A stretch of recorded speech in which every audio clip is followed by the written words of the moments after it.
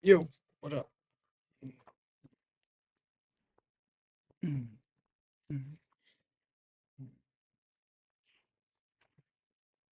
What's good? What's going on, chatters? How's everyone doing? Oh, just trying to get my TikTok to look good. It's pretty sick. I'm obsessed with that one song. Um, this one, the one with the bass line. I took the kids to Five Below earlier, and I made them listen to Feral Body the whole time. This one right here. God, it's so sick.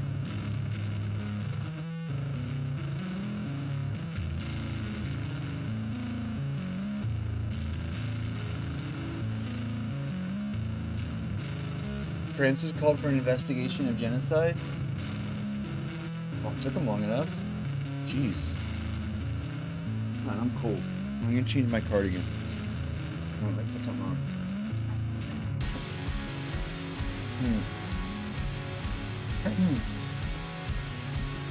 Would you send me, Wolf?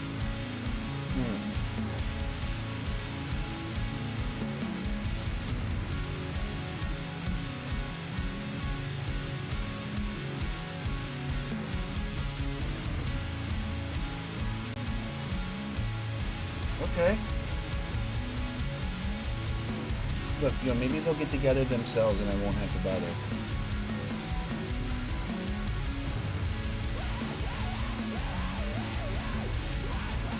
$35. Zero doesn't know how to get the sound of it. Welcome back in to the end of Empire Future Freedom. I'm going to skip the misdemeanor hat and go.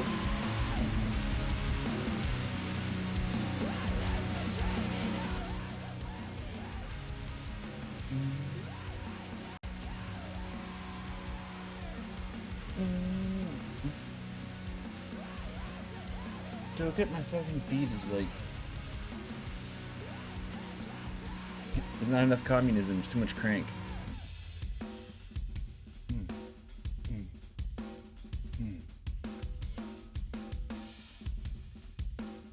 Gay bomb.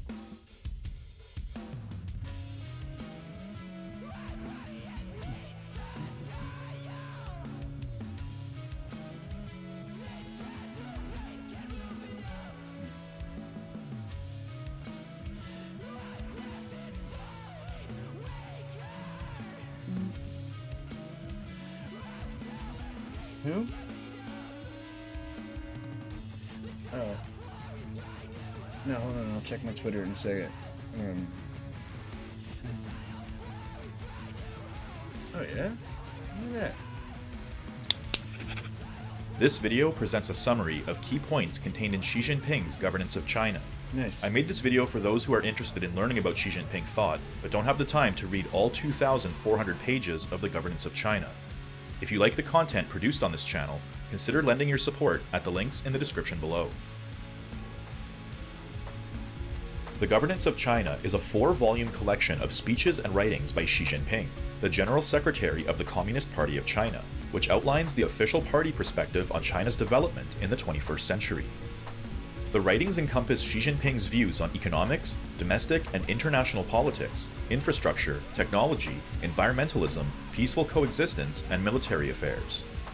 The Governance of China is a unique text because it is a book written from a global historical perspective by a statesman with the power to actually shape the future course of a major country. Through an extensive grasp on Chinese as well as Western history and literature, Xi Jinping not only articulates the intricacies of China's internal development, but relates China's development to its growing role in global politics. The text does not present a Western-style critique of capitalism, couched in the language of negation and idealism, but instead presents a tangible framework for concrete steps in the arduous struggle of building a communist society. With the rise of the People's Republic of China, its growing power on the global stage, as well as an emerging soft power conflict with the West, it is increasingly important that the world understands what China is doing, how it got here, where it is headed, and how nations across the world factor into this world historic transformation seen with the rise of socialist China.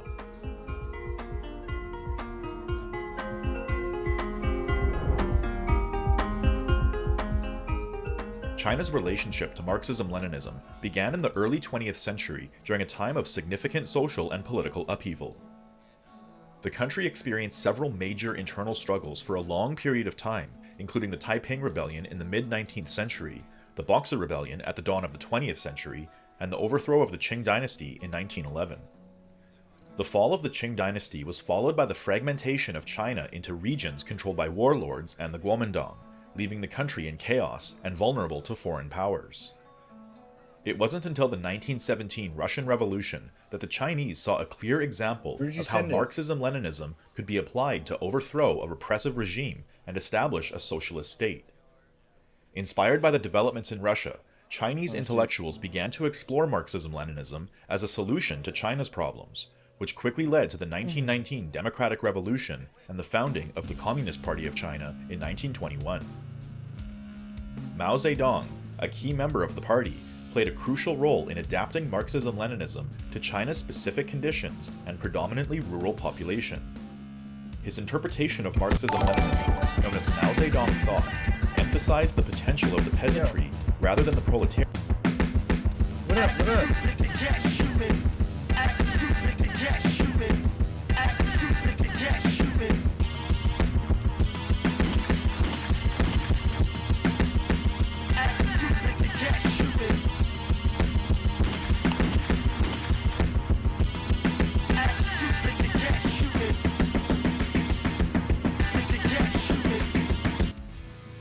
Fucking anarchists, man. Jesus. Look. I get what you're saying, Wolf. So, this lady. A lot of you guys are not going to want to hear this, but I stopped being an anarchist after high school because the more research I did, the more I realized the people I called tanky had been historically right about, like, everything. Just hadn't done enough research yet to know it. The Chinese house of cards is going to collapse. Yeah. What up? What up, Kushites? What's going on? You didn't miss anything. We just started. I changed my sweater. I know that sounds like a Mr. Rogers thing, but it really wasn't. It was not Mr. Rogers-y at all. Don't remember that? I used to never understand what was going on when I was a kid. Mr. Rogers would always, like, fucking get changed when he got home. I was always like, what the fuck? What's he doing that for? He, like, puts his slippers on, and then he switches from his, like, work shirt to, like, a house shirt, I think. I mean, my shoes already changed. You didn't see that. That happened off camera. No.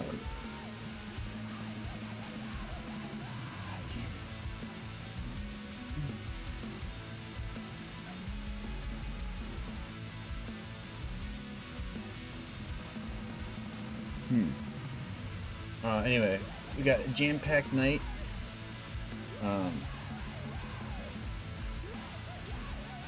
New York Times best-selling author. Damn, dude. I need to write a book about plasmoids. This fucking bad mouse. I was also an anarchist when I was younger. I then later aligned with Marxism-Leninism because I realized they were right about everything. After a while, I realized that the anarchists were right all along. About what? Oh, yeah, we're good. We just started. I was describing how Mr. Rogers-y my wardrobe change was. Now I'm about to fucking get mad. If you want some feedback, a lot of people become anarchists these days not because they were won over, but more so because Stalin and social democracy weren't applicable to them. After they learned, oh, so the USSR did have food, they begin to get drawn over. But the fact there were lots of lies said about AES doesn't mean they were right. You're ultimately still supporting institutions which will never be able to overcome their inherent contradictions because they've an interest to defend themselves. Really? That's your distinction? what about, like, look, the problem I have with anarchism is that it's just not really applicable for the current class conflict that we need to undergo, right? Like, we need to the oligarchs are too powerful, the capital's too powerful to have some sort of, like, decentralized anarchist movement to combat that. I can't even imagine. It's like we've seen what's his name? The fucking Vincent, the guy who just wrote a book about, why all those protests a decade ago failed. I think he was missing some stuff too, like the fact that they were astroturfed, but besides that point, it was a strong criticism of and he's like a normie, like he's like a sock down, right? For him to get to realize, oh, anarchism is actually an op. Oh, it's pretty incredible, Bevins. And it's not why I support Marxism Leninism. Like, nothing to do with the lies. I mean, that I don't fucking support a political movement because I feel sorry for them,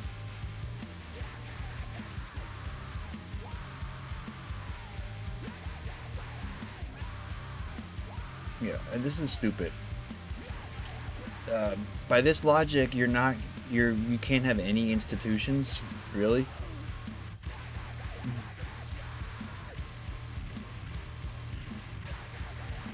How do you have no institutions at all? How do you not even not no institutions? How do you have no group without inherent contradictions and with no interest in defending themselves?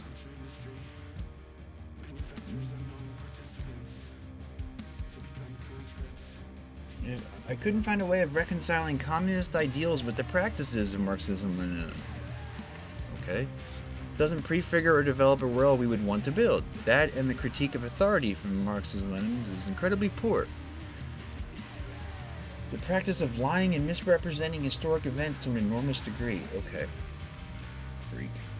You might initially think the new information you hear is damning, but the more you dig into it, it's far from desired, no matter how many lies might be said about them.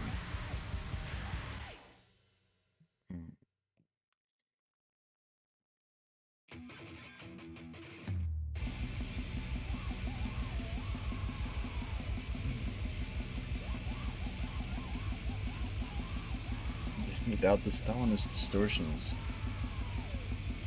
I don't see how it's impractical. This person's an idealist.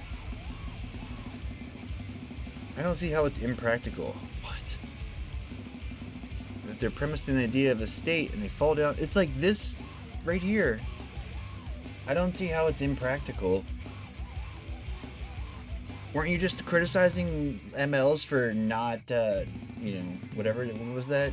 Like misrepresenting history or whatever? Okay, dude. Nice critique of authority, self-critique. Jesus. I mean, those videos suck anyway. Anyway, back to Xi Jinping thought. Harriet as the revolutionary class, marking a significant departure from classical Marxism, but demonstrating the flexibility of Marxist theory in different historical and social contexts. Under Mao's leadership throughout the 1930s and 40s, the Communist Party engaged in various struggles against warlords, Kuomintang nationalists, and foreign invaders, notably during the Second Sino-Japanese War. In building the People's Liberation Army, the party recognized the importance of military strength and leadership. As Xi Jinping states, while it was engaged in violent struggle, the party came to recognize the irrefutable truth that it must command the gun and build a people's military of its own. Chinese people learned that it was an imperative to send the aggressors a message they would understand. War must be fought to deter aggression. Force must be met with force, and a victory is the best way to win peace and respect. We Chinese people do not provoke others, nor do we shy away from trouble. We do not give in to fear or yield in the face of difficulties and dangers. The Chinese nation will never cower before threats or be subdued by oppressors. By 1949, the communist victory in the Chinese Civil War and the establishment of the People's Republic of China marked the triumph of Marxism. they're doing exactly what they said they were going to do. Like when they brought in the Dengus reforms, they said this is what we're going to do. We're going to get investment from the West, and then once we have enough, we'll make our own shit. And it's like literally exactly what they're doing, which you know, I feel like is a great answer to all their critics. Is like, oh, they're capitalists now. No, no. Like you don't have a capitalist society that like. I would say the distinction in modern times is the regulatory authority, right? Like in the Western capitalist countries, the fucking market runs the country, not the other way around. The country is supposed to run the market, like in China. Right? Yeah. Wow. And it's like, we have to accept that it's like not, we're never going to get the fucking perfect scenario that these anarchists are talking about, right? Like, sure, like if we were starting from scratch, if it was year zero, we were all cavemen or whatever, then maybe they'd have a good point. But like, it's not. We have to deal with what we have. That's the whole fucking dialectical materialism, right? Is like understanding what is driving forward the currents of history and fucking to intercede. Um, where's my cursor? Marxism Leninism in China and validated Yeah, its significance. no. I mean, once we defeat the capitalists and the capitalists aren't a threat anymore, then I'm all for it. You know, I don't have any like, I don't have this like revulsion with institutions that anarchists seem to. Like, I see plenty of options. I think people work better in partnerships. Like, I think like that's fine. I have no problem with institutions inherently, and I think like the process of like building communism is going to smooth out a lot of those antisocial characteristics. 10 years is long enough.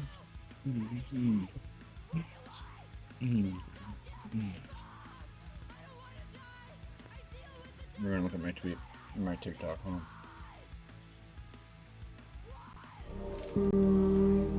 It's a banger. Ooh. Speaking of, yoink, yoink.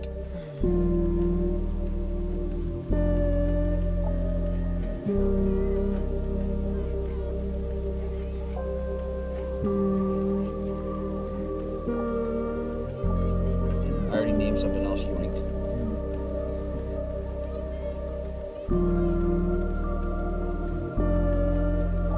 That's how I make all my cool videos, by the way.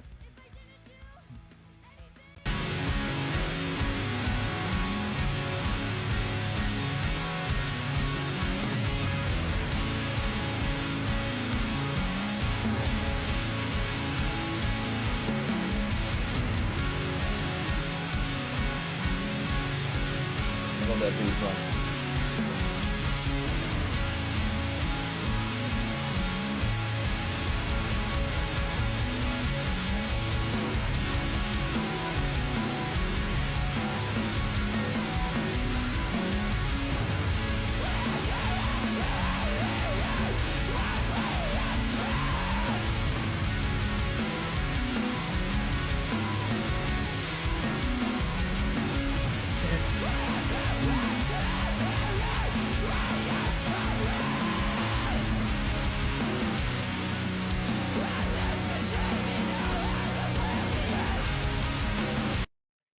I forgot to add the fucking gunshot. Sorry.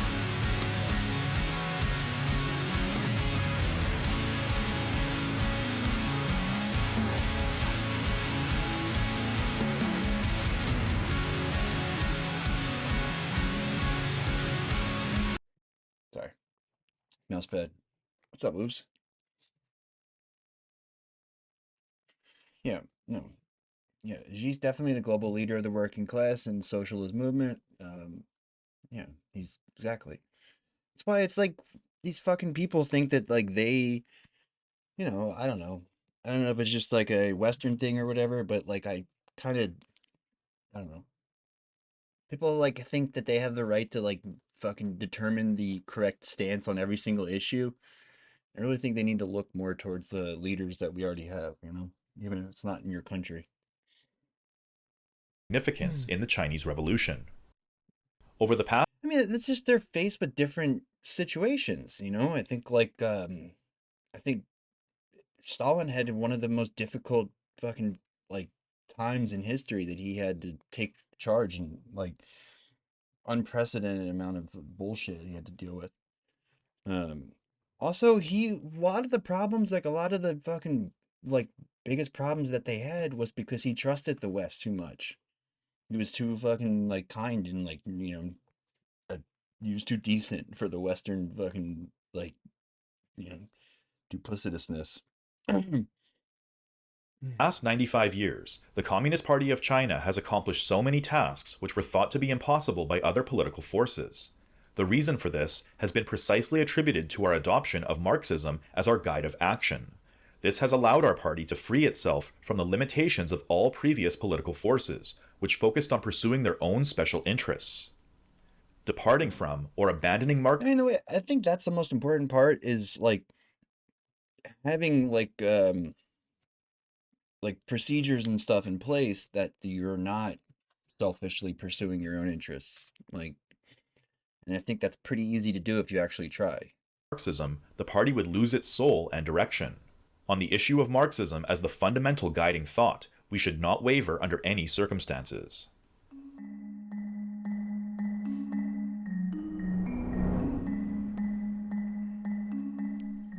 Following the death of Mao Zedong, Deng Xiaoping rose to prominence and initiated the policy of reform and opening up in 1978. Reform and opening up recognized the dialectical necessity of adapting to changing conditions and constantly developing theory to guide necessary changes in practice. For China, the overall purpose of development is to open up to the world through globalization, cultural exchange, and knowledge sharing. The process of opening up produces outcomes that cause changes in the social structure that require reform. Reform and opening up is therefore seen by the Communist Party of China as an ongoing and holistic process that will continue on indefinitely. Deng Xiaoping designed and led the Reform and Opening Up initiative and the modernization drive with a view to improving the well-being of the Chinese people, stressing on many occasions that poverty is not socialism. Socialism means eliminating poverty. That's right. Unless you are developing the productive forces and raising people's living standards, you cannot say that you are building socialism. This policy marked a pragmatic shift towards prioritizing economic development over strict ideological purity, emphasizing the use of market mechanisms to develop the productive forces. The reforms introduced under Deng Xiaoping included decollectivizing agriculture, establishing special economic zones, and encouraging foreign investment. The new theoretical and practical foundations of reform and opening up allowed the Chinese economy to achieve swift growth, which accelerated rapidly after China's entrance into the World Trade Organization in 2001. Many criticized the party's embrace of pro-market reforms and integration into the capitalist world economy, but Deng Xiaoping and every paramount leader after him demonstrated that the process of moving towards the lofty ideal of communism unfolds at an incremental and gradual pace. Deng Xiaoping always understood that developing the forces of production would be a lengthy process, and that China had a long march down the socialist road before approaching a new stage of socialist development.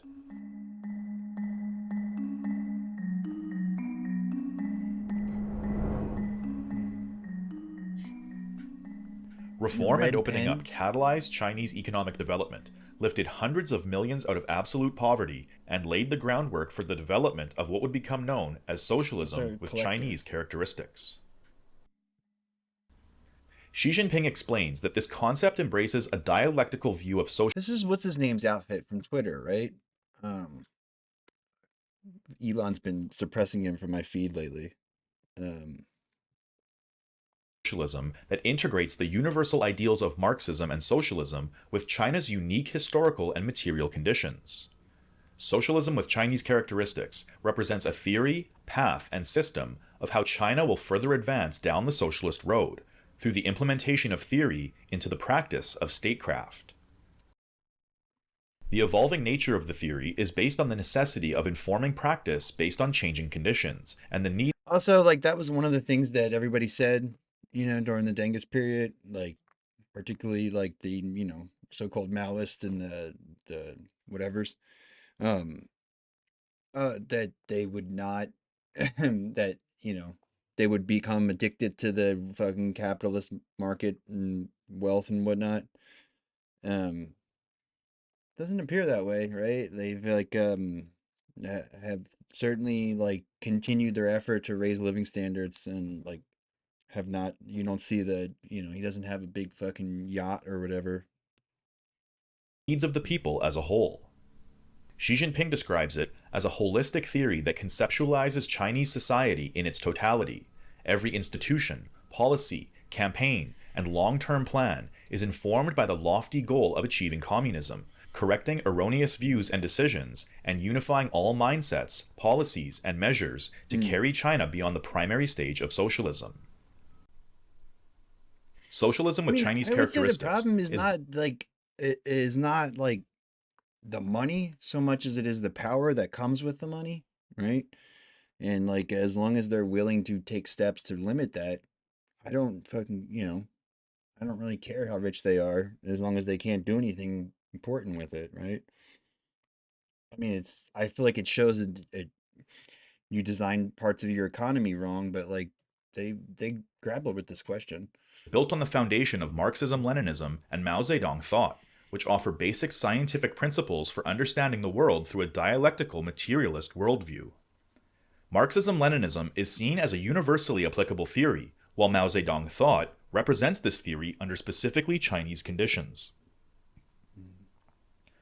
On top of this foundation is Deng Xiaoping theory, Jiang Zemin's concept of the three represents, and Hu Jintao's scientific outlook on development.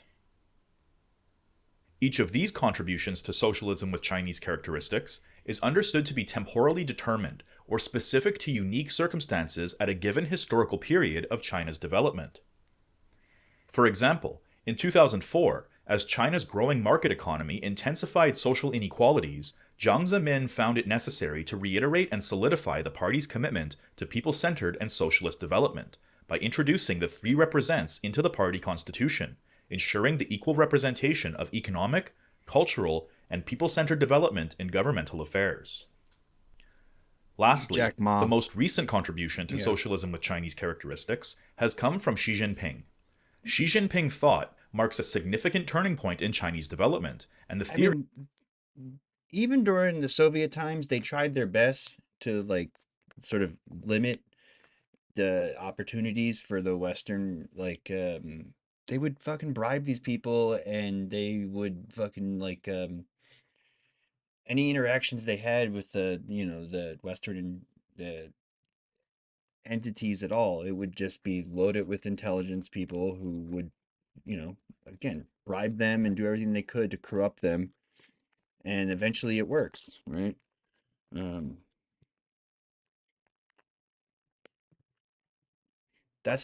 and even then you saw they had pretty strenuous measures to like, fucking the Iron Curtain or whatever. Um, like, censorship and all that. It even then they still couldn't limit it. It was still a huge part of the reason why they fucking, you were illegally dissolved, of socialism with Chinese characteristics. The term thought has not been used to describe the theory of any paramount leader since Mao, which signifies a deeper level of importance to the contribution. But furthermore, since achieving moderate prosperity in all respects, Xi Jinping emphasizes that China has entered a new stage of development and makes frequent reference to socialism with Chinese characteristics for a new era. I forget the details. What was that stat? I used to cite it all the time about like all the new job postings. It was like, um, it was like 25% of all new job openings in China require like a graduate degree in Marxism Leninism. It might not be right. It's a big number, and that's changed in recent years. 25% increase, right? In 1997, Jiang Zemin introduced the concept of the two Well, that's what I was saying is like The criticism was you're gonna get hooked on this, and they're gonna fucking divert you from the path. Um, and they very clearly haven't. Um, Stuff like that, I feel like demonstrates it, right? I mean, they're all over the place. Is what was interesting about it. It was across like a bunch of different fields. I remember is what I thought so interesting about it, and it was new. Like they didn't used to require that. Meaning, like they are still very much building socialism.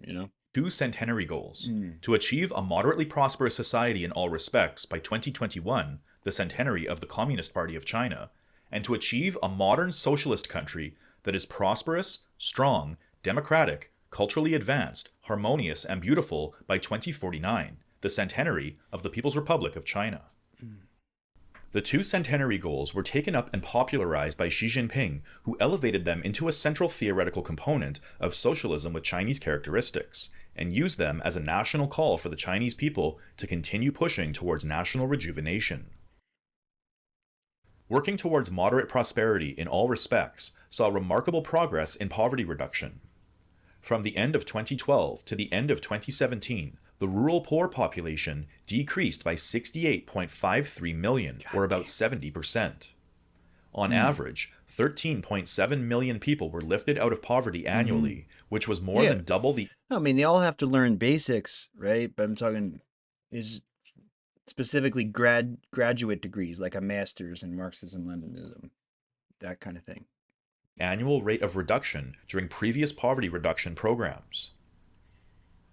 By 2020, all people in these regions were guaranteed food, clothing, compulsory education, basic medical care, and safe housing.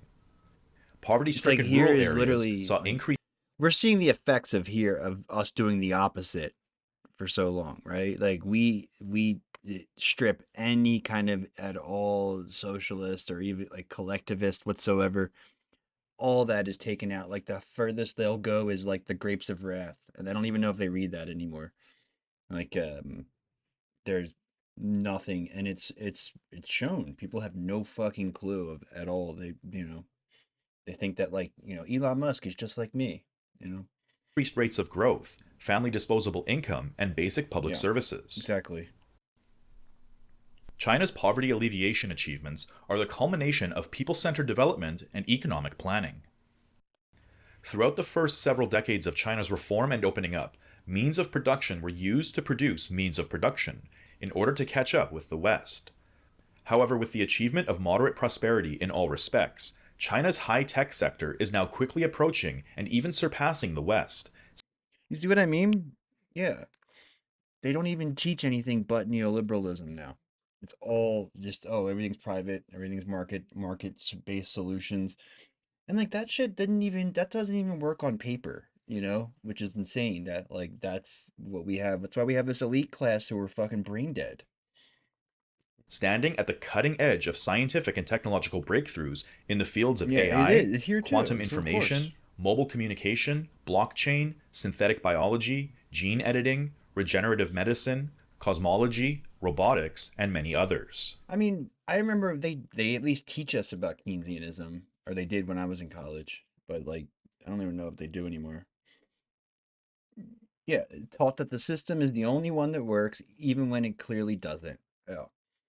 And it's led to the situation where it's like, I don't trust them at all. I don't know if I'm representative or whatever, but like, it's really hard to trust somebody or like institutions with anything at all when they demonstrate that they're that fucking craven, they're that willing to fucking throw all and like, intellectual achievement out the door in pursuit of their own ideological slash economic project. Throughout the late 20th century, Chinese workers produced goods that were exported abroad rather than consumed at home. However, the economic success experienced throughout the 21st century has allowed for greater considerations to be made regarding people's well-being, the natural environment, and social justice. China's new economic strategy emphasizes high-quality development that is innovative, coordinated, green, open, and inclusive. I mean, As she what I remember is being taught it in terms of like its historical role, like fucking FDR and whatnot. They don't teach you that, like, that's how the West built their prosperity, and now when they try to force neoliberalism on developing countries, they know it's not going to work. Like, we see this all the time in South America, right? It's like them, any kind of, like, protectionist policy is, it's like authoritarian, whatever. Um, that is unhinged and, like, couldn't be wronger. Xi Jinping says, "We must put the people's interests first. Under no circumstances can we ever alter Yeah, the fucking the oil the embargo, right? That ruined everything. our standpoint of breathing the same air as the people and sharing a common future with them. Nor can we forget our purpose, which is to serve the people wholeheartedly. Nor can we discard the view of historical materialism that the people are But, like, even pre-Reagan, they were at least vaguely Keynesianist, right? Like, it wasn't until after Reagan that the mask was off and they were fucking full Milton Friedman. the real heroes. Serving the people wholeheartedly and always representing the fundamental interests of the greatest possible majority of the people There you go. are the important preconditions and foundation for the implementation and development of consultative democracy. Yeah, exactly. According to Xi Jinping, from 2021 to 2035, China will build on the foundations created by its moderately prosperous society with 14 more years of hard work to ensure that socialist modernization is generally realized. The party's vision is that by the end of this stage, China's economic and technological strength will have increased significantly, the rights of the people will be adequately protected, social etiquette and civility will be enhanced, people will lead more comfortable lives, the size of the middle income group will have grown significantly, a modern social governance system will have taken shape, and society will be full of vitality, harmonious, and orderly. Xi Jinping emphasizes that this process represents the movement towards the higher stage of socialism. Achieving communism is the highest ideal of the Communist Party of China, and party members, particularly party officials, should maintain a firm belief in lofty communist ideals, along with the common ideal of building socialism with Chinese characteristics, and pursue them with dedication.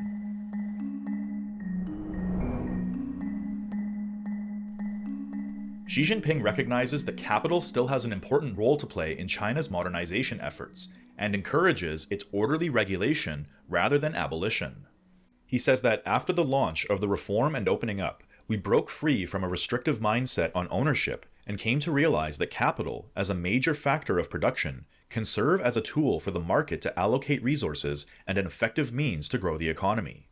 Yet we must be aware that capital is profit-driven in nature, and if unregulated and unconstrained, it will cause immeasurable damage to the economy and society.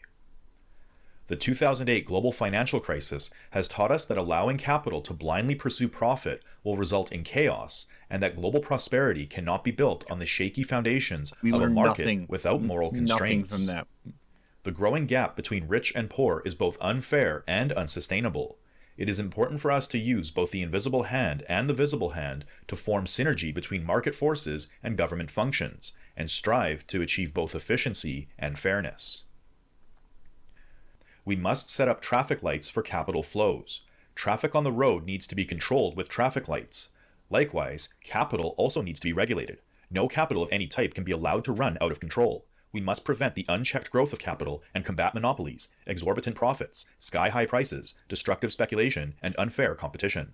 We must reinforce effective regulation of capital in accordance with the law. The socialist market economy is law-based, and capital must operate in accordance with the law. Curbing the disorderly expansion of capital is not intended to deny its worth, but to ensure its orderly growth. To regulate capital, we should strictly enforce the relevant laws and regulations and improve those that are incomplete. We must support the healthy growth of capital through regulation and guidance. The 2021 centenary goal of achieving a moderately prosperous society. I mean, they weren't in power here, in Chicago, guys, and they were not allowed to try a lot of that stuff. If they obviously wanted to, but that was like their test lab. In all respects, was tied to achieving quantitative benchmarks in economic development, such as the elimination of absolute poverty, increasing the numbers of the middle class through elevated living standards, growing the GDP of the country through technological innovations and advancements, and closing the gap between rural and urban economies. However, after 2021, when these benchmarks had been surpassed, greater focus shifted towards qualitative standards such as high-tech, people-oriented, and green development. Xi Jinping's vision for the future of China is of a green, environmentally sustainable, and beautiful nation, leading the world in sustainable technologies and development to move towards a model of ecological civilization.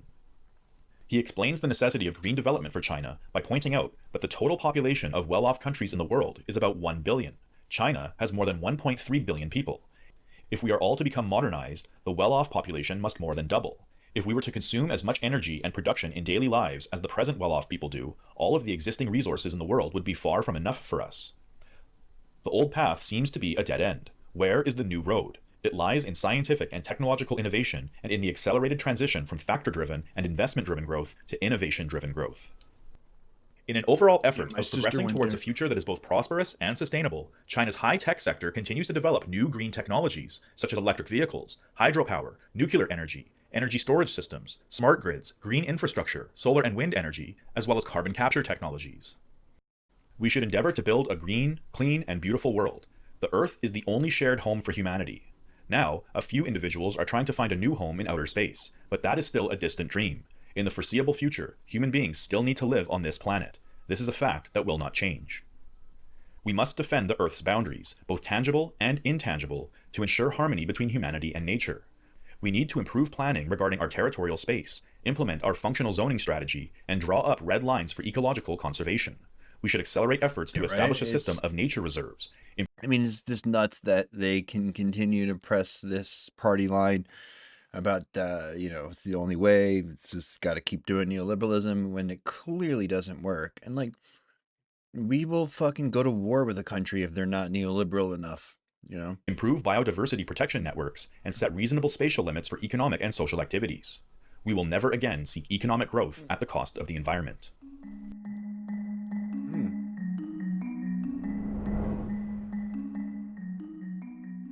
China's rule of law functions as one of the primary means of cultivating a harmonious society of internal stability and social order, where conflicts are managed in the interests of overall social cohesion. The democratic people's dictatorship is composed of the four classes of Chinese society: the national bourgeoisie, the petty bourgeoisie, workers, and farmers. Deng Xiaoping pointed out that although China's socialist economy and political system were imperfect, they have continued to improve and are much better than the capitalist system, based on the law of the jungle and the principle of getting ahead at the expense of others. Our system will improve more and more with the passage of time.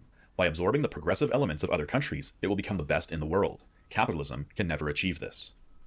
Elsewhere, he added, democracy in capitalist societies is bourgeois democracy.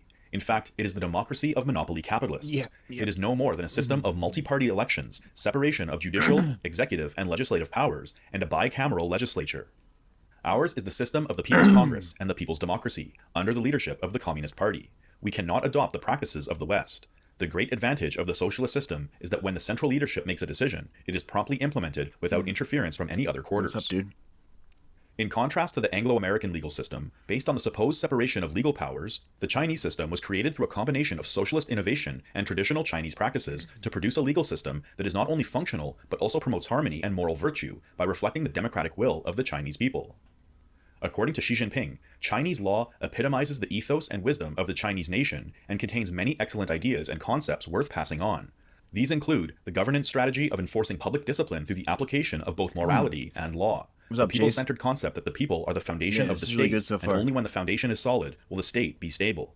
The wish for social harmony without lawsuits, the idea of prudence that prioritizes moral enlightenment over legal punishment, the concept of equality that... Yeah, a lot of this stuff here too is designed for the law to be developed by the courts, right?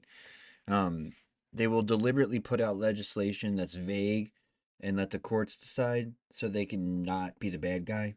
They're constantly trying to pass the buck because they know that everything they do is evil and rotten and bad for their voters. So if you can get the courts to be the baddies, that's, preferable.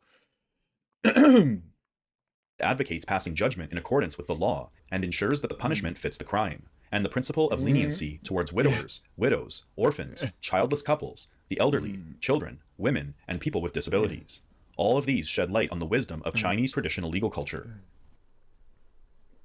Despite the many Mm. examples of Chinese law reflecting the democratic will of the masses, Western critics insist on I mean, Millet has gone further than any other Western quote libertarian, but it's just been more disastrous. Not like true libertarianism has never been tried. Um, it's just more like regular libertarianism, more calamitous situations.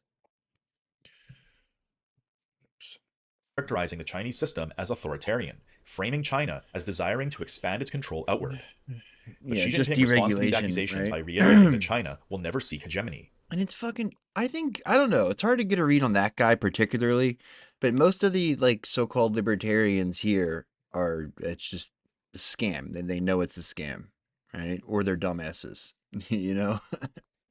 Like Millet appears to be a true believer to some degree, or at least he was. I mean, he's probably fucking not so much anymore. Yeah, right. And he's not exactly. It's like deregulation and extreme social conservatism, right? Mm. As China continues to grow, some people start to worry. Some take a dark view of China and assume that it will inevitably become a threat as it develops further. They even portray China as being a terrifying Mephisto who will someday suck the soul of the world. Such absurdity couldn't be more ridiculous, yet some people, regrettably, never tire of preaching it. This shows that prejudice is indeed hard to overcome. In addressing the question of whether the party is above the law, Xi Jinping stated, "This question itself is problematic and is a political trap. We must leave no room for confusion, but answer the question clearly. Party leadership and law-based governance are not in conflict, but inherently coherent. Our country's laws embody the will of the party and the people, and our party acts in accordance with the law, which manifests an inseparable relationship between the two. All party members should keep in mind that the party leadership is the soul of our country's socialist rule of law and the biggest difference between Chinese and Western rule of law."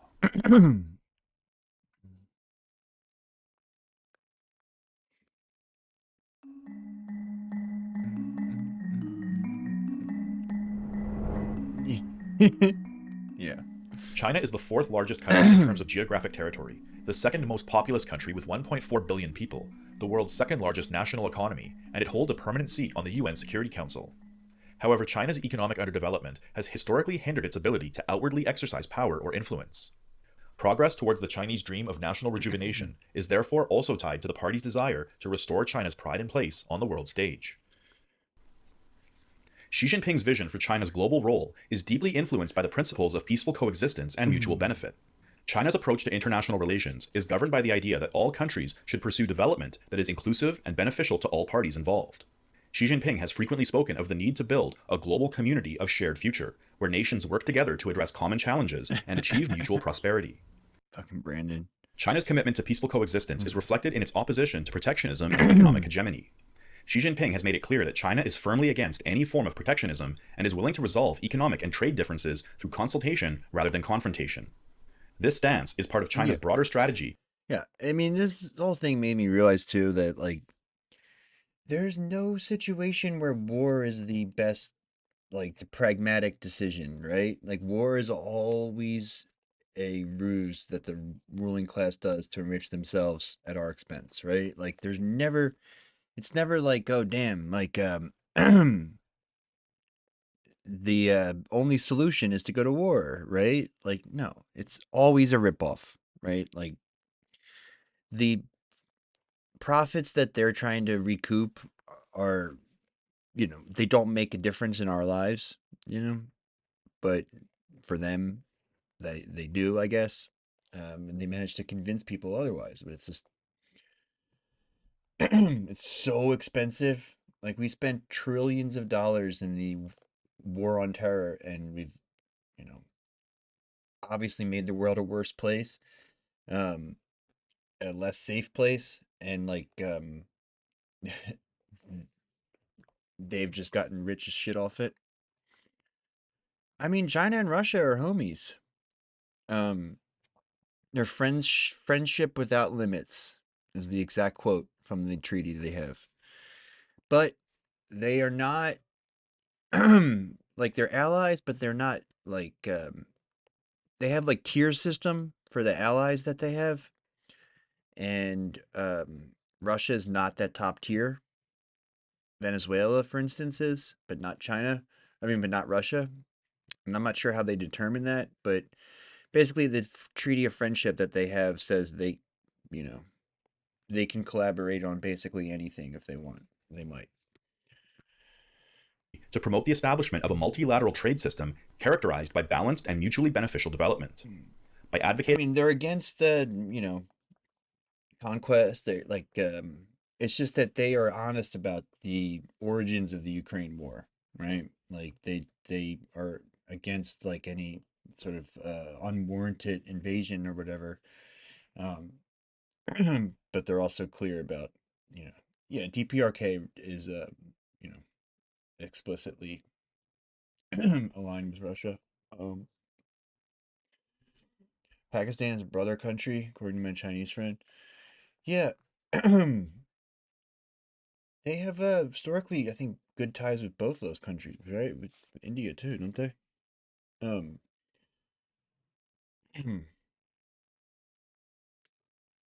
yeah, like Pakistan, I think used to be closer with the U.S., right? When India was closer with Soviets. Hmm. Yeah. Well, as I was saying, their relationship kind of was deteriorated. Like during the first Cold War, they were homies. Um, Now that's kind of switched. for a rules-based international order, China seeks to ensure that global economic governance is fair and inclusive, allowing all nations to benefit from globalization. It is important for all countries to pursue inclusive development for the benefit of all. To lead a happy life is the common aspiration of people all over the world. The progress of human society requires a continued effort from all countries to further opening up, cooperation, and win-win development, and reject isolation, confrontation, and monopoly. In a world of deeper economic globalization, the pursuit of the law of the jungle and winner takes all leads nowhere. Inclusive growth for all is surely the right way forward. Countries need to rise above differences and leverage their respective strengths to pursue inclusive growth in the face of common risks and challenges. This Didn't way, they just people sign of a all treaty countries will be like able to last share week, in the though? benefits of economic globalization and global growth. Didn't they just sign One a of the treaty most last significant week? expressions of China's commitment to peaceful development and mutual benefit is the Belt and Road Initiative. Launched in 2013, the Belt and Road Initiative is a global economic development strategy that aims to enhance connectivity and cooperation between countries across Non-aligned Asia, movement, Europe, yeah. and Africa. The initiative is a manifestation of Xi Jinping's vision for an open and inclusive world order, where economic cooperation is not based on ideological alignment or geopolitical considerations, but on mutual benefit. China has grown From Washington's perspective, you're either with us or you're with the bad guys. Oh, it was always how it was. from a poor and weak country to the second largest economy, not through military expansion or colonial plunder, but through the hard work of its people and their efforts to uphold peace. China will never waver in its pursuit of peaceful development. No matter how strong its economy grows, China will never seek hegemony, expansion, or spheres of influence. History has borne this out, and will continue to do so. We will not, however, accept condescending sermons from those who feel they have the right to lecture us. China shares a common destiny When America visits, we get a lecture. When China visits, we get a new hospital. with all third world countries. China will never seek hegemony or bully others, but will always side with the third world. Yeah, that's And what I'm China will saying, oppose yeah. any forms of hegemony and safeguard world peace. Xi Jinping has repeatedly emphasized that the Belt and Road Initiative is not a geopolitical or military alliance, but an right, economic Amen. initiative Thank aimed you. at fostering global development. The Belt and Road Initiative was launched in response to the call for reforming the global governance system. It is an open and inclusive process that does not exclude any party. It is not designed to form an exclusive bloc or China club. Its participation is not based on ideology, and is certainly not a zero-sum game. Any country that wants to participate in this initiative is welcome to do so. China's approach to international relations is also characterized by a strong commitment to the principles of non-interference and respect for sovereignty. Informed by its own historical experiences under foreign domination, China is acutely sensitive to the rights of other nations to self-determination. This sensitivity is reflected in China's adherence to the 5 principles of peaceful coexistence: mutual respect for territorial integrity, mutual non-aggression, non-interference in each other's internal affairs, mutual benefit, and peaceful coexistence with regard to ideological differences. Yeah, We they have are. never abused, Yeah, they're really big on that. Internal differences thing. Like, they tend to, I would say, classify conflicts as an internal issue. You know, and I think that's more. So it's hard to say, like, whether they do that for their own benefit, just to sort of develop the precedent so that the West can't use it against them, sort of. Um, but you know, things are frequently labeled internal issues, right? That they stay out of, which seems to be their position on Palestine now, and I think that's a bad take. But oppressed or subjugated the people of any other country, and we never will. By the same token, we will never allow any foreign force to abuse, oppress, or subjugate us. Anyone who would attempt to do so would find themselves on a collision course with a great wall of steel forged by over 1.4 billion Great Wall of Chinese people. Steel. Yeah. Big countries should treat smaller ones as equals instead of acting as hegemons, imposing their wills on others. What do you say? A country cannot have security while others are in turmoil, as threats facing other countries are. So you know if I should be in the stream or not? What do you think about Muslim migration into Sweden and the UK? What? I forgot about this. Oh man. You alright, dude? I see at the _amazing_wolf_skeptic_ met chatter in Argentina. Mm-hmm. Hell yeah. No problem. Good night. Are likely to haunt it too. When neighbors are in trouble, instead of strengthening one's own forces, one should extend a helping hand to them. As the saying goes, united we stand, divided we fall. All countries should pursue common, comprehensive, and sustainable security through cooperation. For all the rhetoric about a clash of civilizations or the superiority of one civilization over another, it is the diversity of civilizations that sustains human progress. Indeed, mutual learning between different cultures is a shared aspiration of all peoples.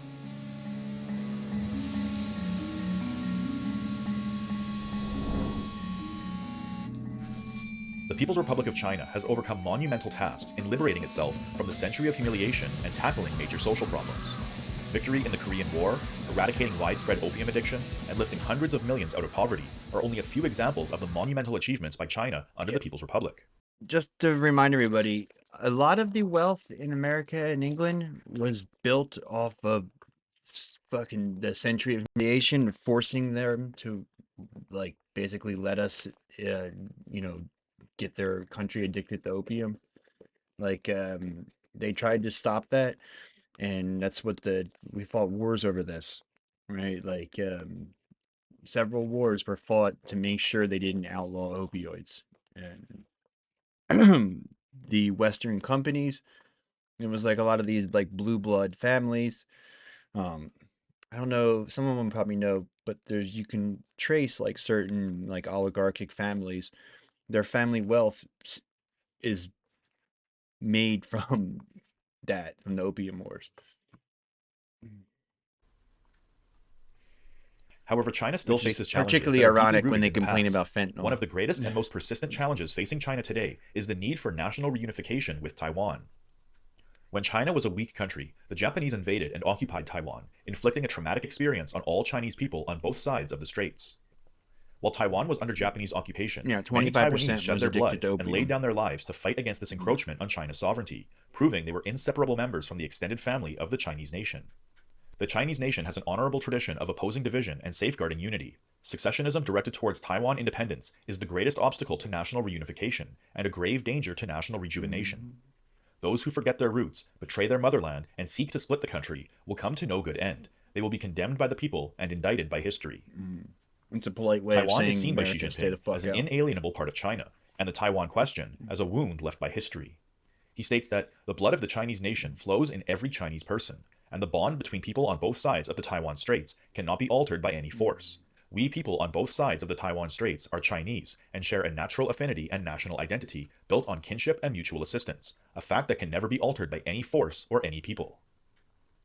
Xi Jinping invites all Chinese on both sides of the Taiwan Straits to recognize their common history, reunite as a people, and share in China's growing prosperity. We must handle. We have intense fucking psyops going on there to encourage the like Taiwanese nationalism. And it's incredibly dangerous, destructive. Like it. As bad as it was in Ukraine, there was at least a basis for them to work with, right? Like a huge part of the country fucking hated Russia. They had already, had enough propaganda from previous, generations where they were primed and ready, and people told them that like Russia was being mean to them, they were ready to believe it. They don't really have that in Taiwan. It's like a much smaller percentage of the population is supports the you know independence movement.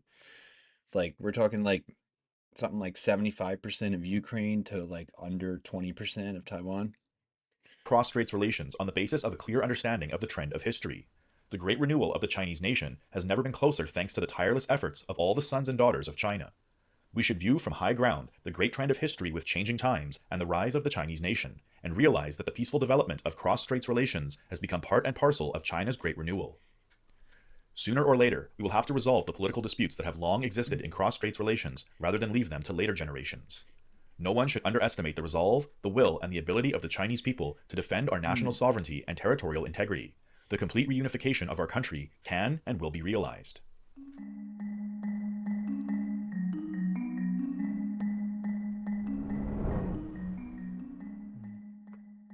While historic challenges such as national reunification continue to persist from the past, the new era is also giving rise to new challenges. Perhaps the greatest and most threatening problem confronting China in the new era is the threat to the Communist Party's authority amid the growing economic power of the national bourgeoisie. If the economic power of the national bourgeoisie is translated into political power, it threatens to strengthen counter-revolutionary tendencies and drag the country back into factionalism, violence, and chaos.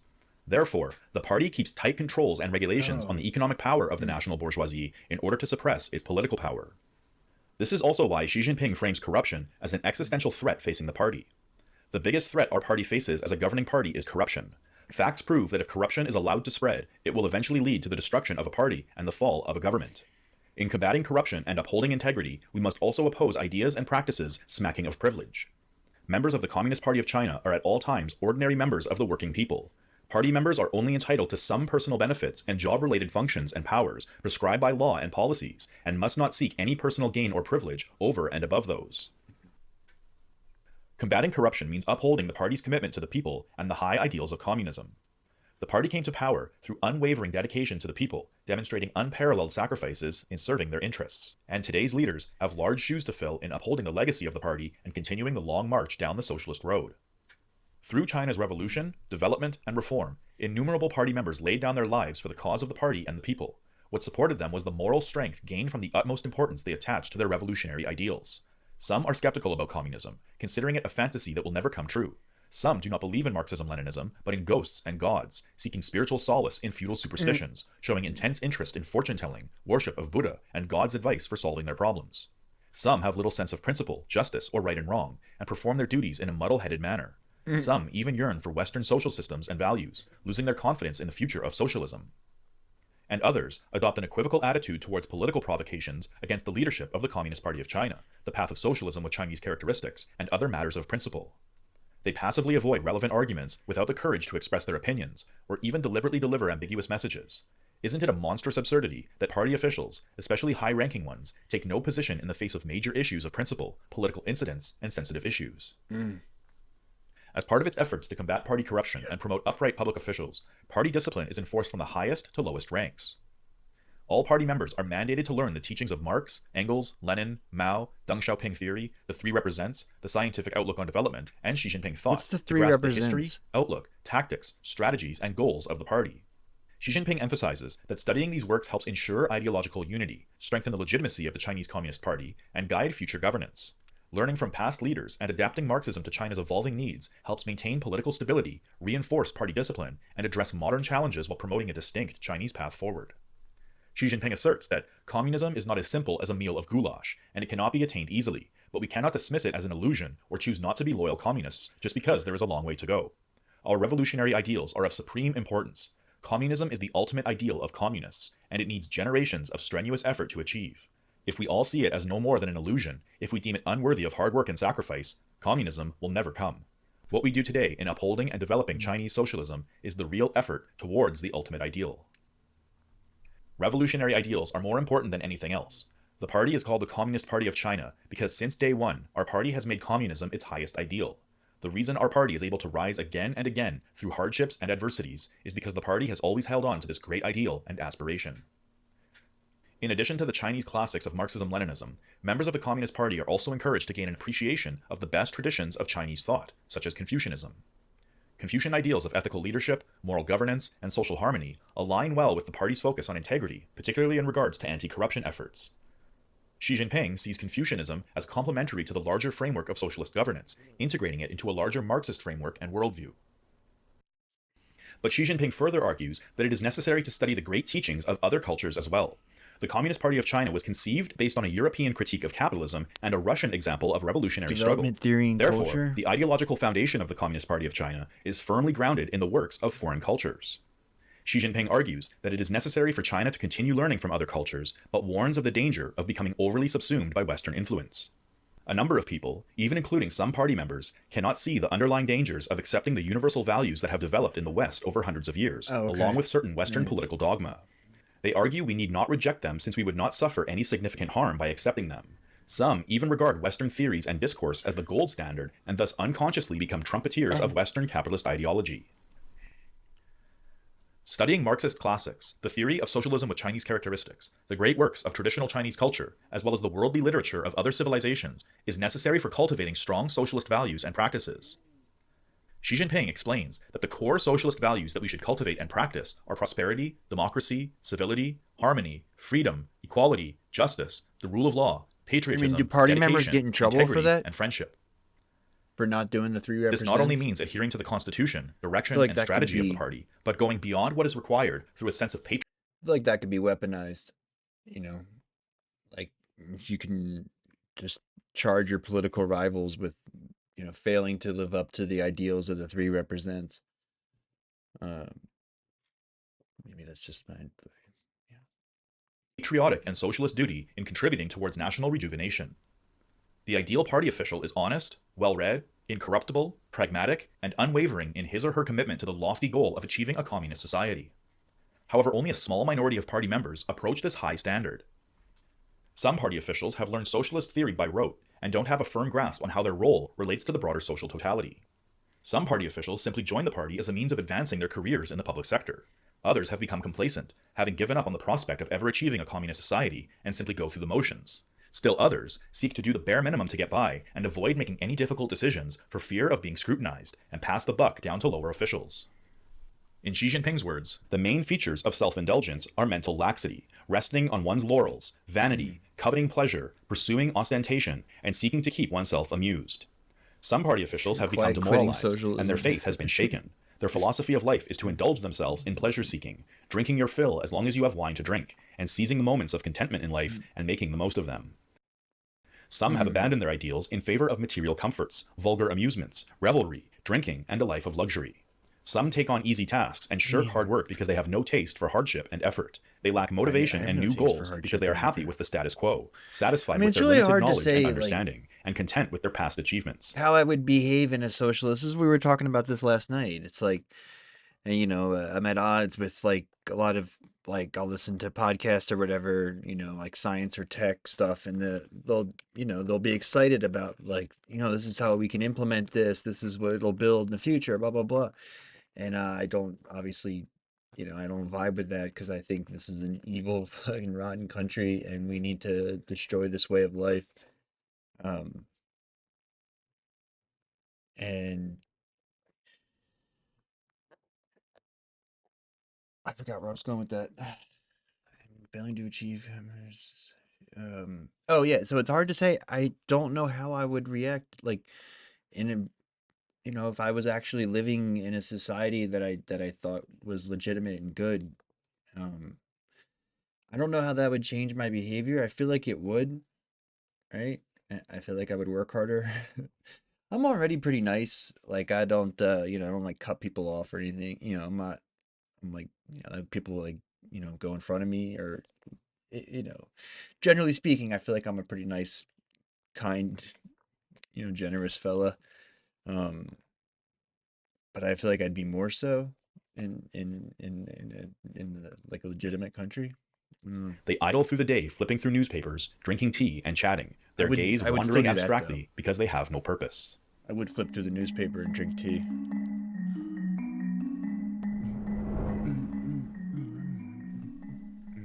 Xi Jinping's approach to governing China is also informed by the historical lessons drawn from the collapse of the Soviet Union. He cites the failure of the Soviet Union as a warning for China, emphasizing that one of the key reasons for its collapse was the detachment of the Communist Party from the people. Yeah, right? Exactly. In Xi Jinping's Exactly. view, the Soviet leadership became a privileged Yeah, group of I mean, that's why I have no problem being a techno-optimist, right? I'm very clear. It's just, no, like, a lot of the tech we have, it's a great, great vision of the future if it's in the, if the people are in control of the technology.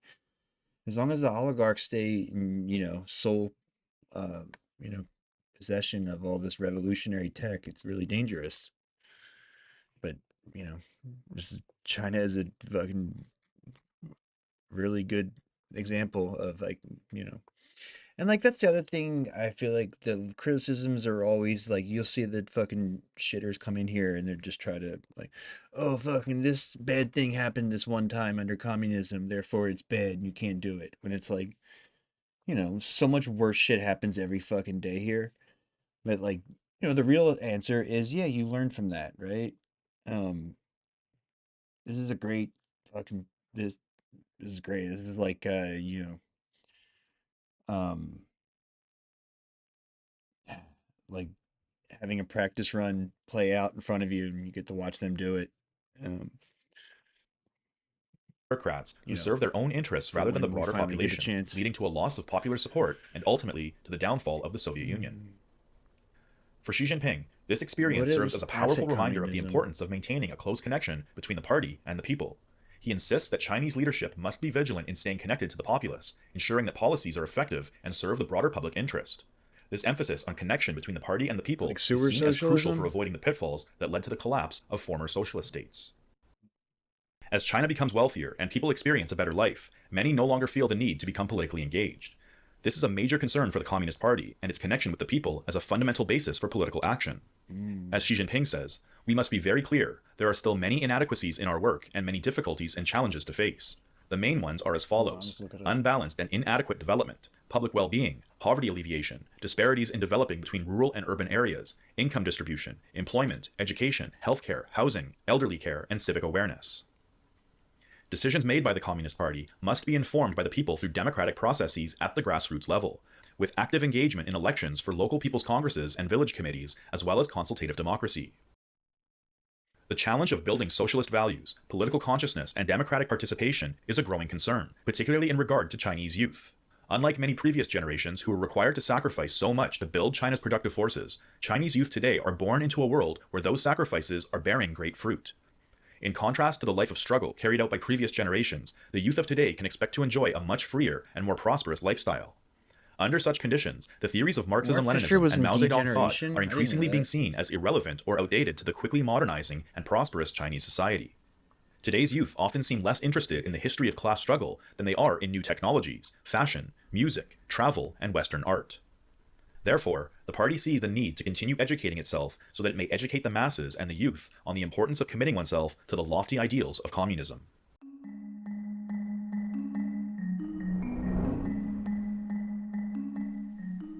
The emerging digital realm is one new area of social life that is giving rise to novel social problems. China has more netizens than any other country in the world, and the Communist Party of China encourages them to use the internet as a tool to represent Chinese culture abroad. The rapid technological development seen in the digital realm has opened new opportunities, but has also opened communication networks for terrorists and cybercriminals. The internet cannot be a lawless place. The use of the internet to advocate the toppling of the government, preach religious extremism, or incite separatism and terrorism must be resolutely prevented and punished. Under absolutely no circumstances can such activities be allowed to go unchecked. Digital platforms have also introduced the problem of online circulation of disinformation. Despite the many historic achievements in advancing human rights and the well-being of the people, the Communist Party of China frequently comes under attack by Western powers through disinformation channels such as Radio Free Asia. With the vast growth in the number of users of microblogs, WeChat, and other social network services and instant communication tools, how to strengthen oversight within a legal framework, guide public opinion, and ensure the orderly dissemination of online information while safeguarding national security and social stability has become a pressing problem for us. A sound atmosphere for the expression of opinion online does not imply that there should be only one voice and one tune. Rather, it means that people are not permitted to conflate right and wrong, circulate rumors, cause trouble, violate the law, or commit crimes. It means that people cannot overstep the boundaries of the Constitution and other laws. Fucking rotten country, and we need to destroy this way of life. That's right. China's economic development has been a driving force in the creation of an emerging multipolar world. This global shift in the redistribution of economic power can be seen in the flourishing development of Chinese projects, notably the Belt and Road Initiative and the BRICS multilateral partnership. Under Xi Jinping's leadership, China has emerged as a dominant power on the world stage, which has presented hegemonic powers with a new challenge. Many Western countries have regressed back into economic nationalism, the erection of trade barriers, sanctions, and other soft power tools mobilized to disrupt the creation of a multipolar world. But as Xi Jinping asserts, whether you like it or not, the global economy is the great ocean from which you cannot escape. Any attempt to cut off the flow of capital, technologies, products, industries, and people between economies and channel the waters into the ocean back into isolated lakes and creeks is simply not possible. Indeed, it runs counter to the historical trend. The history of humanity tells us that problems are not to be feared. What should concern us is refusing to face up to problems and not knowing what to do about them. The persistence of regional conflicts, terrorism, poverty, unemployment, economic crises, refugee waves, and widening income gaps are problems that have accelerated under the global economy shaped by unipolarity and Western universalism. But these problems are not inevitable outcomes Western of economic universalism. globalization. Rather, they are the consequences of excessive pursuit of profit by financial capital and the grave failure of financial regulation. Our man. War, conflict, and regional turbulence have created many problems, and their solution lies in making peace, promoting reconciliation, and restoring stability. Simply no blaming shit. economic globalization for the world's problems is neither consistent with reality nor helpful in finding solutions. Xi Jinping sees a bright Subtweeting future Trump. for China, enabling it to play a role on the world stage to promote peace and cooperation among multiple poles of power, rather than domination and submission to a single one. I have made it clear again and again that China's door will never be closed. It will only open even wider. China will never waver in its effort to pursue high-quality opening up.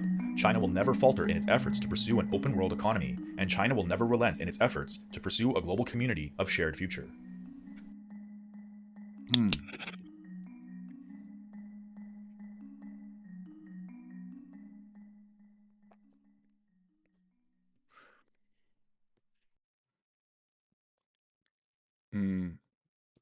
Yeah, right, Vox. Like I would undo all the good stuff we just learned. What's good times, bad times?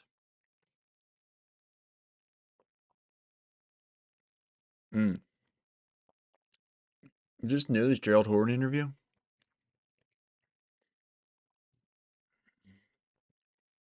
The horrors of satellites. Oh, man, chill the fuck out.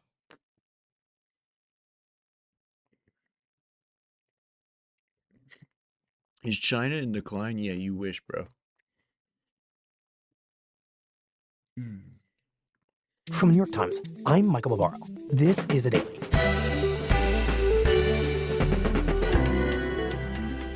Today. Radio Free Asia? Yeah. Yeah, Tucker Carlson's dad used to work there, didn't he? Or did he worked for one of them?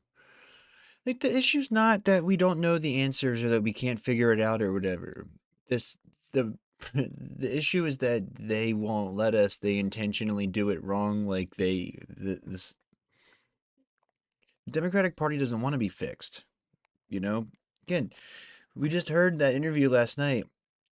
Jamal Bowman was calling Kamala and offering to go to Michigan, and then they sent Richie Torres and Bill Clinton instead.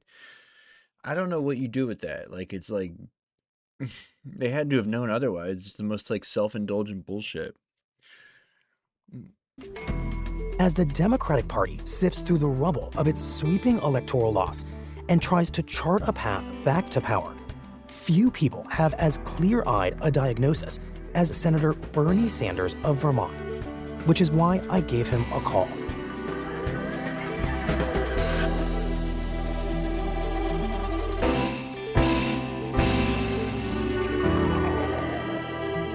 It's Friday, November 15th.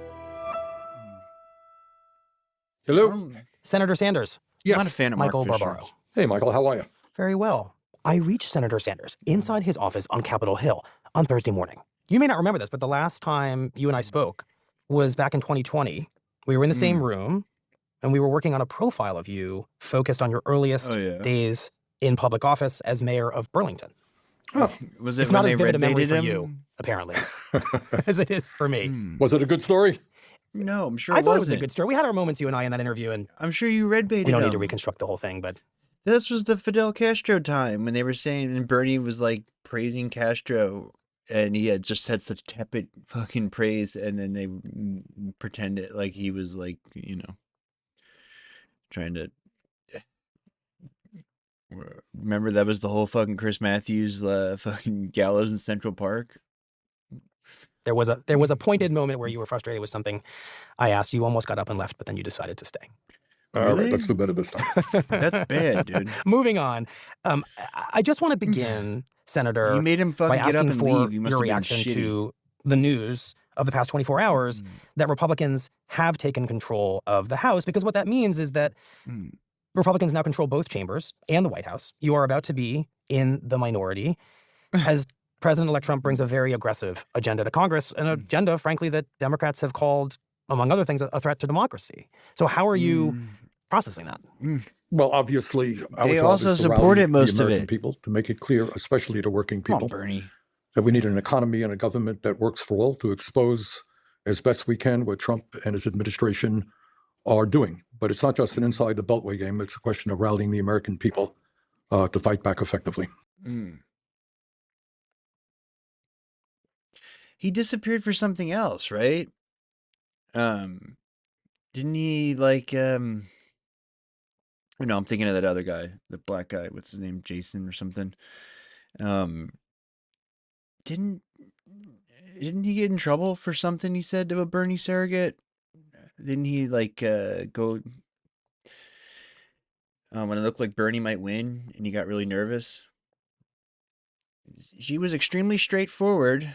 His meeting with Biden, probably the most he's ever officially been in a meeting with the U.S. president. Trump claimed that he was he yelled at them in Alaska and when Biden took over, but I don't remember that. According to the Chinese readout, there's what he told Biden were the 7 lessons of the past 4 years that need to be remembered. There must be correction. See, what a fucking statesman, dude. God damn. Here's the 7 lessons from the past 4 years that need to be remembered. God damn it. Such a fucking rotten country. There must be correct strategic understanding. The Thucydides trap is not historical destiny. A new Cold War cannot and should not be fought. Containment of China is unwise, undesirable, and will not succeed. Yeah. Say that again.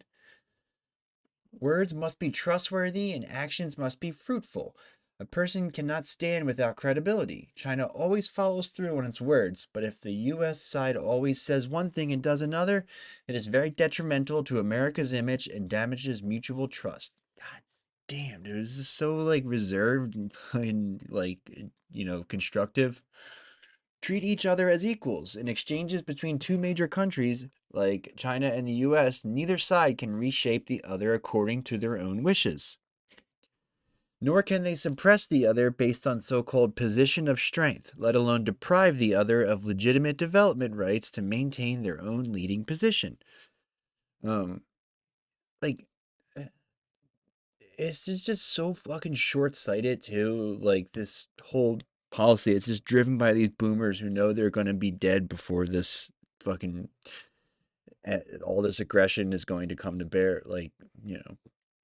The shit that they're doing to them, even just not even saying that they're going to get revenge or whatever, just we're going to be forced to live in the world that their actions are creating.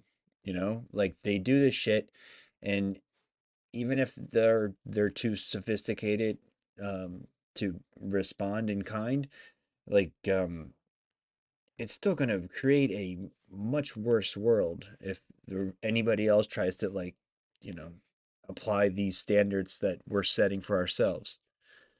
Red lines and bottom lines cannot be challenged, as two major countries, China and the US, inevitably have some contradictions and differences, but they cannot harm each other's core interests, let alone engage in conflict and confrontation.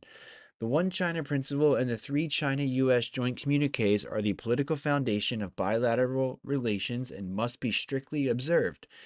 Taiwan issue, democracy and human rights, the development path, and development rights are China's four red lines, which cannot be challenged. Bold text in the original. These are the most important guardrails and safety nets for China-U.S. relations. And I mean, it's like very true the way he says this too, is like, no, the only reason we trade with you at all is because you agree to abide by these fucking, uh, these four issues, these four red lines. Democracy and human rights, that's like all the fucking Xinjiang bullshit. Development path is like, us trying to pressure them to fucking deregulate. And development rights is that, yeah, it's the fucking third world countries. There should be more dialogue and cooperation. Under current circumstances, the common interests between China and the U.S. have not decreased but increased.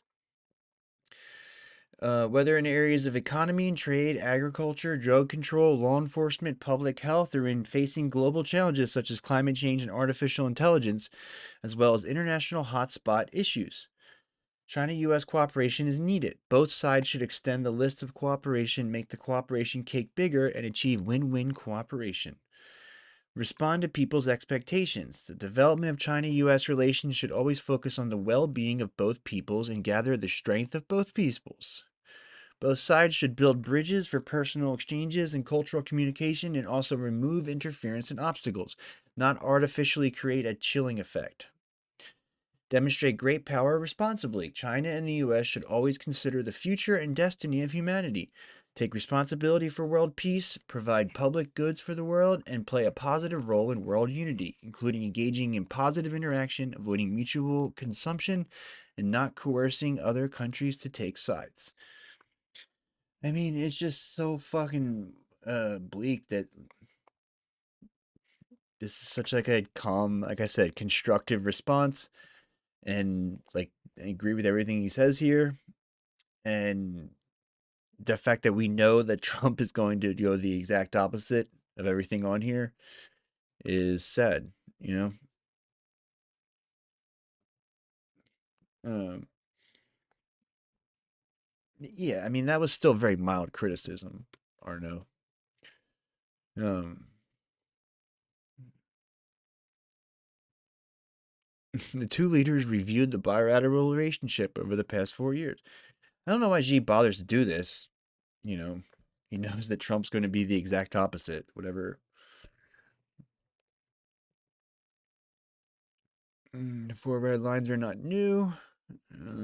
Not new individually, as they've been mentioned before, but packaging them together as four red lines and explicitly labeling them as such is a president-level diplomatic readout is new. Yeah, that seemed new, but it's great, you know. Mm. Yeah. Um, and that, yeah, as long as they are what I said they are, then again, obviously they're 100% right. Um, we're doing everything. We're going against all four of them currently. Um, yeah, I don't know. I wonder how he described that. Um, I wonder what his facial expressions were. I wonder if he did air quotes when he said democracy and human rights. uh,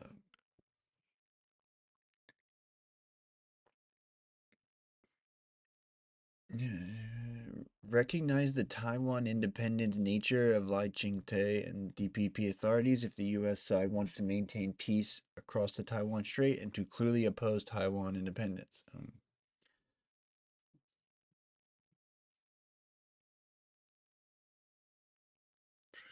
U.S. is always saying one thing and doing another. Very supportive of Lai Ching-te and the DPP authorities, even though they're explicitly a pro-independence party. Yeah. Again, we want to fucking sell more weapons. China effectively telling the U.S. it will not humor them anymore in discussions about its internal systems and so-called human rights, and that it will consider any U.S. initiative aimed at interfering with China's internal affairs or otherwise shape China as hostile actions on the same level as Taiwan. It's also clear that Xi telling Biden neither side can reshape the other according to their own wishes. Again, they are constantly accusing China of trying to fucking psyop us, and it's like, I wish they would, you know? Mm-hmm. Well, it's just, it's interesting that they did this now. I mean, this would probably be better to have this with Trump's guy, you know? I wonder if Trump's appointment was in the meeting with him. Didn't he appoint some psycho to China already? On development rights, Xi states that Chinese people's right to development cannot be deprived or ignored. While all countries have national security needs, the concept shouldn't be overgeneralized or used as an excuse for malicious restrictions and suppression. Yes, Jesus Christ. He also said that great power competition should not be the theme of the era. Unity and cooperation are needed to overcome difficulties together. Decoupling and breaking chains is not the solution. Mutually beneficial cooperation is the path to common development. Small yards with high fences is not befitting of great powers. God damn. Yeah, I'm a statesman. I mean, there's no way they're not going to continue doing these things.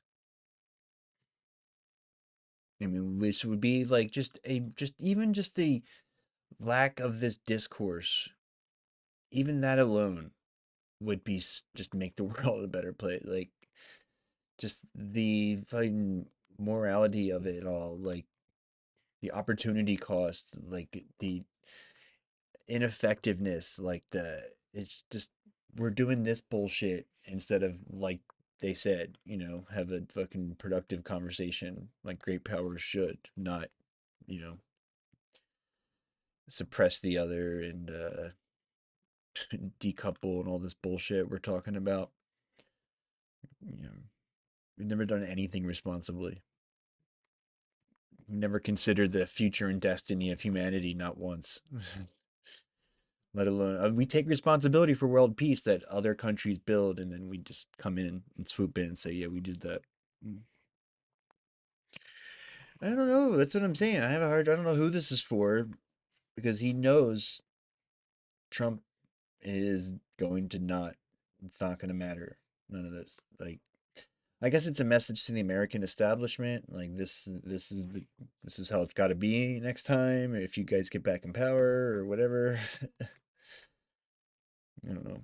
Whatever faction of the elite Biden represents. So you're in a fighting mood. Oh, absolutely. I think right now this is a pivotal moment in American history, and the next year or two will determine what happens in this country for decades, in my view. Fighting mood or not, are there any areas where you are prepared to work with the president-elect? Absolutely. And what might those be?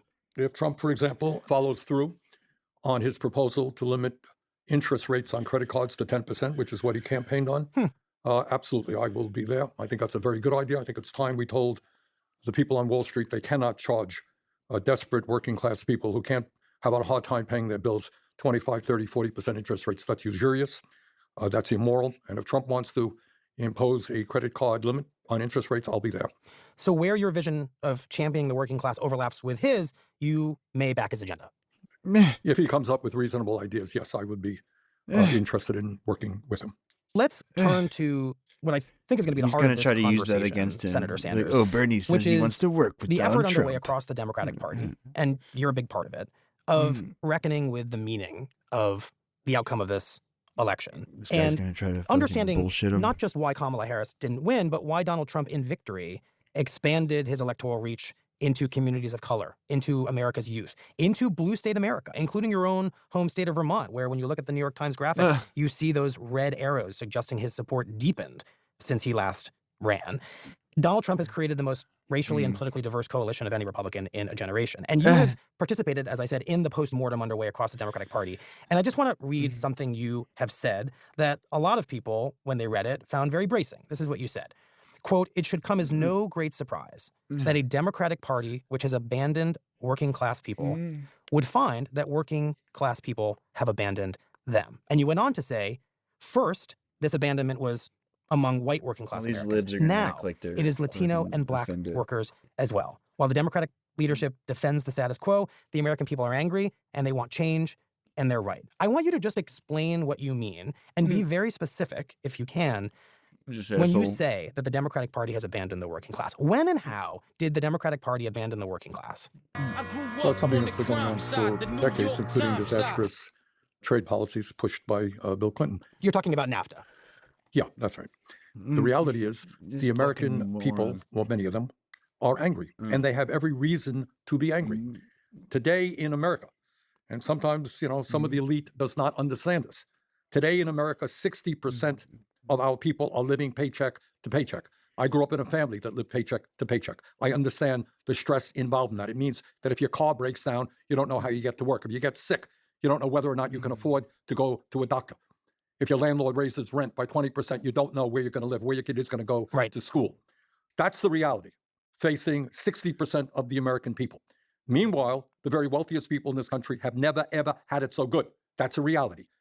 So what happened in this campaign is Donald Trump said to the American people, you're angry, you're really pissed off. Yeah, and I know that. And you're right. And then he gave his explanation. And his explanation, which was obviously nonsense and false and racist, etc., was that millions and millions of undocumented people were coming across the border. They were invading America. We're an occupied country. They were taking your jobs, taking your benefits, eating your cats and your dogs. That is why you are hurting. Now, that is a crazy explanation, but it is an explanation. Now, you tell me what the Democratic explanation was. Well, please explore that. Map this critique onto the Democratic campaign and its shortcomings. Well, the Democratic explanation was, hey, we have passed some good things, very important things in the Biden administration, which happens to be true. Biden kept his word. What's his name say? He was the most. The Trump's strategy was the economy, and then Biden's was like, oh, the economy's not bad. You're bad. Shut up. Basically, effectively. Progressive president on domestic issues since FDR. We did a lot of good things. But instead of saying, yeah, we are rebuilding our crumbling infrastructure, we're lowering the cost of prescription drugs, we are transforming our energy system, we forgave student debt for 5 million people, we're making some progress. But we have a long, long way to go. Wait, can I just pause you? Because I think I'm not certain I'm understanding something. Where did the campaign of Kamala Harris go wrong if it was working with what you're describing as the building blocks of a successful policy agenda? And I know that you've said many times. It's not just Kamala Harris. It's the Democrats. In other words, let me read you something, if I might. Please. What I think is one of the most interesting speeches ever given. Franklin Delano Roosevelt's inaugural speech in 1936, middle of the Depression. So he starts his speech, he says, look, these are the things we did, these are the obstacles that we had to overcome. And then he says, after being president for 4 years, he says, and I quote, I see millions of families trying to live on income so meager that the pall of family disaster hangs over them day by day. I see millions denied education, recreation, and the opportunity to better their lot and the lot of their children. I see 1/3 of a nation ill-housed, ill-clad, ill-nourished, end quote. In other words, what Roosevelt did, he said, look, we're making progress. But I look out all over this country and I see tens of millions of people who are hurting. Instead of doing that, the Democrats said, well, we passed the Inflation Adjustment Act and the economy is pretty good. And Donald Trump's a bad guy, and we all defend the women's constitutional right to an abortion. There was no appreciation of the struggling and the suffering of millions and millions of working class people. And unless you recognize that reality and have a vision of how you get out of that, I think you're not going to be going very far as a political party. You're saying that the party in this last election didn't communicate that they understood Americans' pain. As a result, they came off as defending the status quo. And I mean, I don't think it's a stretch to suggest that Kamala Harris was asked repeatedly what she would do differently in this campaign and pretty much said she didn't think anything needed to be done differently. And she didn't campaign on disruption or large-scale change. You seem to be suggesting that's at the heart of Trump's victory? The point that I am making is that ordinary people are not stupid. They see what's going on in their own eyes. And if you're not even talking about the reality of what is going on, the reality of their lives, they're going to say, hey, no change is going to come.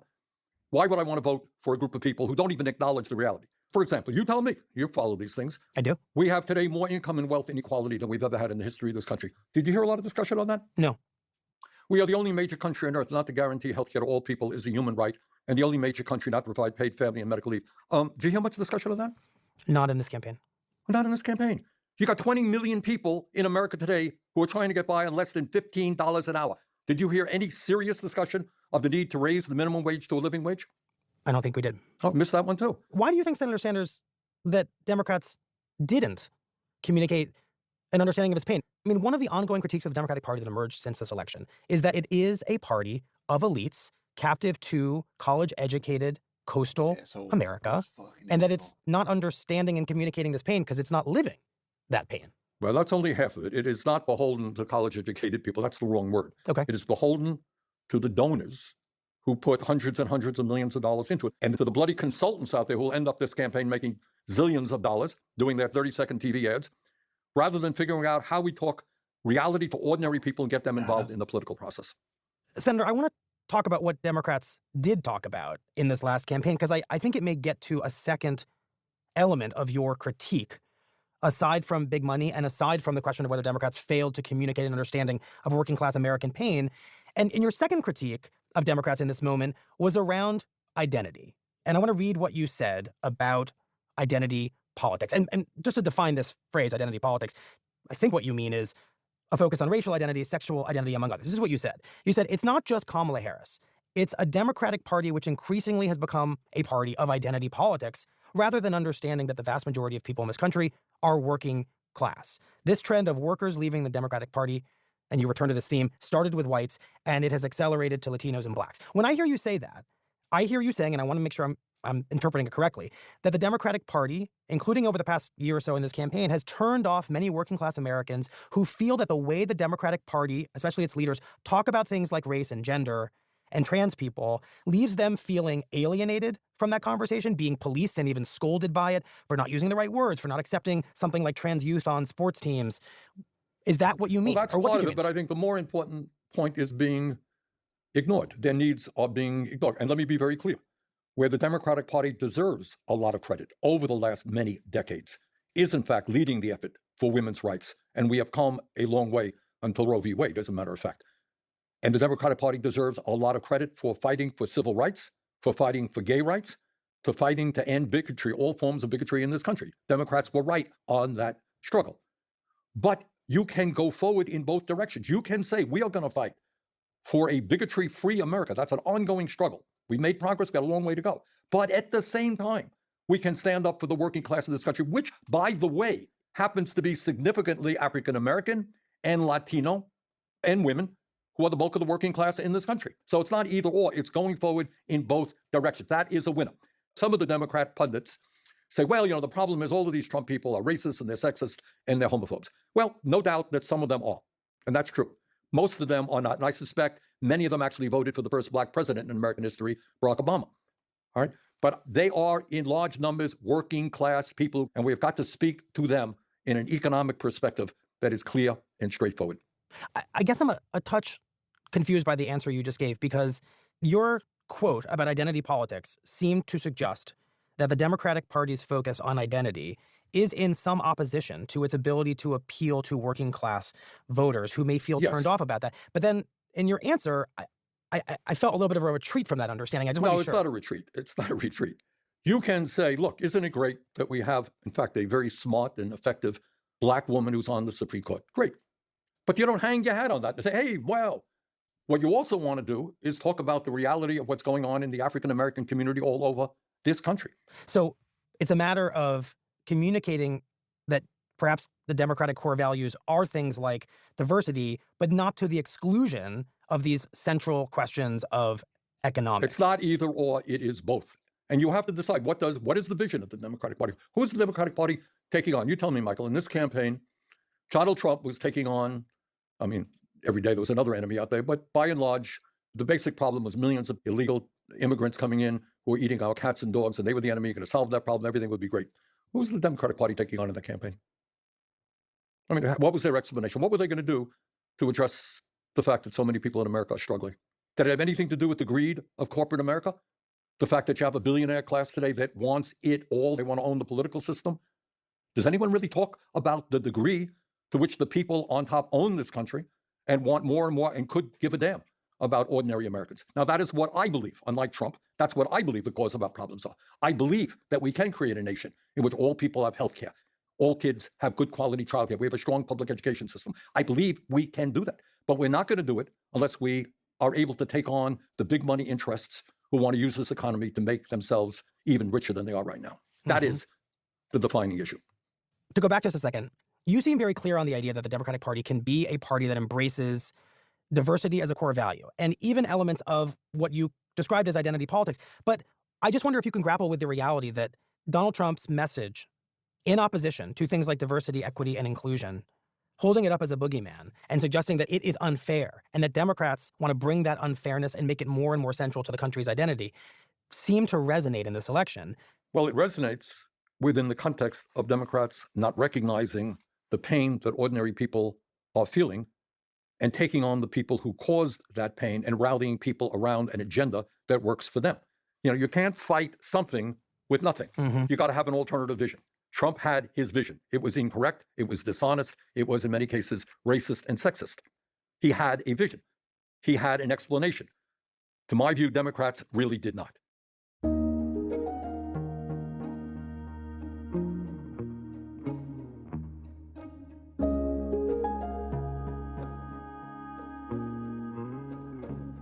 We'll be right back.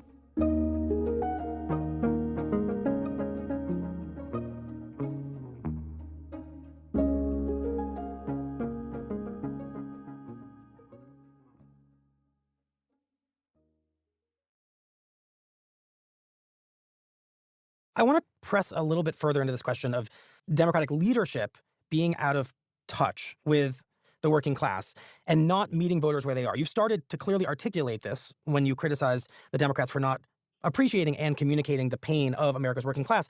But another element of this emerging Democratic critique since Election Day is that Democrats have drawn what some are saying is unnecessary lines in the sand about where they go to have this conversation in the first place. When you were a candidate for president, you had no problem going on shows like Joe Rogan's.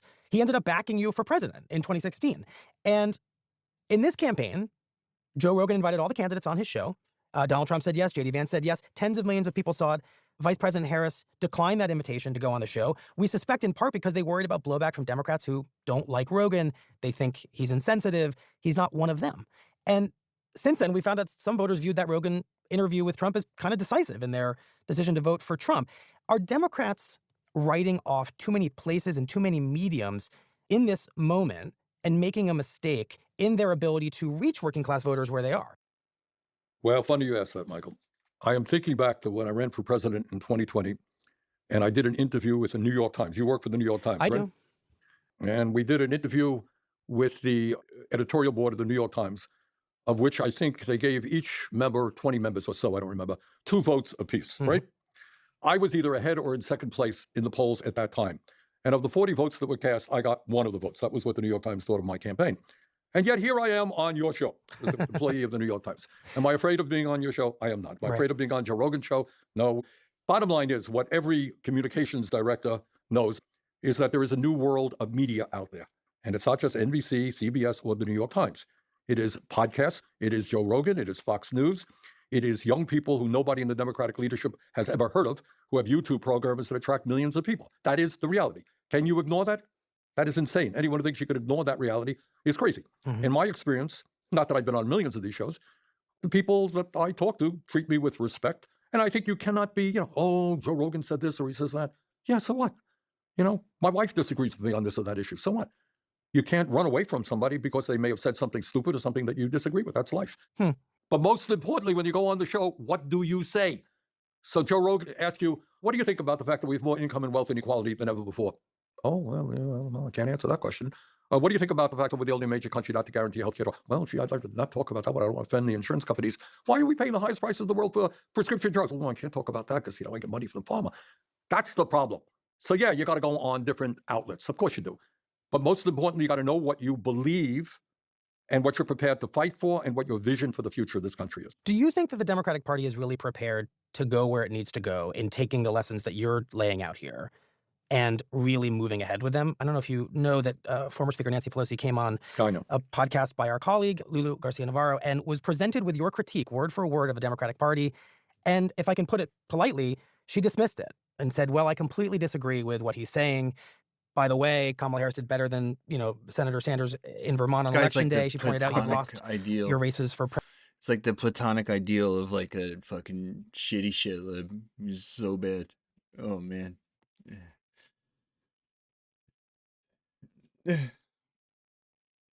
Who said this?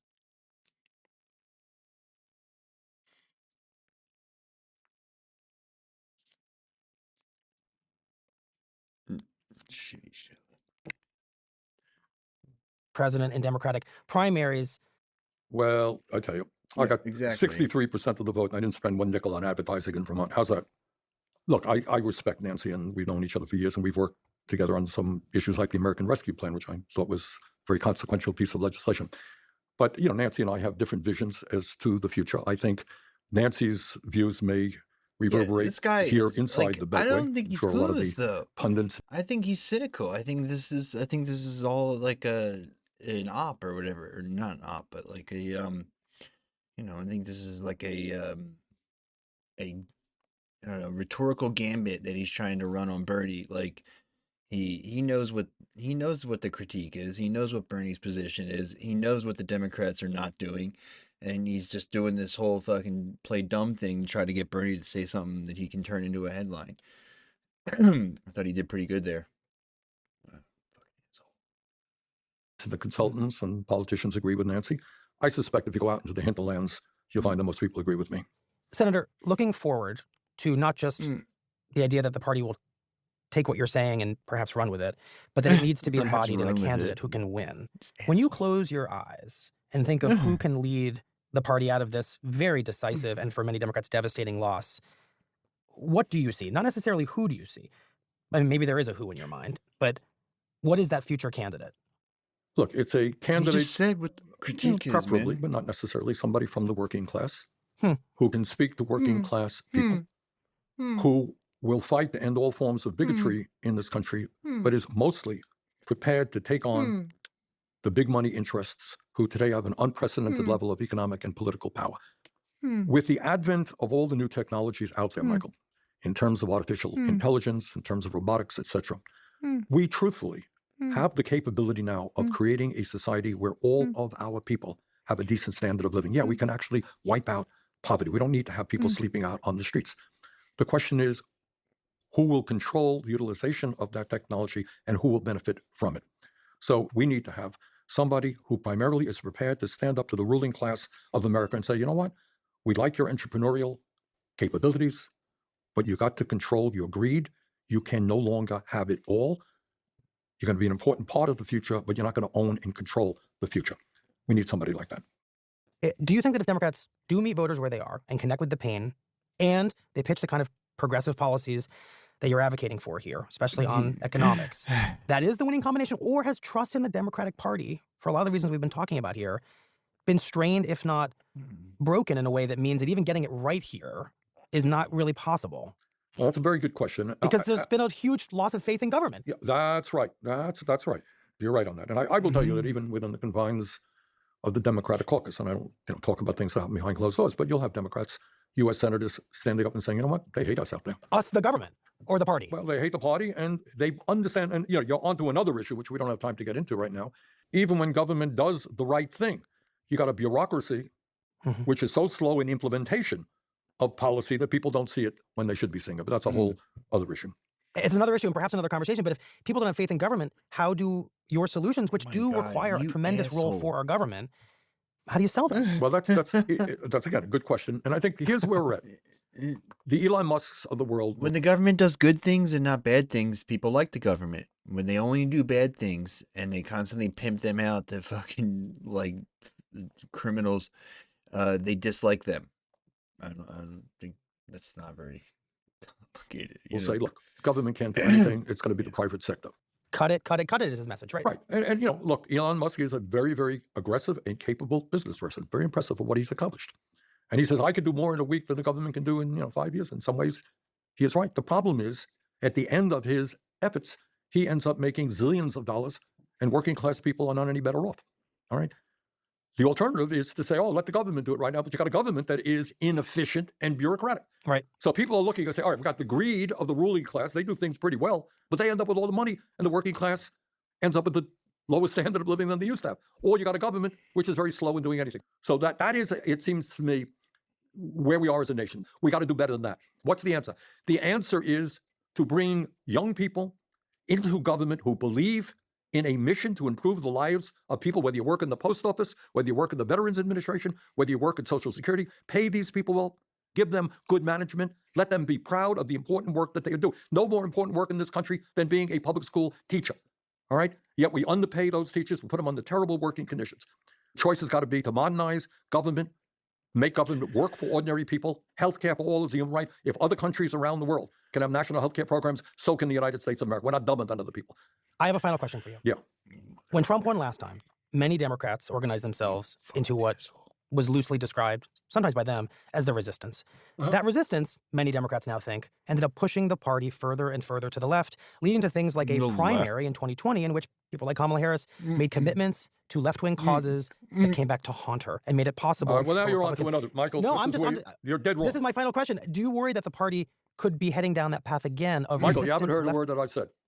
And that's impressive. You know, it's the things that Kamala was talking about, the things that I was talking about. Every one of those issues is enormously popular. Is that what you're talking about? No. I mean on social issues. Oh, I don't know. You know, social issues, you know, I don't know. Yeah, setting Kamala aside, I think what you're about to tell me is, Michael, many of the economic issues on the left are very popular with many Americans as economic policy. Yeah, we uphold them all. In Missouri, you may have followed in this election, Missouri, a conservative state, 58% of the people voted to raise the minimum wage. Oh, by the way, we haven't been able to do that here in a democratically controlled When those US policies Senate. were in isolation on the ballot, separate from a Democratic Party and candidate carrying all the baggage that we're talking about here. Well, the point is, if Democrats were focusing on those issues and saying, gee, how come not one Republican wants to raise the minimum wage to at least $15 an hour?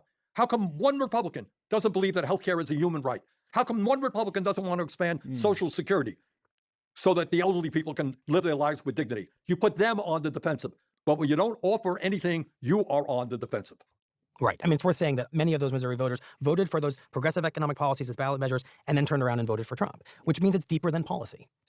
Well, maybe next time we'll go into that. No, it's not deeper than policy. Senator, I know you have to go. I don't know if you've been thinking about this, but you're 83.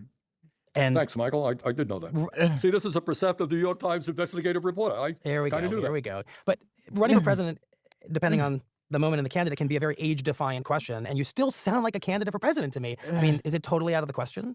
Yeah. Yes, I don't think the American people want a president who's 104 years of age. So, you know. You'd be 87. All right. Well, now the answer is, I would say. What an asshole. Yeah, I'm very proud that the people of Vermont, in very large numbers, reelected me for a fourth term. I'm very proud of that. And that's where we are. All right. Senator, thank you for your time. Thank you. Bye-bye.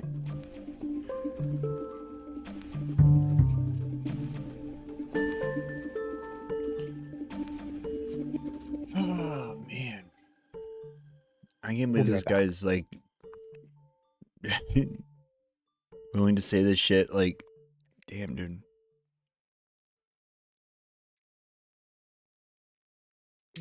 Here's what else you need to know today. President-elect Trump said he would nominate Robert F. Kennedy Jr. to lead the Health and Human Services Department, giving a vocal skeptic of vaccines responsibility for the nation's vast system. Yeah, that guy's responsible for so much. They would pay thousands to misinformation fly deal across with. the Atlantic in a narrow seat with no comfort, shared toilets, and neck pain. But 100 years ago, people didn't fly with planes. They flew with zeppelins in the transportation. Bernie didn't even mention that. I mean, that would have been another whole thing to go down. This fucking bastard, dude. Like, that's the way that fucking libs listen to that guy in the morning every day. That's like their morning news, is that guy's fucking daily show, whatever it's called, the Daily, I think. I've heard it referenced like a bunch. Angela Gray's always listening to it too. It's, God, you see where they get their awful takes on everything from, is that guy. Man, he's like Morning Joe for fucking, cord cutters. Costs of zeppelins were so cheap they were practically free. According to the writings of Kenneth Price Jr., 1 pound of coal could carry one person and their luggage from Berlin to New York City. The price of 1 pound of coal back then was just $1, and today it's even cheaper. It's 12 cents. Imagine traveling from Berlin to New York for 12 cents. This is the most efficient fuel usage in history of mankind. But to put this into perspective, in 1936, most Zeppelins could fly around the world without stopping for fuel, even once. For comparison, one modern Airbus carries enough fuel to power a Zeppelin 6 times across the Atlantic. So for $1, you could cross from the US to Europe. Of course, back then, the passengers paid for the luxury and the experience, and not for the flight itself, because Zeppelins were practically flying 5-star hotels. So a ticket back then didn't cost $1, but $300. But it was because the passengers didn't travel on seats. Instead, they had private cabins with comfortable beds. There were spacious lounges and gourmet restaurants inside. And the most famous Zeppelin, the Hindenburg, it had 72 beds in separate cabins. And here we are 100 years later sharing a plane seat for 12 hours while these guys had their own rooms. They even had a bar stocked with the finest wines. And in that bar, there was a specially designed piano stage. They even had a smoking room too. These beautiful airships were marvels of efficiency. Their engines ran on minimal diesel or coal, while helium provided most of the lift. This design made them so cost-effective that their very existence threatened the entire oil industry. Once the helium was in the balloon, that was it. You didn't have to pay anymore. And since the vehicle is lighter than air because of the helium, it requires minimum fuel to move. And if we had Zeppelins today and we removed all the luxury inside, an economy class trip from Europe to the US would cost around $10 per customer, which is over 300 times cheaper than airplanes. But sadly, all of this ended with a bang. Most people heard that the Hindenburg airship crashed and then Zeppelins were banned, but few people discovered the truth. The crash wasn't an accident. Even the FBI confirmed that in their reports, links below. The crash was carefully planned for one reason: ban Zeppelins forever. Why? Well, oil magnates had realized the danger few efficient flight posed to their industry, and they stopped them once and for all. In the early 1900s, oil magnates did everything in their power to discourage the usage of alternative fuels. I don't know how many of you guys know, but the famous alcohol prohibition in the US was not at all about banning alcohol consumption. It was a very strategic move to outlaw ethanol-based fuels. Ethanol is a cheap form of alcohol, and it's an extremely effective substitute for oil fuels. Your gasoline car can run on ethanol, and this posed a huge threat to the emerging oil industry. They had to do something, so they criminalized alcohol. That way, oil magnates took off liquid fuels derived from alcohol off the market. Looking back on it, this was a very smart way to protect their profits and to establish dominance in the energy sector. And the very same thing happened to Zeppelins a few years later. They were painted as dangerous and were banned immediately. But would you be surprised if I told you that Zeppelins were actually safer than planes? Not the hydrogen ones, of course, but the ones that run on helium. And between the early 1900s and the Hindenburg disaster, commercial Zeppelins had made over 2,000 successful flights. They'd covered over 1 million miles. There are no crashes or fatalities due to helium, as it's non-flammable. But in the 1930s, something changed big time. The gas in use changed, and it didn't change on its own. Helium, which is a non-flammable gas, was the safest option for lighter-than-air flight. They were low However, on helium. The US government controlled all the helium reserves, and it decided to impose an embargo on its exports to Germany. There was no official reason for this. Helium was mostly used by the military, and by denying Germany access to helium, the United States effectively forced the Hindenburg to rely on hydrogen, which was highly flammable and a very dangerous alternative. Hydrogen is much cheaper and more readily available, but it's also extremely volatile. The German Zeppelin company was well aware of these risks, yet with no access to helium, and the big desire to continue traveling through the Atlantic, they had no choice but to fill the Hindenburg with hydrogen. And it was exactly what the oil magnates had planned. On May 6, 1937, as the Hindenburg approached its landing site in New Jersey, it exploded in flames. Despite decades of helium-filled Zeppelins flying without any accidents, this one disaster with a hydrogen Zeppelin was all it took to shut down the entire industry. And even with this massive balloon exploding, not everyone on board died. The Zeppelins were so safely designed that from 92 people on board, more than 60 survived. One Zeppelin exploded, and there it goes. Zeppelins are banned forever. Does that make any sense to you? Have we banned cars because one car crashed? Let's consider who would benefit from something like this. At the time, the oil industry was on the rise. In the 1930s, aviation was becoming increasingly tied to petroleum fuels. Oil magnates like Rockefeller, Standard Oil, and their counterparts in the aviation industry had the largest gain from this happening. Zeppelins that could cross the Atlantic on a fraction of the fuel posed a very significant threat to oil profits. And substituting helium with hydrogen was the perfect tool to ensure one catastrophic disaster that would permanently damage the public's trust in airships. And to be frank, substituting helium with hydrogen was the perfect tool to ensure one catastrophic disaster that would permanently damage the public's trust in airships. And knowing all this, would you be surprised if I told you the Hindenburg disaster wasn't just an accident? The timing of it, to say the least, raises eyebrows.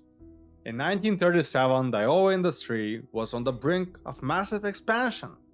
Aviation was tied to petroleum, and powerful oil magnates like the Rockefeller had everything to lose if Zeppelins continued to take over long-distance travel. The Hindenburg's fire end wasn't just a tragic accident. It was the moment Zeppelins were wiped off the map to the benefit of oil giants. Let's take a closer look at the timing. Zeppelins had flown for decades without a major accident. Over 2,000 successful flights with no issues, not one crash with helium.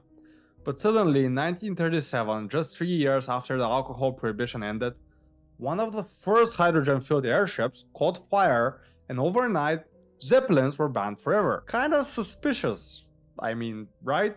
First ban alcohol, then ban airships, practically nothing that even remotely contested oil fuels could last long. Oil magnates were shaking in their boots because Zeppelins were far too fuel efficient. Imagine that, 1 pound of coal Just keep repeating carry yourself. you from Berlin to What's New up, Sam? York, half across the we world could for have been traveling by $1. Zeppelins, It exactly. was that cheap. That's practically free travel. Not to mention coal is a renewable resource and not scarce like Is it? petrol, meaning Really? it would remain cheap forever. And then there's the US government's role in all of this. By controlling the world's largest helium reserves, they effectively strangled the German Zeppelin company by refusing to export helium. And I believe this was a very calculated move. They forced them to use hydrogen, and they never needed to directly sabotage the Hindenburg. They just had to let time run its course, and eventually it would blow up. And they knew it, and that was a genius move on their side, of course. Another interesting point is the media coverage. Back then, the same men who owned oil companies owned the media. Why was the media so What's quick to turn on changed? Zeppelins? They had been praised as the future of air travel for decades before. But the moment the Hindenburg crashed, the story changed. The press, heavily influenced by the same industrialists who owned oil companies and funded aviation projects, painted Zeppelins as death traps. The public was understandably horrified by the disaster of the Hindenburg crash, and it quickly lost trust in their previously beloved airships. But let's not forget who benefited the most from all of this. Airplanes were never as efficient as Zeppelins, but they quickly became the new kings of the skies. And these planes relied on petroleum-based fuels, and this secured a very steady stream of profits for oil companies. Meanwhile, Zeppelins were so efficient that they hardly needed fuel, so off with them. The oil industry wasn't going to lose We billions can't have just DARPA because we time could get machines. free Yeah, travel. exactly. Zeppelins had to be stopped, and the Hindenburg disaster was the last nail in the coffin. And that disaster could have totally been avoided if helium was used. But all that mattered was that the public believed airplanes were the only way forward. That's what they needed to win this war. All it took was one incident for the oil tycoons to push their agenda and make sure Zeppelins were buried in history. Of course, this disaster could have been avoided if it was helium instead of hydrogen used. You just keep saying the But same that thing didn't over matter and at over all again. because the public now believed that airships were dangerous and that airplanes were the future. I should have probably said scraped from history instead of buried, because many researchers believe that Zeppelins were scraped from all photographs, so people won't realize how many they were in the first place. I don't fully believe this theory, but let's hear it anyway. So you see the Eiffel Tower, the Empire State Building, and so many other famous structures all had Zeppelin docking stations. And this was well filmed and documented. This is true, it's a fact. But many YouTubers and researchers have pointed out that there are strange vanilla skies in most old photos, especially in city sceneries. They notice scrapes, silhouettes, and blurry spots around tall buildings. They believe that maybe, just maybe, there were Zeppelins in the skies in these photos, and that they were hidden from us, using some kind of a forgery. Conspiracy theorists point out the lack of clouds or sun in any of these old photos, but I think we could easily prove whether the skies were tampered with by just finding photos from the same era, but from mountains or forests where there were supposedly no Zeppelins to scratch from the photos. So let's just check quickly if the sky looks the same. And yeah, it looks the same to me, so I think scraping off Zeppelins from photos is a hoax. But back to the Hindenburg crash. I really believe it was crashed on purpose. And I really believe oil magnates had a say in it. And this is not a crazy conspiracy theory, and I have other questions that can prove this point. When the Hindenburg crashed, it was the 35th flight for the year. Then, why were there 22 photographers awaiting its arrival? It wasn't anything special, it was happening every other week. Most previous flights were never special, never recorded, nobody took pictures or made a big deal of it. So why were photographers inside waiting job, this yeah. time? Did they know something special was gonna happen? Who sent them and why? Well, the media sent them. And who owned the media? All magnates. There were 22 professional photographers on board, and on the docking site of the Hindenburg too. And somehow nobody, not a single one of them captured the start of the fire, and all of them captured the end result. Wow. Quite an interesting tragedy. But the conspiracy gets much deeper than what I shared with you. Looking at the architecture across Europe, we see many buildings having bell towers with no bells attached. Of course, someone could have stolen them, you could say. But that's not only churches and monasteries, but public buildings like schools, libraries, and forums. And some speculate that these were used as docking stations for Zeppelins in the past. Perhaps Zeppelins were much more commonly used than what we are led to believe. This one is a long stretch, but when we look at European maps dating as far back as the 14th century, all maps appear crazy accurate, as if they were done probably by aerial observation. That's how they look if you pay attention to them. And perhaps they were. How did they map the Amazon rivers in the 1500s, when nobody had ever entered the jungle before? Some of these maps show continents before they were officially discovered, like Australia and like Antarctica. There's something weird definitely going on. And the tower design I Phineas showed map. you is universal across the whole of Europe and in other parts of the world too. A 360-degree opening to all sides, metal frames, long pointy tower heads that could be spotted from afar and designate the spot as a docking station. And most bell towers in Europe don't even have metal mechanisms to hang a bell on. That's why there are no bells. It's because they were probably something else. I don't know if they were docking stations for real, but they weren't bell towers. Also, if we look at most old train stations, you'll notice how the roofs are arched, and the airships could easily fit inside. Perhaps they were a place where you could connect your flight with a train and change forms of transportation. And many of these train stations were built before Graf Zeppelin came up with the first modern airship design. So that raises even more questions. Of course, it proves nothing, but it sure seems convenient that the US waited until after the wars to put a ban on these airships. During wars, they were heavily used in all kinds of missions. Now, I know some of you are thinking, who would wanna travel that long? Airplanes were way better. But let me tell you, it took just 50 hours to fly from Europe to the US, and that was 50 in a flying hours. 5-star hotel. Yeah. Honestly, I'd take that any day over a crowded flight. Yeah, I mean, I If might. that flight I don't know. lasted only 10 It seems hours kind of even. scary, though. And looking back, the Hindenburg crash wasn't even the first. In 1933, the USS Akron, a helium airship, went down in a scary storm over the Atlantic, and 73 people died. But it was such a severe storm that the public chalked it up as expected, so nobody complained, and nobody hated airships. And this is 2 times more deaths than the Hindenburg, and nobody bat an eye. Then another airship, the USS Macon, crashed into the ocean too. But this time, only 2 people died. And these crashes, tragic as they were, didn't stop the progress of airships at all. It took a public, coordinated, fire spectacle like the Hindenburg disaster to ground Zeppelins for good.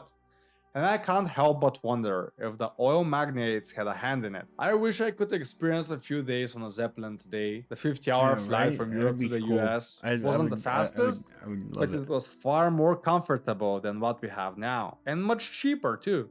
They flew low, avoiding turbulence, offering smooth rides and stunning views.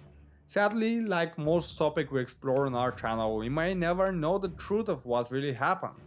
Or maybe some of you do. And if you do so, drop your thoughts in the comments. I'm Dank Sissoko and thank you for watching. And if you found this interesting, you have to check out my documentary on Great Tartaria, a country erased from history, just like the Zeppelins we spoke about.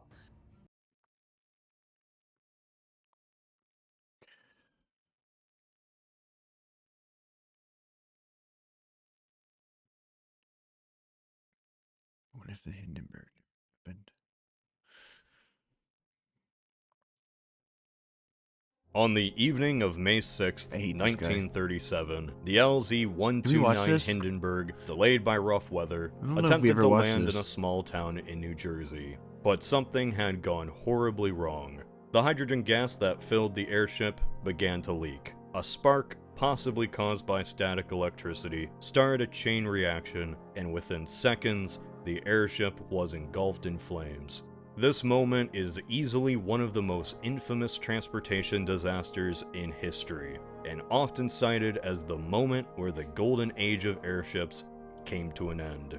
Or at least that's how the story goes. So what if the Hindenburg disaster never happened? What if the airship landed safely? Well, after the Hindenburg crash in our timeline, the Zeppelin company still made airships. One airship. The LZ-130 Graf Zeppelin II. At first, the manager of the Zeppelin company wanted to use helium rather than hydrogen, because helium doesn't explode. But there's a problem. Most of the world's helium supplies were controlled by the United States, and the Zeppelin company was German.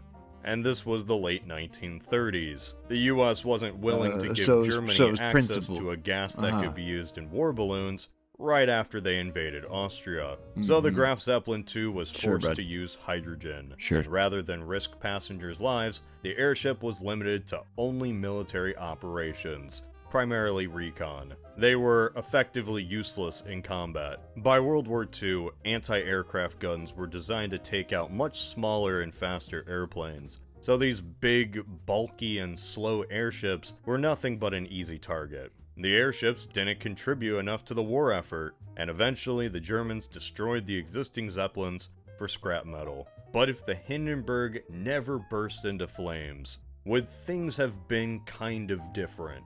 I guess.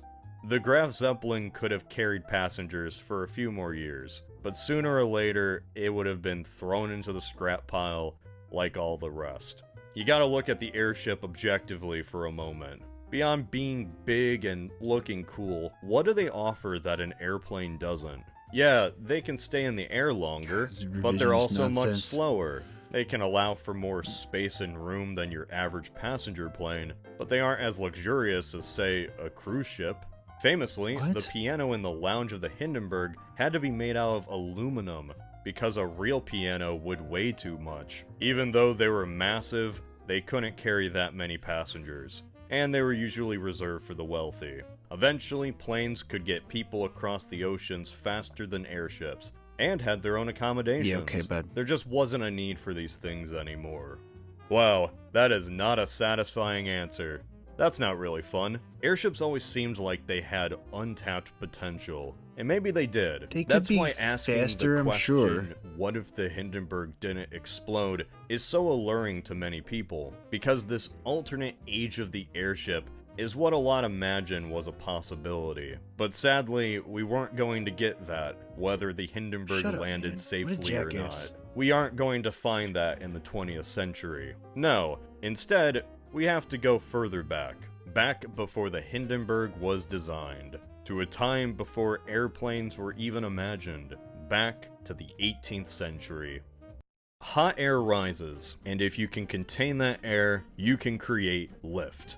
The Montgolfier brothers took this into account when developing the first large-scale hot air balloons in France during the late 1700s. And coincidentally, around the same time, the Robert brothers, who also happened to be French, were working on their own balloon. Assisted by Jacques Charles, this balloon didn't use hot air, it used hydrogen. Both teams demonstrated their projects to large crowds over the course of 1783, and managed to attract global attention. After the Montgolfiers had enough unmanned tests, they decided to finally put somebody in one of these things. Neither of the brothers were willing to take the chance, though. In fact, no human was going for the first flight.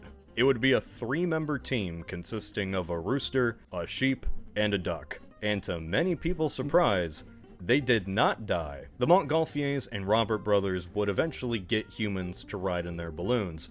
It was a big deal, and watching from the sidelines was Benjamin Franklin, who just happened to be in France at the time as an American diplomat. Yeah, never open-minded Intrigued for by an these alt-history flying channel, machines, exactly. Benjamin Franklin would write to several colleagues. He imagined they could be quite useful for war. In fact, even the Montgolfiers themselves had already considered the amazing potential of balloons in warfare. While they weren't perfect flying machines, after all, they would just go where the winds would take them, they had one unique quality that would make them unstoppable. It was literally that. Nobody could stop them. This was the late 1700s. Firearms didn't have the accuracy or range to shoot these things out of the sky. And if they were utilized properly, these balloons could change the face of warfare. Ben Franklin proposed that if you took 5,000 of these balloons, each occupied by 2 men, and sent them over enemy territory, you would just simply overwhelm them.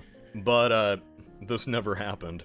Soon after these first flights, the French would become preoccupied with, other things, and the British viewed all this balloon stuff as French nonsense. It would probably be useless, and French, so they just never bothered looking into any of it. Then the Americans could barely sustain a military force, let alone an elite squad of balloonists. So for the next century, this technology really just stagnated. Beyond a few forward-thinking, albeit impractical concepts, this whole technology didn't progress all that much during the next century. But let's imagine right here, in the 1700s, we see a point of divergence creating an alternate timeline. For whatever reason, Louis XVI is completely entranced by his nation's newest creation. He decides to allocate a large amount of money and resources towards continued development and production of both hydrogen and hot air balloons. Cool. This would still be a problem. Hydrogen is the most common element in the universe, but in the late 1700s, it wasn't that easy to obtain. In fact, for the past few decades, it was just referred to as inflammable air, because all it would do was catch on fire. You know, explode, making it incredibly dangerous and difficult to produce. If the French were inspired by Ben Franklin's suggestion, and they did plan on building 5,000 balloons, they would have to be hot air balloons. So, in 1785, Ben Franklin leaves France and returns to the US, bringing with him the French's newfound love of all things air travel. The US, which is in deep financial trouble and already trying to shrink its military, certainly couldn't afford any federal spending on an unproven technology, and the British would still not care about balloons at all. Once again, too French.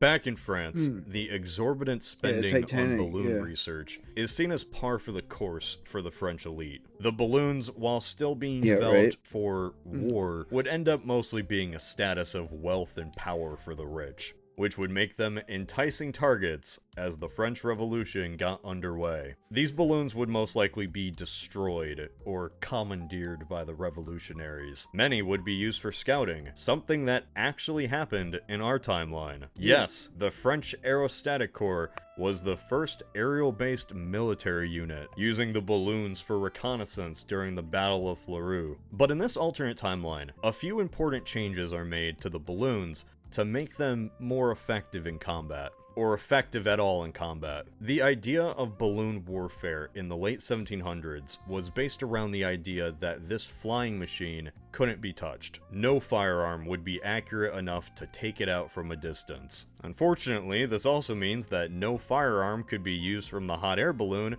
all that effectively as well. But you could drop bombs, primitive bombs, small bombs. These balloons had a very limited weight capacity, although you could imagine low altitude balloons being equipped with iron grenades set with fairly long fuses, something that would be ideal for hitting royal structures and causing a good deal of chaos in the streets of Paris. A lot of chaos for both sides. Not much would result from these bombing raids, if you could even call them that, but it would certainly cause a lot of heads to turn. With the introduction of any new technology into warfare, the impact of that technology is often disputed, but many initial claims tend to overestimate the ability and importance of any fascinating new weapon, and these would be very new and very fascinating. Military powers across the globe would begin to take far greater interest in balloons than they had before.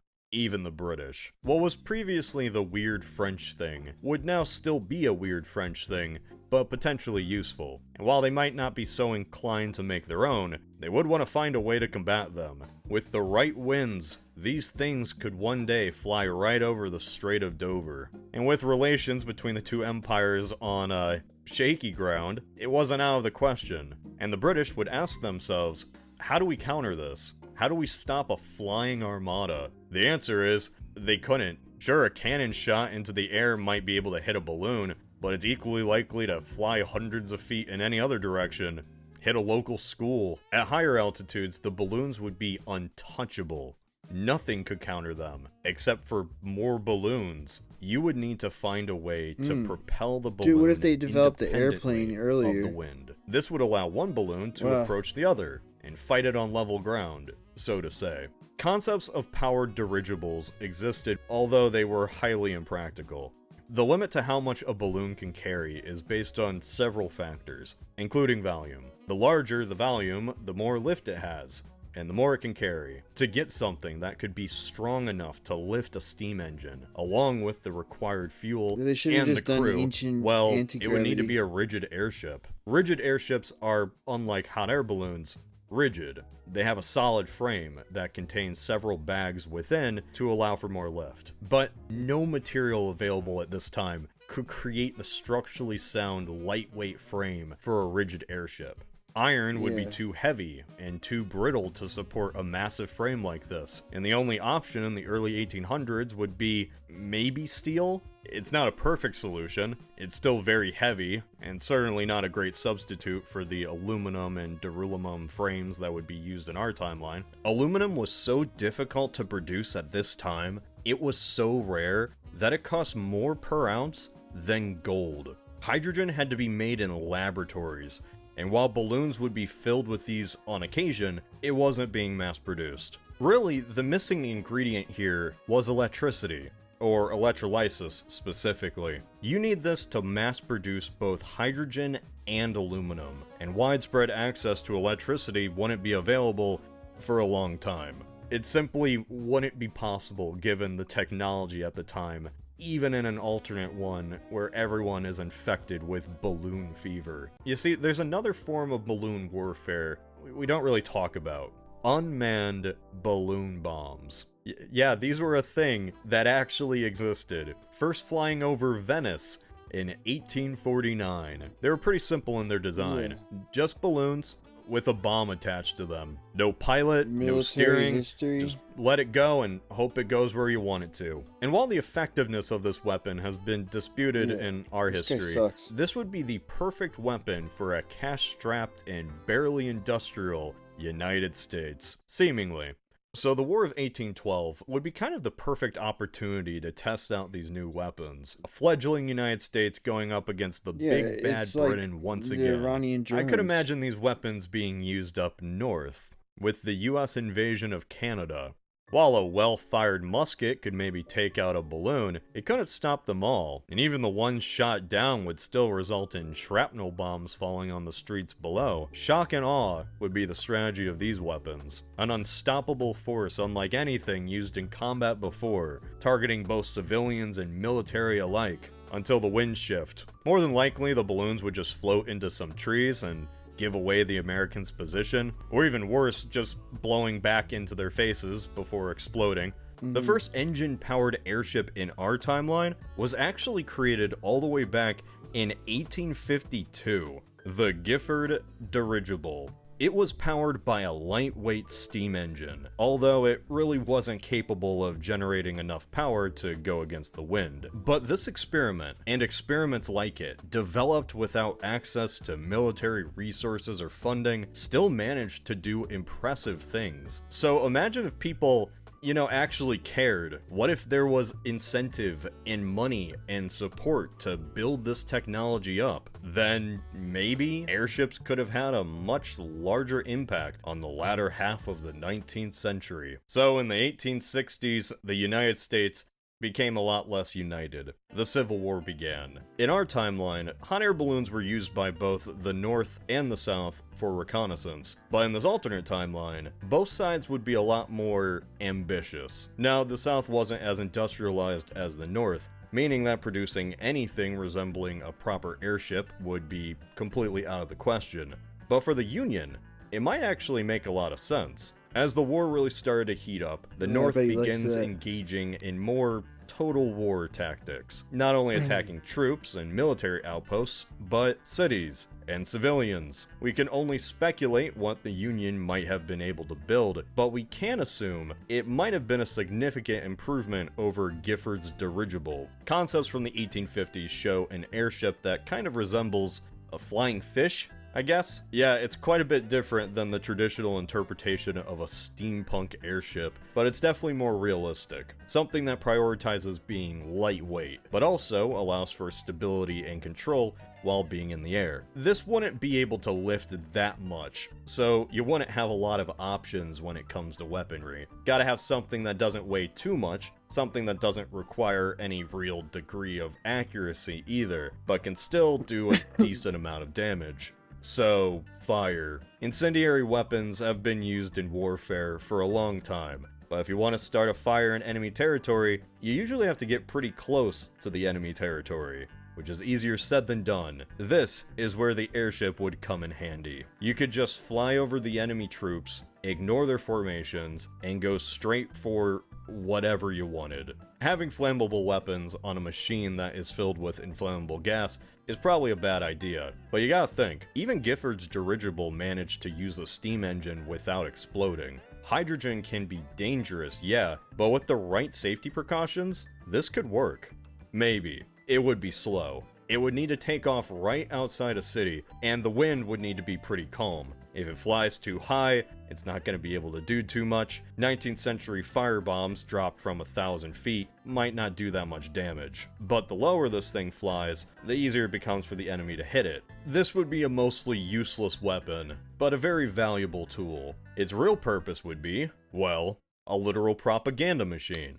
A symbol of the industrialized North using its tools to burn southern cities to the ground. A point of pride for the Union, and a reminder for the Confederacy how brutal their enemies could be. The South, on the other hand, could retaliate with one of those tried and true balloon bombs, which, much like the Union airship, probably wouldn't be all that effective as a weapon, but it would still make for some good propaganda. Like, imagine Washington, D.C. surrounded by balloons that, if they explode when they touch the ground, light the city on fire. Or light something on fire. It doesn't matter, it would be pretty memorable. A point of Southern pride. But neither of these would change the outcome of the war. The American Civil War would be the first instance of an airship being used in battle, and I'm sure many industrialized nations would take note. And there would be serious concerns. While we would know that the airship and balloon bombs would be mostly useless, most people wouldn't. It would just seem like the Union used this unbelievable aircraft to destroy southern cities, even if most of the damage was done by troops on horseback. This would definitely lead to militaries taking the threat of airships seriously. They would continue developing their own aircraft, but more importantly, begin investing in ways to take these things down. In our timeline in the 1870s, the French used balloons to get people out of the city of Paris during a Prussian siege. The Prussians responded by building what they called a balloon cannonus, a gun designed specifically for shooting balloons. It was massive, moved around by horse-drawn carriage, and while the accuracy and effectiveness of the gun is debatable, it did manage to take down 8 balloons. These things weren't unstoppable, they were just hard to hit, and most nations didn't bother trying to hit them. It wasn't a priority, but in this alternate timeline, it would he's be. definitely the Nobody least would know what airships reactionary, were yeah. truly capable of. Not militaries, or engineers, heads of state, or especially civilians. This could spark an arms race, where every side is assuming the enemy is capable of flying over their borders and destroying their cities within hours. The reason anti-aircraft tech took so long to develop in our timeline was because there just wasn't a reason to develop it. But if every nation is scared about getting invaded by unstoppable flying machines, they're gonna put some time and money into finding a solution. Railway guns, mechanical computers. Yeah, that stuff actually did exist in our timeline. Tracer rounds were being developed, explosive rounds, automatic weapons, but the airship itself still wouldn't be that useful. You would only want to use it in very specific circumstances, when the enemy couldn't be expecting it, the battleground had to be close to a nation's home, and most importantly, the fate of the battle couldn't rely on these airships at all, because once again, not that useful. 1903 would be an exceptionally important year, not because of the Wright brothers building the first heavier-than-air flying machine. Oh no, Alberto Santos Dumont would have done that well before this point. Look him up. Nah. See, in 1903, this crew in Kansas found natural gas. Now, in this alternate timeline, this would be the moment that leads to a gold rush. To get not necessarily natural gas, but a byproduct of it, helium. Helium is lighter than air, just like hydrogen, but it won't catch fire. While it can't lift as much as hydrogen does, it's still pretty important for airships, because again, it doesn't catch on fire. This would spark more fears across the world. And eventually, whether it be due to the assassination of Archduke Ferdinand or something else, the global war would begin, and the airships would finally get their chance to shine. In our timeline, the most devastating use of airships was the raids on London, where Zeppelins attacked the city 159 times. These unstoppable flying machines, targeting civilians, doing untold damage.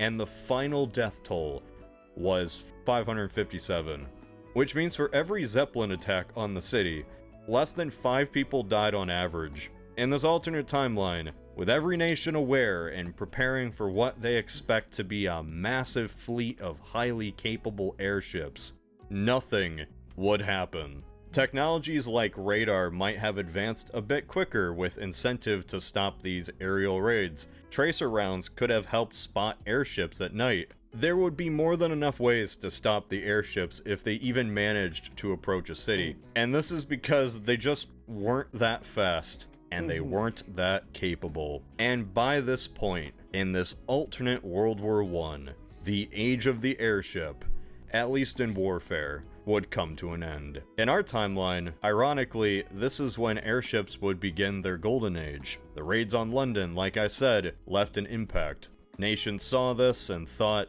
hey, we should probably make our own.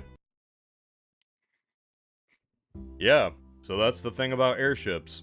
Their design was not ideal for warfare. Ironically, if militaries had embraced this new technology earlier than in our timeline, it would simply accelerate the death of the airship. Kind of. While these things might have not been useful for invading neighboring countries, they would be useful for passengers looking to cross the ocean, or just a leisurely flight around the country. Even in our timeline, for decades, many people doubted that the airplane would ever be capable of competing with the airship. And in this scenario, these feelings would be even stronger. And unlike in our timeline, many of the obvious safety issues would have been probably addressed. If airships were developed earlier, a Hindenburg-style disaster would have never happened by the 1930s. Or at least in a way that it happened in our time. He's not at all suspicious. Not because the airship would use helium, but because the outside of the craft would be designed to limit the buildup of static electricity, while the airship would eventually fall out of favor, getting replaced by planes. There's a possibility that the golden age of these machines could have lasted decades. Yeah, they would have become obsolete either way, but at least in this alternate timeline, they would have had a much stronger legacy. What's an S-class?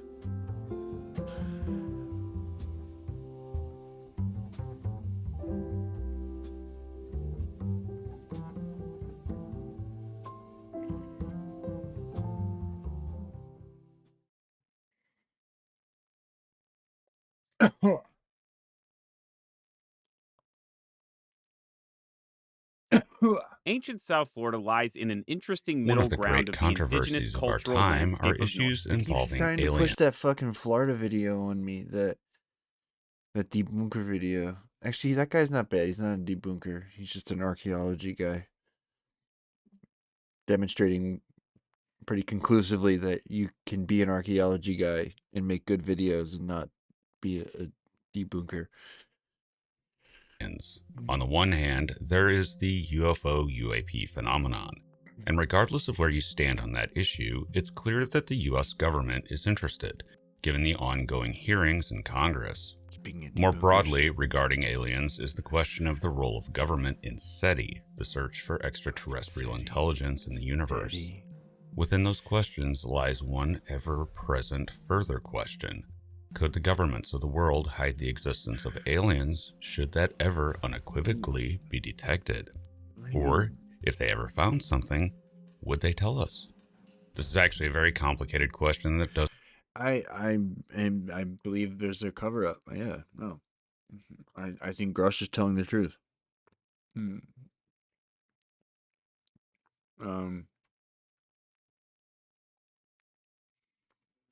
I don't know what's going on with the hearing. I don't think they're going to disclose anything. Like, it seems like there's a handful of people on the inside who are trying to tell the truth. But they're very careful about never saying that it's alien too, by the way. It seems to me that it's like sorry, some sort of like breakaway type civilization, like like an ancient cult, or like, like a modern phenomenon, maybe like fucking Nazis or something. I don't know.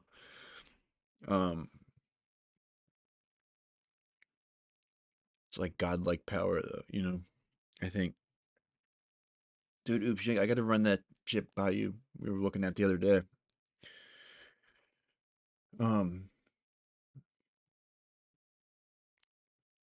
I think that the Congress has the genuine interest, a material interest, in getting this shit out in the open, because it's a bunch of money that they can't get their hands on. Right? They're not getting their cut, and that pisses them off. So I'm hopeful that maybe they assert themselves, because the Pentagon calls the shots, it seems. Not just on this issue, but on like everything. We're basically like a fucking arms contractor country now. like a narco state, but for fucking weapons. And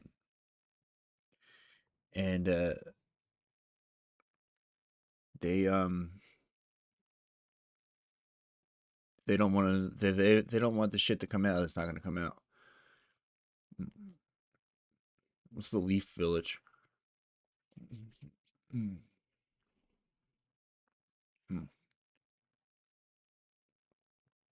I mean, we might get to see some of this footage, though. I bet. I don't know. I don't think Trump knows a whole lot. But this story about the Immaculate Constellation, which I think is really suspicious. First of all, I don't trust that guy Schellenberger at all. But I also think pretty obviously that something like that exists. Like the story is that it was like after the headlines in 2017, the White House demanded, like, hey, get me a list of some of the best reportings or whatever. And that's what put that list together, that program. It's like Trump's personal UFO program. I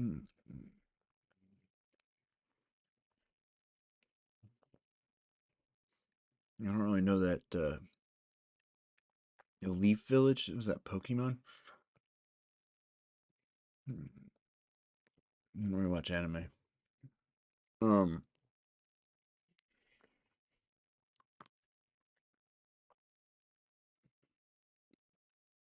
Yeah. So it seems like that footage. So that story, Naruto. Oh yeah, I don't know it.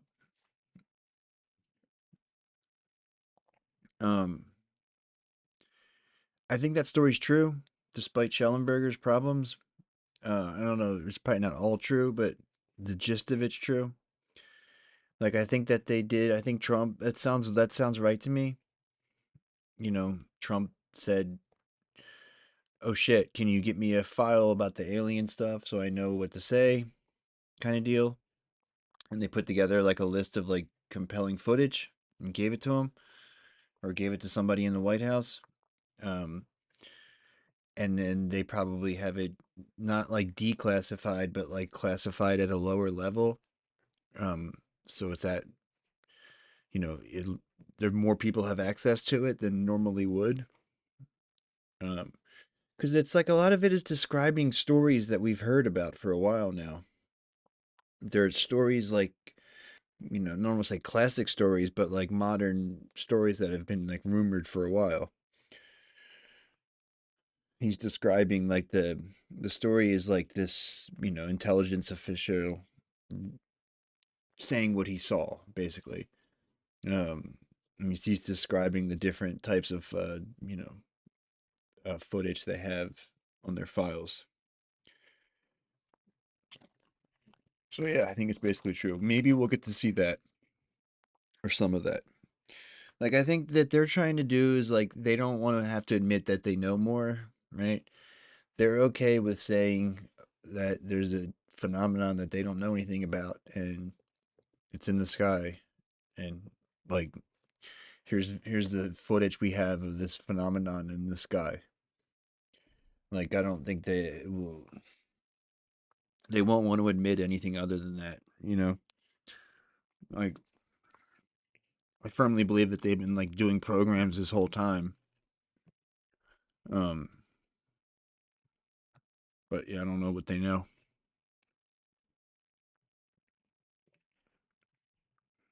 Maybe it's aliens though. What's up, Melanie? Does not have hard yes or no answers. God, these Rather, exotic it's Skittles actually flavors, situational. no good. The first problem is the aliens themselves. If an alien civilization wants to make its presence known from afar, they definitely could. They might shoot a highly unambiguous signal straight at us that can't possibly be mistaken as What do you think crop interference circles or are? nature. But the problem with hiding that is that anyone with a dish and the right radio receiver would see it. It's not illegal to look at the sky. Every time you turn... This is so fucking naive. Like, this happens all the time. Like, there's footage that's directly contradicted by the mainstream media, but as long as the mainstream media sticks with the program, and they keep pressing the same company policy, like, it's gonna be, that's what's gonna, people are gonna think. Like, all these sightings, like, there's pretty much every single year there's like a mass sighting somewhere where like hundreds of people see something fucking vivid as day in the sky and nothing changes. It's like our reality is made up by the mainstream media. Like, they define the terms of what's real and not. Like, if they continue to treat UFOs like a sideshow, it'll be treated like one. Like, I think that, like, basically any year since World War II, they could have been public about, wow, there's this crazy phenomenon in the skies. We have to deal with it. Like, there was a soccer game in 1952. Oh, right. Check it out.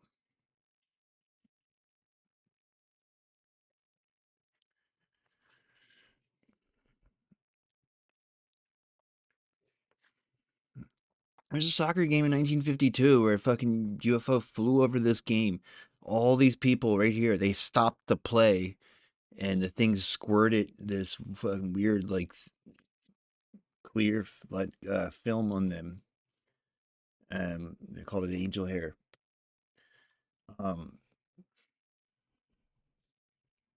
So stuff like that happens all the time.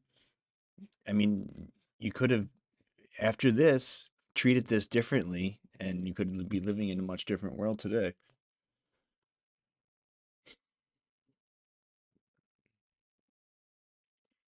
If not, what were they? The referee put it in his notes. Ball rolled to a standstill. This is like a scene in a movie. I remember everything from A to Z. It was something that looked like an egg that was moving slowly. Everyone was looking up, and there was some glitter coming down from the sky. Silver glitter. What the fuck is this, dude?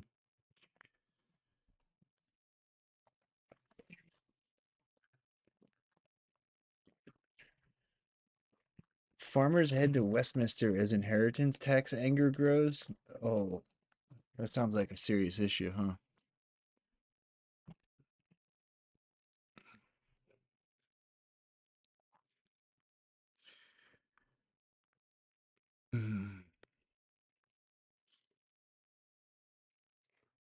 They only want to communicate with the secret agencies of the ruling class and care enough to prevent Jodie Foster from picking up the single. Yeah. Oh.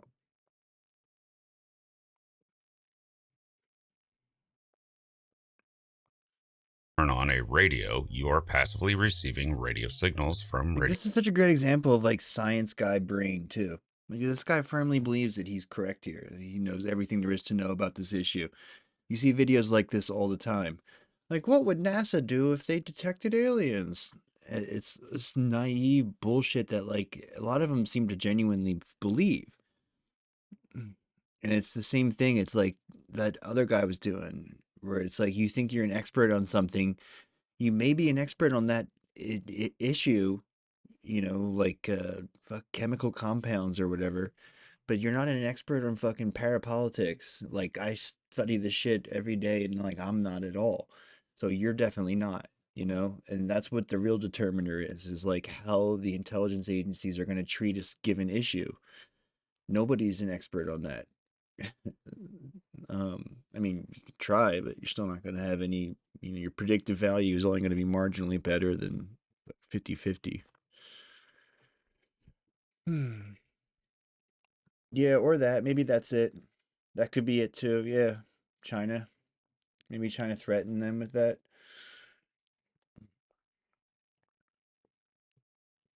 That'd be cool. I mean, there's a lot of stories going back a long time that says that they collaborate on that issue.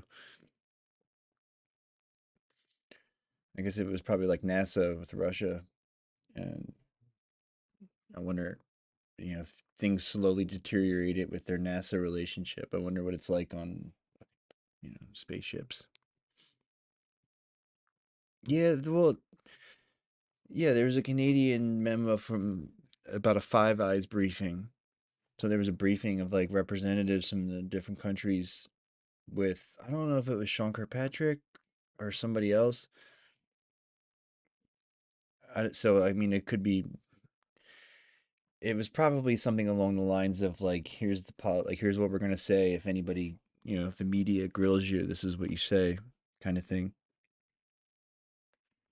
I've heard there's been stories for a while that like someone in the Australian government was trying to blow the whistle. Hmm. The zombies? What zombies? Hmm. No, I think they don't want to. It's like JFK. They don't want to admit they've been lying this whole time. You're right. JFK is a little bit more complicated, but like, you know. Also, I think they shoot him down.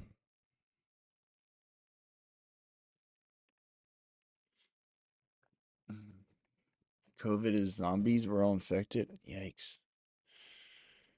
Hmm. Luckily, I never caught COVID, so zombie free. Radio stations. The same can be done with the sky. Radio telescopes dramatically scale that up, and while radio astronomy isn't as accessible to amateurs as visual astronomy is, it has been done by dedicated amateurs. And one thing is clear, there are no very obvious aliens operating in the radio spectrum. The original paper that codified SETI was done by Kilconey and Morrison decades ago, and they laid out their view of a gigantic, omnidirectional beacon blasting out terawatts of energy that no one in the galaxy could possibly miss if they were doing radio astronomy, professional or amateur. No such beacon appears to exist, and there are reasons for that. It's a very wasteful way to announce your presence to the universe, but if it did, it would simply be impossible to hide from radio astronomers, professional. Also, in 1952, at the UFO swarm in DC, right? There was an academic who recently released a paper on this. Like, the night of the swarm in DC, there was an anomalous light in orbit, and it was obviously before satellites.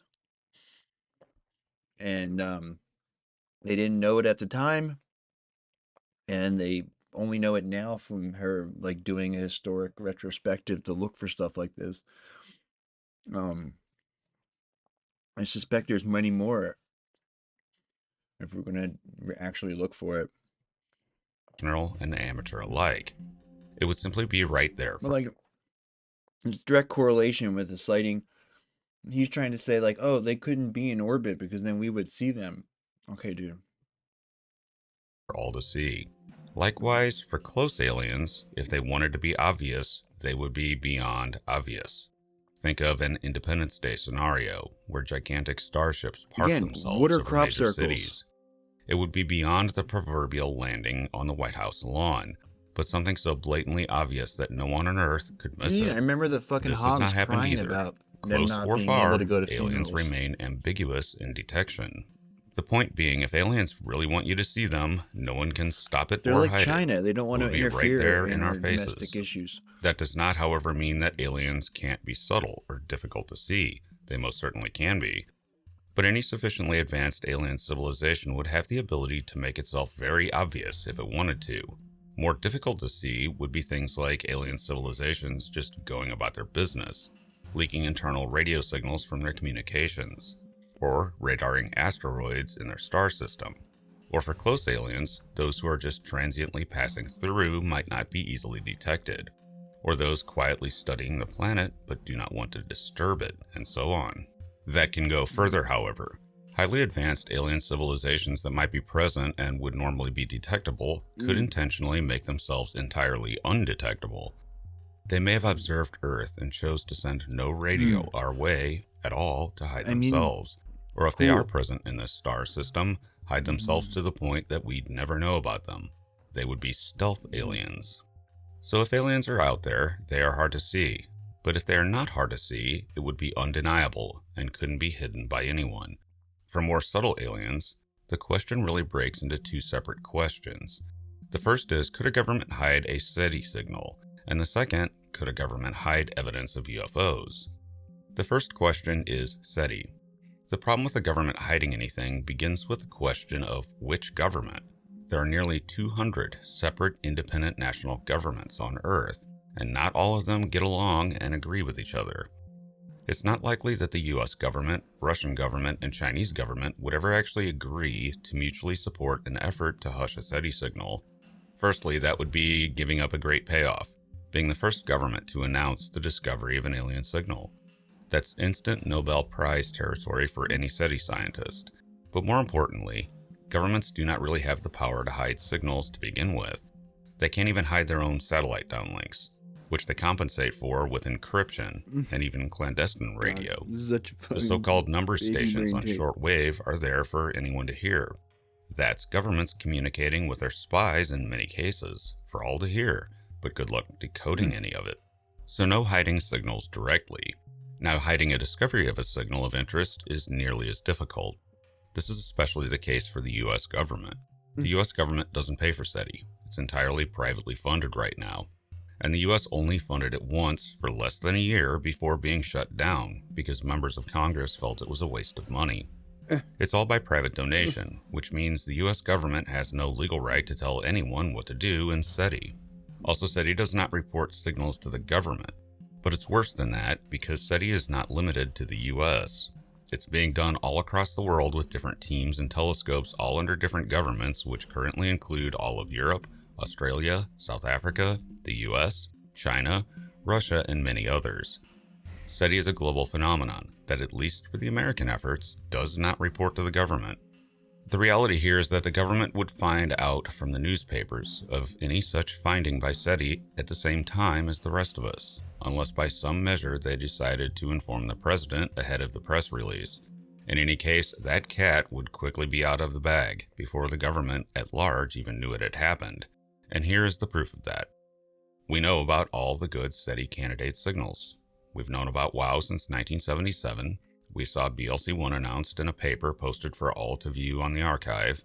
It wasn't even behind a paywall, along with a number of others, including the Rattan 600 detections in Russia and so on. And none of those signals were strong candidates. Rather, they were highly ambiguous mysteries, and yet we heard about all of them.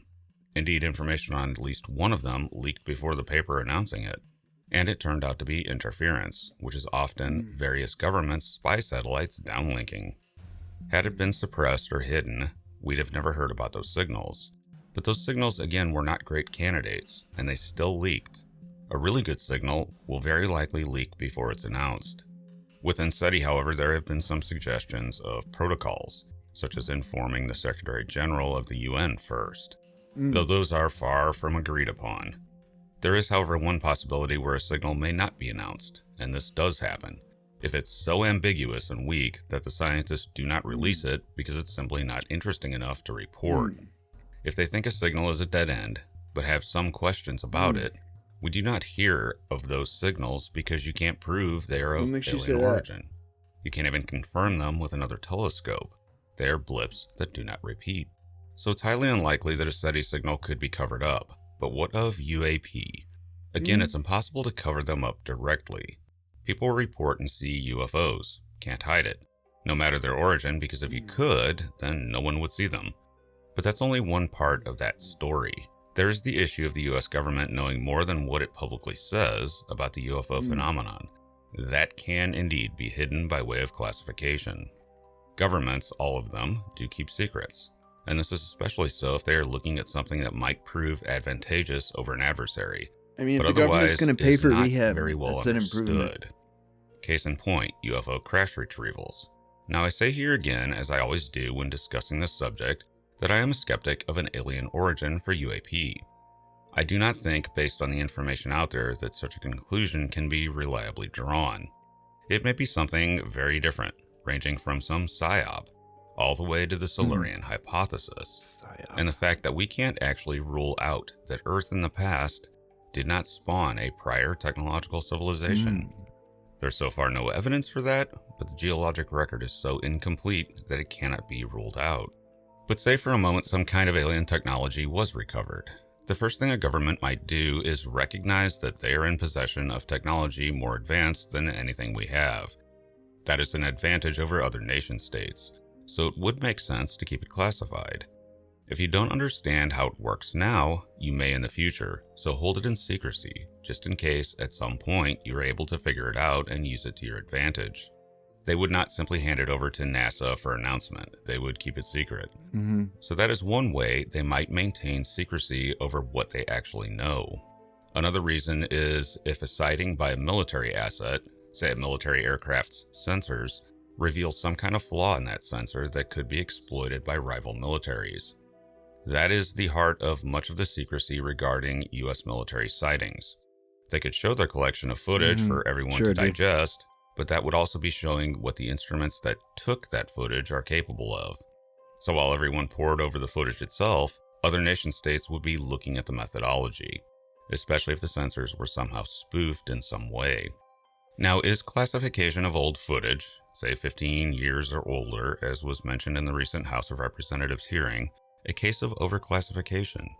Yes, and there are many reports of decent footage taken decades ago on things like 16mm film that, if they still exist, have no business remaining classified.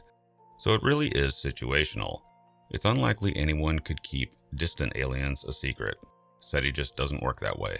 But close aliens, or whatever may be behind the UFO phenomenon, it's a bit more difficult. But still, not all governments are going to see eye to eye on the issue, and any one of them may declassify what they know, if anything, or they may all keep it secret for the same reason. Thanks for listening. The I'm US Futures would and Science fucking Fiction pressure author them to John do Michael what- Goudier, currently whatever they worried wanted. about half-distant aliens. In some ways, this is the spookiest option, because there have been SETI candidate signals that did not appear to originate from a star system. Yeah, These are the hardest ones to catch because they can randomly come from anywhere in empty space. If you saw one of those signals that was heavily blue shifted and not all that distant, but appearing to be coming right at you, you may be seeing an invasion fleet, and there is very little you could do about it. And on that note, check out my books at your favorite online book retailer and subscribe to my channels for regular in-depth explorations into the interesting, weird, and unknown aspects of this amazing universe in which we live. I mean, that one we'd have to worry about at least. There's that, you know. I wouldn't want to have to like fucking see the thing coming forever and dread it, you know. Here it comes. Oh fuck. Oh, there it is. Oh fuck. Oh fuck. In speculative science fiction, we often try to extrapolate current technologies forward to see where they may end up in the far future. Perhaps the currently most famous example of this is artificial intelligence. And within myth and fiction, this is a very old idea. Indeed, the ancient Greeks had a concept of a being, not human, made of bronze, though it was not in most versions of the story completely artificial. Since then, many iterations of mechanical beings with human-level intelligence have appeared in fiction, leading to a veritable explosion of the idea during the 20th century, ranging from dystopian to utopian viewpoints of AI. This happened as a result of a general feeling that such a thing was getting closer to reality, and AI would be the end result. There are many examples: HAL 9000, R2-D2, Mr. Data. One in particular that I always found haunting was Lester Del Rey's short story Helen Alloy from 1938. Still a very sad and resonant story all these decades later. Indeed, my own book, Supermind, features aspects and warnings of advanced artificial intelligence and its effects on society.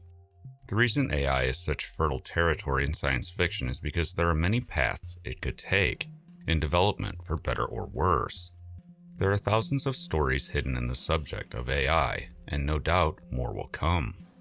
Even Frankenstein can be seen as a rather bizarre form of artificial intelligence, in that the monster was an artificial being, albeit made up of flesh and bones still, but cast in a very different sense from actual biology, and ultimately yielding a creation that was not the sum of its original parts, but instead something new. But throughout our development of AI in the real world, one thing that has become abundantly clear is that it is a human technology, an invention of ours, that bears as many traits as it can that mimic a human by design. We talk about such things as the uncanny valley, and making robots seem as lifelike as possible. And even when we don't, they often mimic animals because of function, robotic security dogs being an example. As a result, our AI is fundamentally anthropocentric from the start, with the aim of becoming even more anthropocentric as development continues. AI will become increasingly human-like, at least for a while, until it surpasses us, and perhaps also becomes something new in its own right. Frankenstein indeed. This also means that AI developed by alien civilizations actually may end up remarkably alien, should we ever encounter such a thing. It may not behave as a human, but rather a true alien. It's possible that an interaction with an alien AI will be incomprehensible, a serious problem in SETI because chances are if we ever do get an alien signal sent our way by an alien species, it'll probably be an artificially intelligent machine that sent that signal out. It may even be that at some point in technological development, biology itself goes obsolete, and all alien civilizations invariably convert themselves into machine civilizations, and that such a trajectory exists for us No, I too at fucking some believe point. that fucking There are many seltzer advantages Pope. to a machine civilization, almost too many to count. So long as you can make things like transferring consciousness into a machine framework happen. But aliens may not care about such problems. They may simply copy themselves, or parts of themselves, rather than transfer, and leave it at that. Or even develop a machine civilization so superior to their original form that they choose to go extinct on purpose in favor of that machine offspring. The bottom line, of course, is that we don't know how aliens would develop their AI. We just know how we humans anthropomorphize our own. But in a broader sense, AI also offers us one of the few truly viable ways to explore the galaxy within the laws of physics. At its most basic, this is just a space probe. We've already sent these out. Robotic exploration of the solar system makes up the bulk of what we have done in space, so far outside of Earth's orbit. It's much easier, safer, and cheaper to do it with robots than it is sending out humans. This effect gets worse with interstellar travel. Sending humans to the nearest star system would be a multi-generational trip that few are likely to take because with our lifespans, as they are right now, anyone embarking on that trip is sure to die en route and never make it to the destination, which would be left for their offspring, born in space, Why somewhere is down everybody the so line. convinced we're not going to have faster But this ships? issue goes away with a robotic mission. Robots can last dormant for centuries if they are built right, and they do not care about the passage of time. A variation of this idea is the von Neumann probe. I've mentioned them many times over the years. But to recap, this is simply a probe that can build a copy of itself, which in turn can then build a copy of itself, until exponentially this virus or bacteria-like reproduction cycle fills the entire galaxy with these probes at comfortable sublight speed, until in a few million years, the entire galaxy has a probe in every star system. One thing about this type of probe is that if it is an AI rather than just a mindless factory, it could actually do some very interesting things. One commonality that alien computers and our own computers will have is a shared concept of mathematics. Computers do not work without that. It defines them. But there may be a further commonality, and that is networking among the von Neumann probes. If they do indeed have a presence in all star systems in a galaxy, then communications between the probes could happen, pretty good. albeit constrained by the speed of light. But if your probes do not care about the passage of time, then slow communications will still allow them to communicate and transfer information to each other. They would not make a particularly good hive mind or collective, however, because of the communications delays. It can take 100,000 years for a message to cross the Milky Way, after all. So real-time thinking is unlikely, and since we have no way to send meaningful information faster than light, then we can't really speculate here without invoking a unicorn. But even if they operate semi-autonomously but still communicate slowly, then the dissemination of collected data on the star systems each member is stationed in will still be there. It wouldn't be an exercise of collective thought, rather one of collective memory, a von Neumann archive of the history of the galaxy, since the onset of intelligence within it. What that data might be is a tricky subject. A star system that has no planets at all, or one that just has a run-of-the-mill main sequence star sitting in it, acting as normal as it can for its class, may not be of interest to a self-replicating No, probe, I mean, not China especially could if be, there but aren't they're any easily obtained raw they haven't really put a lot of effort into it. They could because they do things really effectively when they try to do them. We don't. Everything we do is just a way to like give money to donors. Other countries actually try to like do things good. materials in that system from which to replicate another probe. But cluttered star systems such as the solar system might be of great interest, or not. But it pays to remember here that if von Neumann probes use up star systems, as in all of the raw materials of them, then this solar system has either been intentionally spared, or no one makes von Neumann probes of that Everyone type. else is copying starships. So far, the solar system does not appear to have ever been mined.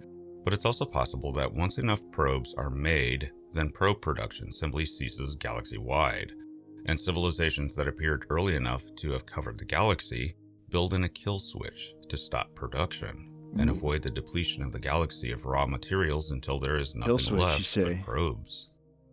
But a self-replicating probe also will have the ability to 3D print most anything at once. There isn't much of a difference between printing out the parts to make a copy of oneself and printing out probes to explore more directly the planets of the star system. Oddly, this may even extend to biology. It can be envisioned that an advanced enough probe could actually print out organic creatures, which really are just a kind of technology when you think about it, and basically print out a group of colonists if it wanted, or hybrid android biological specialized aliens. machines. Basically whatever configuration best fits the intended use of what's being printed. This has an unusual effect. If technology that advanced can in fact be realized, then rather than meeting an alien through the usual vision of Star Trek, meeting on a ship and shaking hands, it may be that you first meet an alien machine that 3D prints out the alien on demand for you to interact with.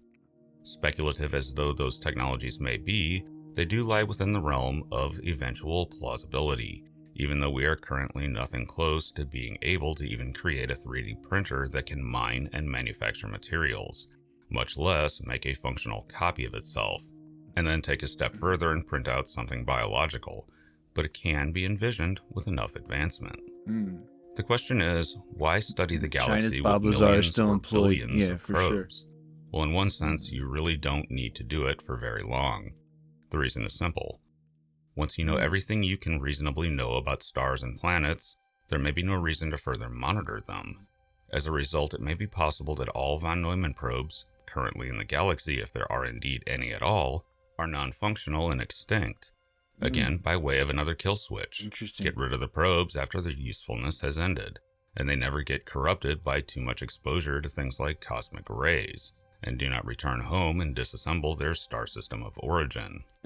And corruption itself may eventually lead such a probe to being non-functional, acting irrationally, or ceasing to self-replicate. But the other reason to monitor the galaxy would be the emergence of life and civilizations. Here the probes would be selectively sent to star systems with habitable zone planets, and the prospect to eventually see an abiogenesis event, or have already undergone one. This makes sense for monitoring for scientific purposes. You may want to catalog all known life in the galaxy for science, as we do with cataloging the species of Earth. Perhaps all science in a galaxy has that philosophy of learning and discovery, and the idea that aliens would not be interested in primitive planets like Earth is incorrect.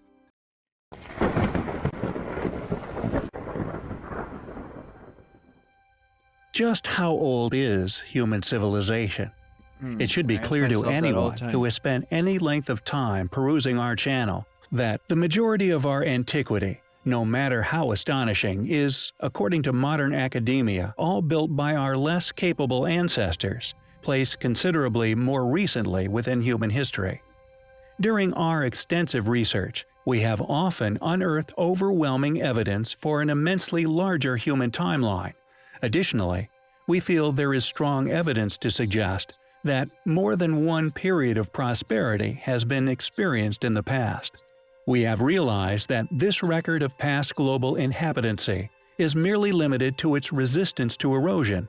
Put another way, there appears that many past civilizations have come and gone, going back beyond what is now still in existence. The human species, it seems, has outlived the existence of our oldest ruins here on Earth. Many ruins we have explored are now argued as geological formations. This authoritative subjection is merely testament to their immense age, and also begs the question what other ruins may have been lost to erosion. How much older does human civilization actually reach back in time? And just how advanced have past civilizations become? One clue to this answer lays within the ruins themselves. Astonishing feats of engineering that not only indicate a high level of intelligence, but also technological prowess. Extraordinarily refined works, which can still be found in the less inhospitable environments of Earth. One of these lesser shared sites is undoubtedly Varangal. Located within the South Indian state of Telangana, it was predictably once snapped up by our less capable ancestors, possibly claimed as their own, subsequently becoming their capital. Home of the Kakatiya dynasty from the 12th to 14th centuries, this inhabitation, we feel, has then been used regardless of the ancient ruins in question to age the stone carvings which can be found at the site.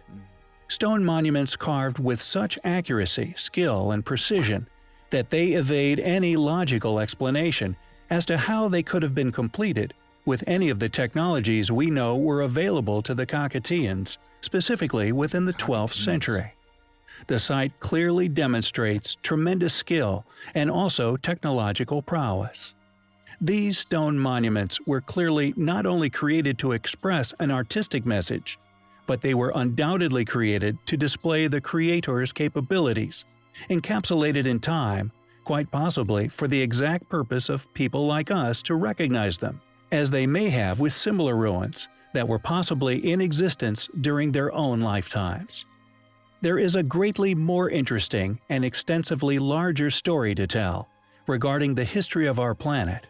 However, as long as those in power feel inadequate simply saying, "We don't know," ignorance and lies will continue to plague our species. That's right. Lake Mead within Nevada, home to the famous Hoover Dam, one of the largest man-made concrete structures on Earth, and what many feel will be the last surviving remnant of our civilization's existence on this planet. Although it is also home to a number of other lesser-known, yet just as astonishing feats of human engineering. Similar to that of the incredible finds we have previously covered, an ancient mine, and although we know it was created for the collection of salt, the date of its creation remains a mystery, with evidential examples of activity within this mine, not only by a now lost civilization, but one that easily predated even that of the Native American himself. As mentioned in the Scientific American of 1926, quote, "Mines were operating in Nevada many centuries before the days of Aurora and Piyush of Virginia City." One of the discoveries made by archaeologists now delving into the ruins of Pueblo Grande. Many centuries is putting it mildly, for the finds show that mining was in progress at the beginning of the Christian era, some 20 centuries ago, and there are strong indications which point to work created at an even earlier period. End quote. Mysterious circular carving, reminiscent of those of Baalbek, Aswan, Bazda Caves, Longyu, etc., are present within the mine, and although it is claimed these were made with stone picks, a true explanation as to the real technology or tools used to liberate this salt is yet to be discovered. Yet the reasoning behind such circular carving has seemingly been unraveled by a find at the bottom or oldest parts of the mine. The salt was seemingly isolated in these circular carving marks as they became deeper and deeper. Then the center block of rock salt was believed to have been broken off by hand and taken out by the miners. What is truly astonishing about this mine is its size. Although initial investigations of the cavern were to identify its purpose, this salt mine has since been bought by industries invested in salt production due to its quality. Yet the mystery surrounding how these ancient people discovered this vault of salt, or indeed how they carved their way through an entire mountain in its pursuit, if we assume them to have been primitive in nature and ability, remains an absolute enigma. However, if one were to allocate such feats to a more developed human state, identifying this huge deposit of salt, and indeed the adaptive stone-cutting technologies we feel were clearly used elsewhere, incorporated into this mining process, and explained how they managed to dig to such depths here, and indeed at other astonishing ancient sites the world over, are rather easier to explain. Yet I digress. Regardless of our own suspicions as to how this incredible mine was created, its existence alone, we feel, is proof that those responsible had far more knowledge and capabilities than modern man gives them credit for. It is an incredibly ancient mine, one in which we and indeed many others within our field find incredibly compelling. Jordan, a precious area of our planet with a number of jewels still surviving from what we claim as a lost antiquity. Baalbek, with megaliths which, if not in perfect placements, would simply be unimaginable as the ancient objects used to create these enormous temple complexes, littered with numerous blocks estimated at well over 1,000 tons in size. It is a site whose explanation for construction is, predictably, avoided by modern archaeology. Although once dismissed by academics as immovable, the stone of the pregnant woman, for example, has since, due to more modern digging, been proven to, in fact, be merely a block part of another temple, which is now still mostly buried under millennia of strata. Another incredible find, and one that pushes the sizes of what these ancient civilizations were capable of, is an enormous stone upart, known as the Colossal Hand of Hercules. Excavated in Amman, and due to the find's proximity to what is now known as the Temple of Hercules, it is now thought to have been a hand of a gargantuan marble statue of Hercules himself. Wow. However, regardless of identity, when one begins to estimate the past size of the statue in relation to the hand, the statue itself would have been many, many thousands of tons in weight, undoubtedly towering into the sky. There exist many legends of statues built in many other parts of the world, some in docklands, some in capital ancient cities, some toppled, such as the obelisk of Aksum, again over the 1,000 tons in weight mark, and many unfinished. Yet this statue would have dwarfed all in size. And the fact that it was found in Jordan, a boiling pot for unexplained antiquity. A simply gigantic stone megalithic site. Its discovery is made all the more intriguing, and we feel can be legitimately used to argue, or rather push, the capability of this lost civilization's capabilities of moving ancient stones even more advanced and astonishing in capability. Unfortunately, we feel, due to the sheer age of the statue and the fact that it lived through a catastrophe of global proportions, only this fragment of hand and a portion of the elbow exists, subsequently found at the site. But reiterating the sheer size of other artifacts at the site, again gives credence to the past existence of a complete statue, and regardless of whether it was indeed once of the mythological character Hercules. We find the hand, and indeed its possible origins, as highly compelling. Wow. We have, in the past, explored some truly remarkable ancient ruins that can be found within Russia. Some of the largest blocks to be found anywhere on Earth can be found within this enormous country, along with many other intriguing and spectacular finds still left to be publicly documented, most notably within the notoriously hostile and extremely eerie Ural mountain range, a place long rumored to be the home of the elusive snow yeti. Left abandoned for untold millennia, laying within a Siberian lake. I mean, I'm sure Hercules is based on some Anunnaki character anyway, you know? Far from modern civilization, rests one of the most scientifically baffling sites to be found anywhere on planet Earth. Claimed to be only a mere 1,300 years old, yet any compelling evidence to back up such predictable claims by certain bodies within historical academia are not forthcoming. Additionally, they harvest no real logical explanation for the site's clear antiquity, reason for abandonment, or indeed construction. It seems with very little to go on, certain groups within constrictive learning practices would like the world to believe that this perplexing site was built a mere 1,000 or so years ago. Known as Posadist, it is a 3.5-hectare artificial man-made island located in a remote, unnamed Siberian lake between the Sayan and Altai ranges, about 3,800 kilometers from Moscow near the Mongolian border. The site was first discovered in 1891, and the purpose of the island has still not been explained over a century later. It is still a mystery for, quote, experts to explain, although they still strongly insist it was constructed no more than 1,400 years ago. An in-depth archaeological exploration took place in 2007, with archaeologists discovering clay tablets of human feet and faded colored drawings on the plaster.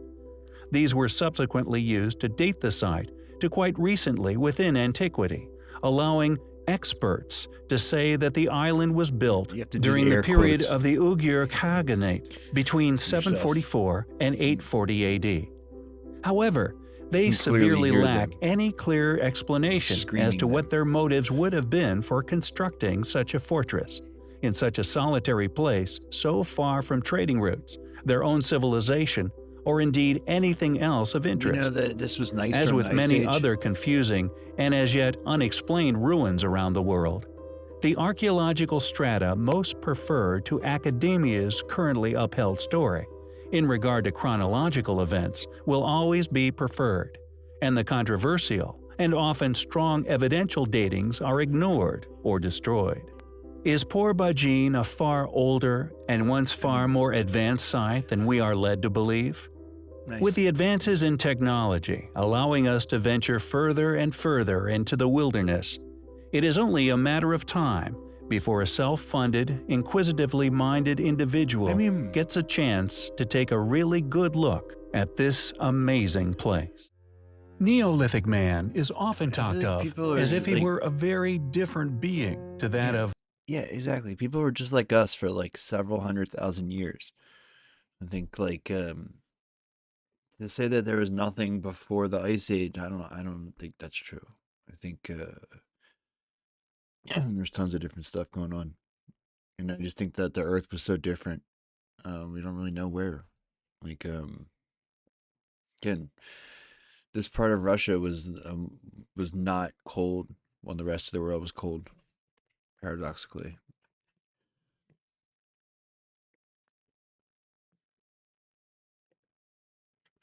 So like they've been finding a couple different megalithic sites up that way. It makes a lot of sense. Of the modern man. Throughout the modern era, a well-funded, close-knit, often aristocratic academia has portrayed. And we know people have been out that way in the steppe area. Like they were out there for a long fucking time. Like there was like the trip out of Africa lasted like thousands of years, and it was divided like two legs. The first leg like ran up to the steppes, and then people fucking went out from there. It's why they all, that Proto-Indo-European is like the language they all speak. Neolithic man as an illiterate figure, often leopard print toga wearing, club wielding, bearded nincompoop, Modern world. a grubby, forceful, filthy beast who had barely managed to master the art of creating fire, let alone complex language or societal behaviors.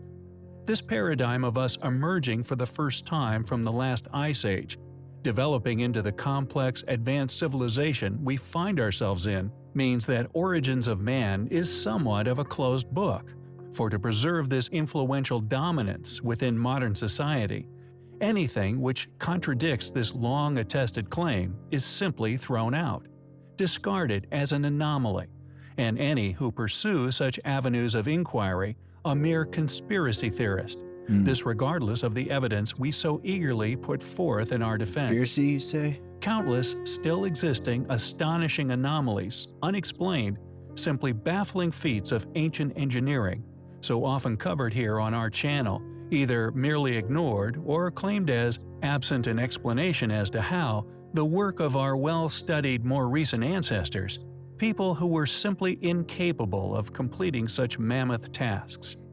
Many of these ancient ruins, claimed as more recent achievements, we feel, possess sufficient evidence to support far greater ages littering many said sites, clearly built using far more advanced precision technologies, and Neolithic sites are of no exception. We believe here on the channel that the size of many of these highly eroded prehistoric stone trilithons, and indeed stones contained within many enormous dolmens, are also left by this ancient group.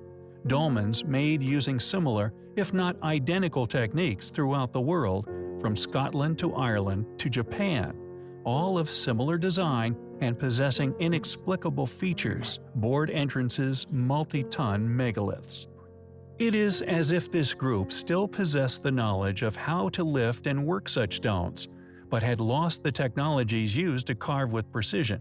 It is as if they were a surviving remnant of a once more capable, or more precisely, better equipped civilization. How did this ancient people, academically claimed as never having had any contact, build such similar structures? Or perhaps, more importantly, and the feature which initially attracted us to Neolithic ruins, the size of their stonework, megaliths often incorporated into their structures, forming trilithons or entrance tunnels, with top slabs upon dolmens, sometimes up to 8 feet aloft, weighing well over 100 tons. Our discoveries at Newgrange and Donore in Meath, Ireland, with a slab tunnel entrance, like so many Neolithic granges and barrows, regardless of their immense size, once precisely aligned them with solstices, yet they remain mostly buried and thus most conveniently concealed. Some argue that the most impressive Neolithic dwellings can be found dotting the Japanese landscape.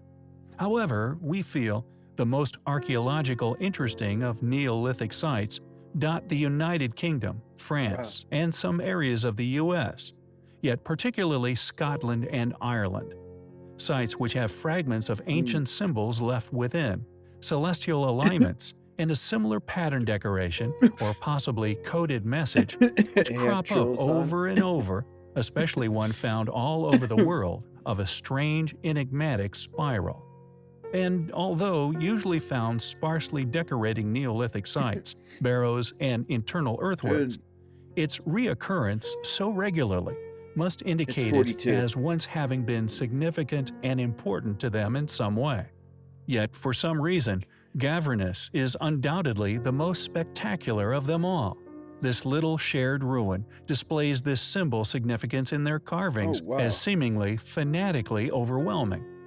Located in France, to have so many of these patterns clearly arranged in careful and concise manners by a people capable of aligning 100-plus ton rocks with pinpoint accuracy, we feel should be perceived as a very deliberate and important undertaking, perhaps in an attempt to convey a message to a future people, a people far removed from themselves in terms of language, a fact they may have fully understood, having, as we believe, experienced global cataclysm within living memory. So encoded messages, yet to be deciphered or even recognized as such, hidden within symbolism rather than writings. Are Gavernus's spirals mere decoration? If so, why go to such great efforts? Are these spirals an ancient code, possibly a warning, a message yet to be unraveled? Whoever created Gavernus, and for whatever purpose, remains a mystery yet to be solved. Gavernus is a place very much still unexplained, yet very rarely shared academically. As such, it is a place we find highly compelling. Inexplicable, enigmatic, still surviving ancient uparts, named after their academically claimed creators. Everyone talks about Easter Island and fucking Baalbek, and no one talks about Gavernus. Or this thing for that matter. What the fuck this is? Kachari. Creators, the Kachari ruins, a set of large and incredibly heavy relics whose purpose, or indeed true age, remains a largely ignored area of study by any individual who depends on institutional funding for their career survival.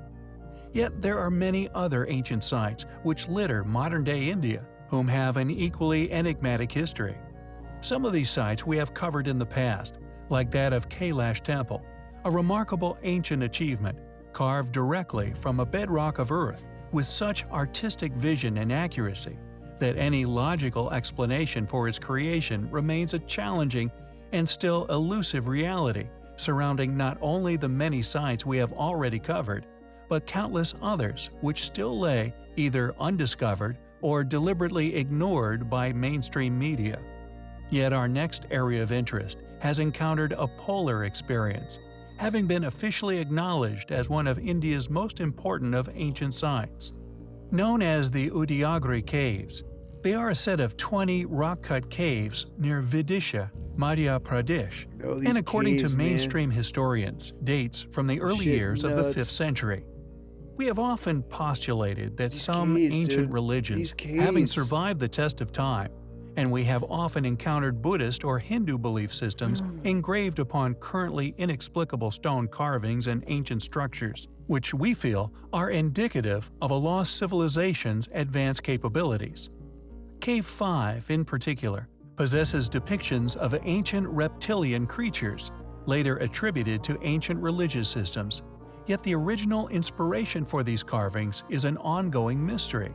And whether inspired by religious beliefs or possible real events is an ongoing mystery that mainstream academics continue to stifle the legitimacy and mainstream adoption of.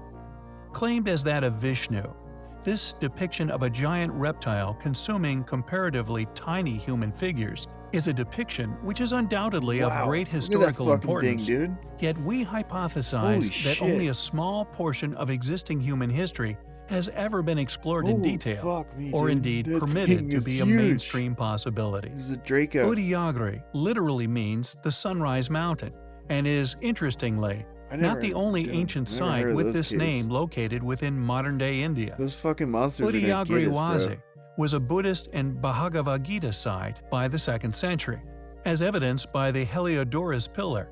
Yet this inhabitation is possibly merely the adoption of a surviving structure. Additionally, while the Heliodorus pillar has supposedly been preserved without damage, many other similar sites are all but dilapidated ruins, possibly suggesting that this claim of creation is in reality a hoax. And while Buddhism was prominent in Sanchi near Udayagiri in the last centuries of the first millennium BCE, it is highly possible that the religious teachings date from a lost period of ancient history.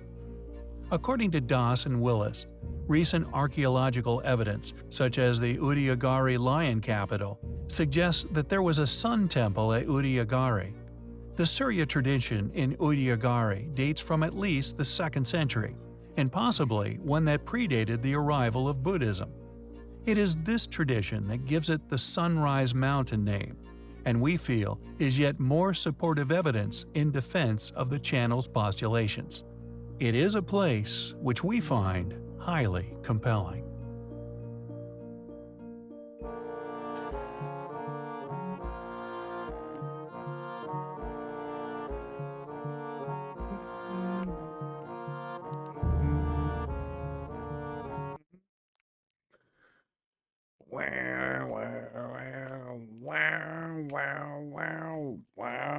Wow. 68 million years ago, across the semi-tropical plains of North America, the biggest and baddest predator to have ever walked the world was lumbering about. The Tyrannosaurus Rex. Between its 10-ton-plus stature, gobsmacking bite force, and keen senses, this was the last predator you'd want to be around during those times. And considering that its eyesight may have been 13 times better than our own, this was one problem that was hard to avoid. Therefore, if you ever found yourself waking up in late Cretaceous North America, your first priority should be getting the heck out of there. But the question is, to where? Obviously, any body of water is off the table, and going to the south would only end up with you running into the ableist swords. a nasty group of theropods within their own rights. Meaning that perhaps your best choice is to venture north, where it is also colder, which hopefully means less scary dinosaurs. And yet, if you actually traveled far enough north, to the literal Arctics, you would not only have just failed to avoid running into a theropod, but that theropod would have also been a literal tyrannosaur, just like the T-Rex. Because why not? This was the late Cretaceous after all. And despite not being as well known as its southern relative, this tyrannosaur had quite the fierce reputation of its own. Did he really have fur like that? With a firm grip, or rather bite. Dude, this was fur dinosaurs. the Look at his little bitch ass arms. The fact that we even know about this polar tyrannosaur is a miracle in itself, as it was discovered in one of the most remote places on Earth, the Prince Creek Formation in Alaska, which is located hundreds of miles or kilometers from any city. It was here that in 2006, paleontologists stumbled upon fragments of a theropod skull that included a right maxilla, a skull roof, and left dentary. The shape of these partial remains clearly matched the type of dinosaur they were familiar with, but one they did not expect to find in the North Pole, a tyrannosaur.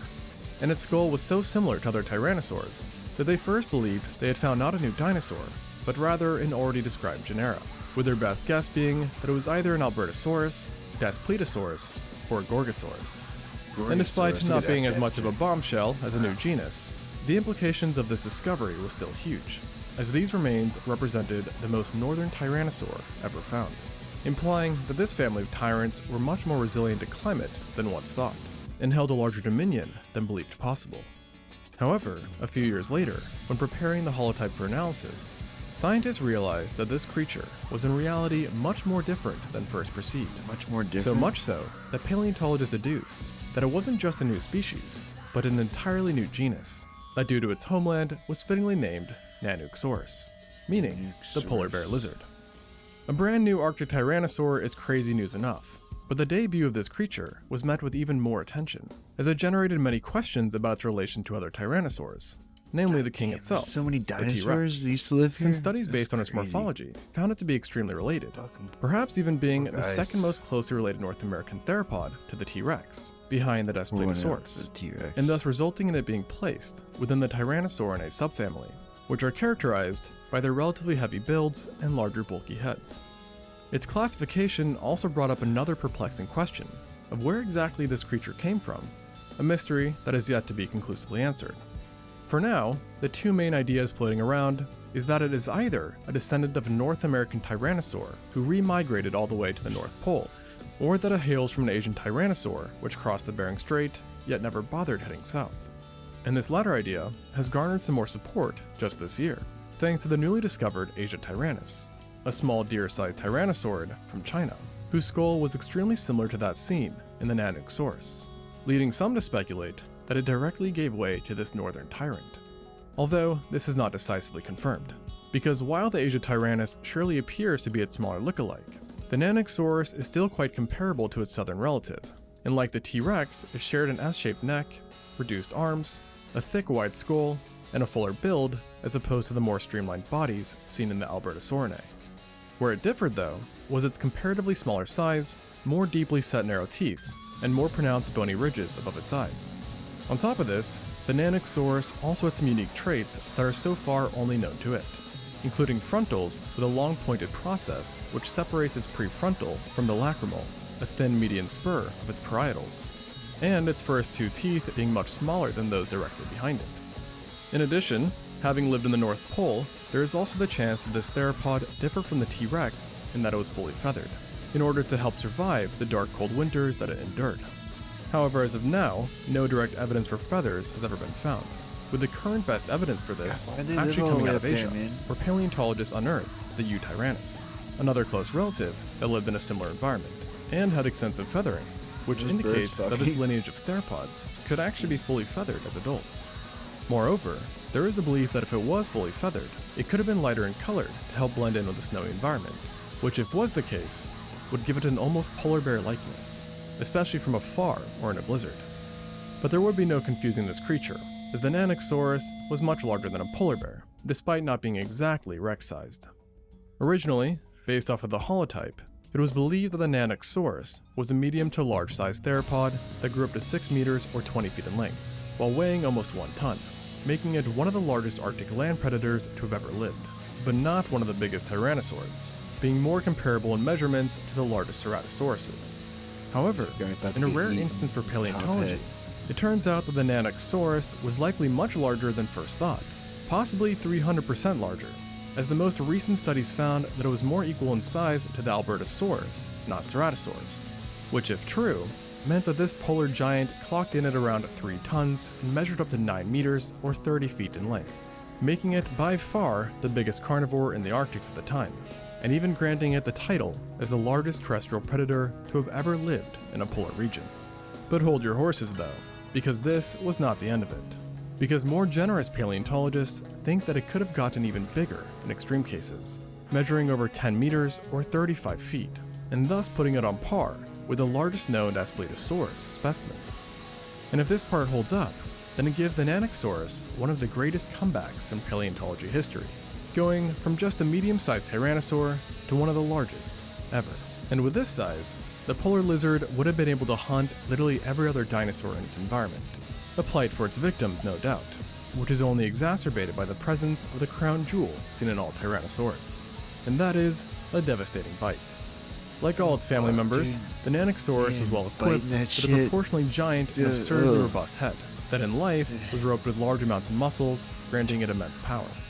Although its situation was a bit unique, since it shared more relation with the bulkier members of its family, meaning that the skull wasn't just long, but exceptionally wide too. And to add insult to injury, of all the body parts that were given size increases over the years, it is the head that has seen the biggest bump in mass, which implies an impressive bite force even amongst tyrannosaurs. Sadly though, due to the scarcity of remains, no detailed study on its bite has been carried out, forcing paleontologists to guess it off of similar-sized tyrannosaurs, such as Gorgosaurus, Daspletosaurus, and Albertosaurus. This isn't necessarily helpful though, as across the board, bite estimates for these guys range from 10,000 newtons all the way to a staggering 40,000 newtons for the Gorgosaurus, 2.5 times more powerful than the bite of a crocodile. The only real takeaway here is that whatever the number, it could definitely pack a punch, and given the design of the skull, it's likely that it killed its prey by first crunching down on enormous amounts of tissue and bone that would have essentially exploded upon contact from the sheer force alone. And as if this wasn't damaging enough, the attacking Nanuqsaurus would then proceed to eviscerate everything as it pulled and ripped away, creating catastrophic gaping wounds that would have kind of been like if someone had taken a magic eraser and straight up erased an entire section of your body. And of course, the deadliness of this bite was further amplified by the teeth, because while they were smaller than those seen in the Rex, they were still by normal standards gargantuan and designed to destroy, with the largest teeth growing over 4 inches or 10 centimeters in height, while also possessing curves to ensure that bitten prey were hooked, and fine serrations so that each bite could get through multiple layers of flesh without significant resistance. Equipped with such a weapon, the Nanuqsaurus was surely able to kill, or at least fatally wound, even the largest animals around with a single well-placed bite. And based on what other animals have been found in its environment, its diet likely consisted of various hadrosaurs and ceratopsids. However, of all the creatures it lived with, it most often portrayed having hunted the Pachyrhinosaurus, and it's quite common for mainstream media to depict the Pachyrhino being hunted down by usually multiple Nanuqsauruses, and thus implying that it was a highly gregarious creature. And yet, there is no direct evidence for it having lived. They're always or hunted misrepresenting attacks, paleontology. with the misconception perhaps coming from the outdated smaller size Fake estimates. paleontology. Although press. some paleontologists do think it may have preferred to stick with others of its own kind, simply based on its harsh environment, as living in a pack would have made hunting easier, and in theory, allowed them to huddle together for much needed warmth. There's also the added belief that pack life would have helped the youngsters survive in such an unforgiving world. Although sadly for it, it seems that whatever tactic it chose, many juveniles and newborns still did not make it. Look at that thing, A somber man. reality reflected by the Nanuqsaurus Imagine if having that was one your of the mom. highest rates of juvenile specimens seen in any dinosaurs. And what's crazy is that so far, no fully matured individual has ever been found, meaning that it lived in one brutal environment where only the toughest survived. But what's kind of ironic is that it seems that this suffering was in some ways voluntary, because due to the high number of younglings discovered, paleontologists realized that instead of migrating southwards to warmer climates for the winter, they instead chose to stay in the grim Arctics for the entire year. A bold choice, as these polar regions never really got too friendly, at least by our standards. as during the summer, it never got past an average of 10 degrees Celsius or 50 degrees Fahrenheit, making it even colder than Anchorage. I mean, Earth was While in the nicer winter, back then. temperatures plummeted to an average of -3 degrees Celsius or 26 degrees Fahrenheit, comparable to certain freezers. But crazily enough, it wasn't the cold that was the true kicker, but rather the constant darkness, with studies finding that during the They winter must have had months, giant the eyes. Nanosaurus may have experienced up to 120 days of near constant darkness, freezing temperatures, and frequent blizzards. Weird little Such guy. hardship is yet another reason why something that there is no way that this theropod got by without being fully feathered. And the harsh winter also led to this separate belief, which theorizes that it would have needed powerful senses compared to its relatives in order to successfully hunt during the must winter. have had In massive particular, eyes, it's no? thought that its eyesight and sense of Yeah. smell were highly refined, Yeah, allowing God, it to look at track him. down prey He's through the thickest of fucking mean. storms and darkest of days. Damn. Its smelling capabilities especially have interested Yeah, paleontologists, the size of its nose. as from what man. little skull remains we have, it appears that its nasal region was extremely powerful, possibly even outclassing the sense of smell seen in the T-Rex. A crazy notion considering that the Tyrant King has been said to already rival the smelling prowess of bloodhounds. And armed with such a powerful nose, the Nanosaurus would have been able to detect carrion kilometers away by smell alone, even if the cold reduced the scent, and even if the wind was blowing the wrong way.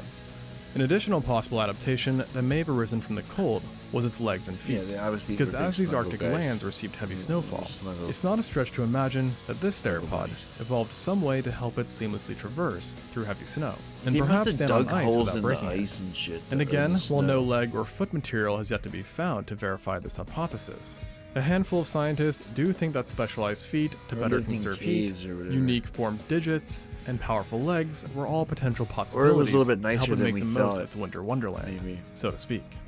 But Look at despite that the fucking winter hand. definitely being quite depressive, things weren't always so gloom and doom, Those arms. even if What it would is you the do if you Arctic had no we're talking arms, about. man? As to Yeah. balance out the long winters, See those the feces. dinosaur of Prince Creek got to enjoy extended summers, which while not exactly being warm, were calm and sunny, with its own period of constant daylight as well.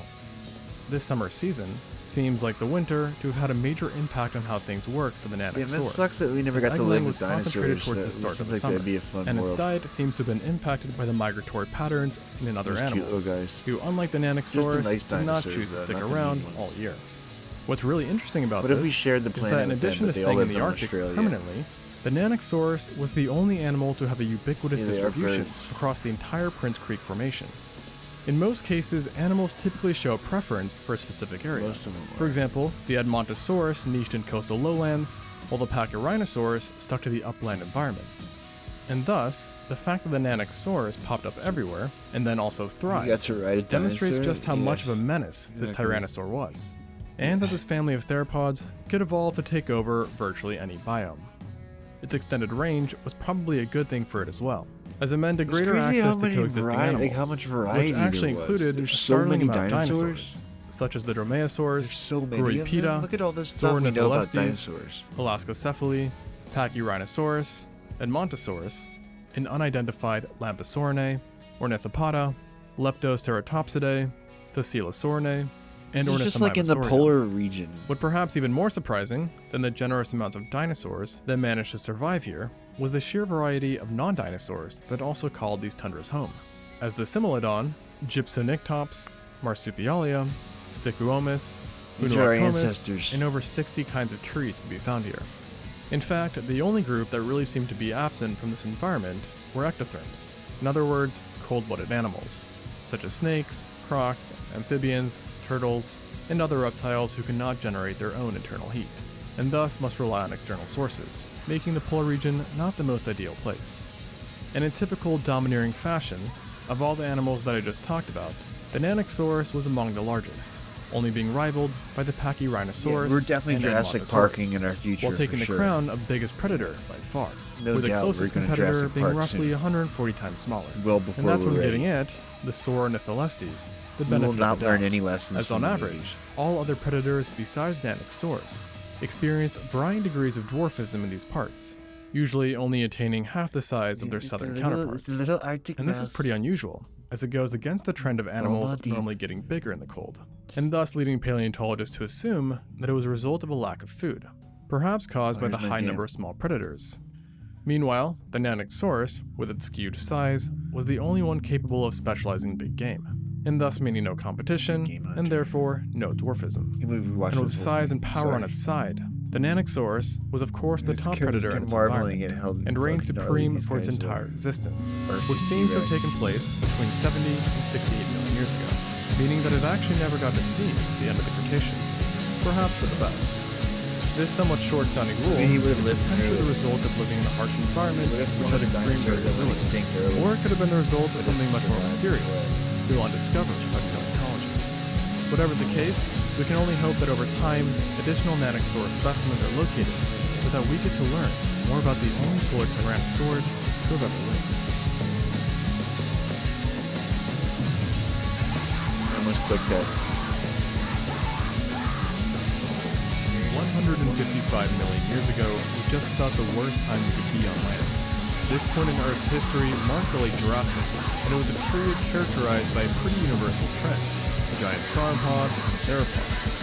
Specifically, numerous ecosystems spread across the planet all seem to have had an abundance of predatory theropods and massive sauropods roaming about. And of every environment that followed this rule, perhaps the most extreme example is the Morrison Formation, which was essentially the closest thing we've had to a real-life Jurassic Park. On top of grueling climatic conditions, which involved super droughts, it is here where you could stumble upon dozens of theropods that ranged in size from small to large, while also seeing over 30 kinds of sauropods, the vast majority of whom weigh far more than an African bush elephant, the current largest terrestrial animal. So it was without a doubt a land ruled by giants, which makes it all more impressive that one of the most successful and toughest animals was not a titanic sauropod or theropod, but rather a medium-sized herbivore that is also the only dinosaur evidence of having killed a fully grown Allosaurus. This is Stegosaurus. Now, unless you lived under a whole mountain your entire life, you've likely heard of the Stegosaurus, as it is among the top 10 most well-known dinosaurs, and rightfully so, having one of the most unique appearances out there, which was even picked up on by its discoverers 150 years ago, when they found fossilized plates, vertebrae, and other postcranial material within Colorado. However, while they knew something was up, they were totally on the wrong path, as originally, its founder, Othniel Marsh, suspected that Stegosaurus had been a giant aquatic turtle-like creature, whose plates acted as a biological roof, being overlapped across its back. And this is actually the reason why it was named Stegosaurus, as Stegosaurus means roof lizard. Thankfully though, not long after the original discovery, more, better preserved specimens were unearthed. Yet these additional finds still took place during a time when paleontology was not super developed, and therefore it led to more inaccurate interpretations, including one that proposed it was bipedal and had spikes growing out of its back instead of tail. Meanwhile, other dinosaur bones were also being found around the holotype, like those belonging to Allosaurus and Diplodocus, which only added more confusion.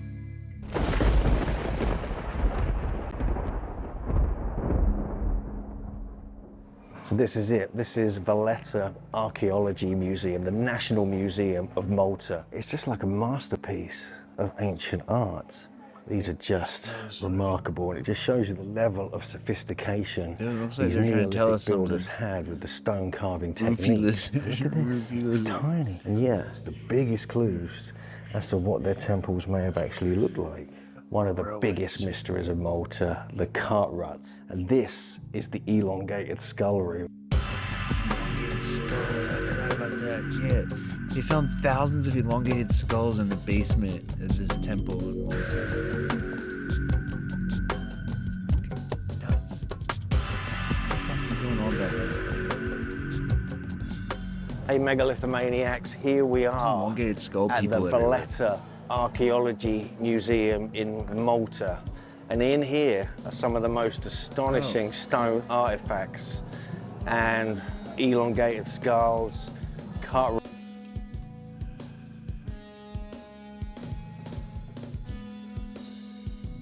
Oh, I guess this is it. Oh, I thought it was about. It's about the museum. Yes.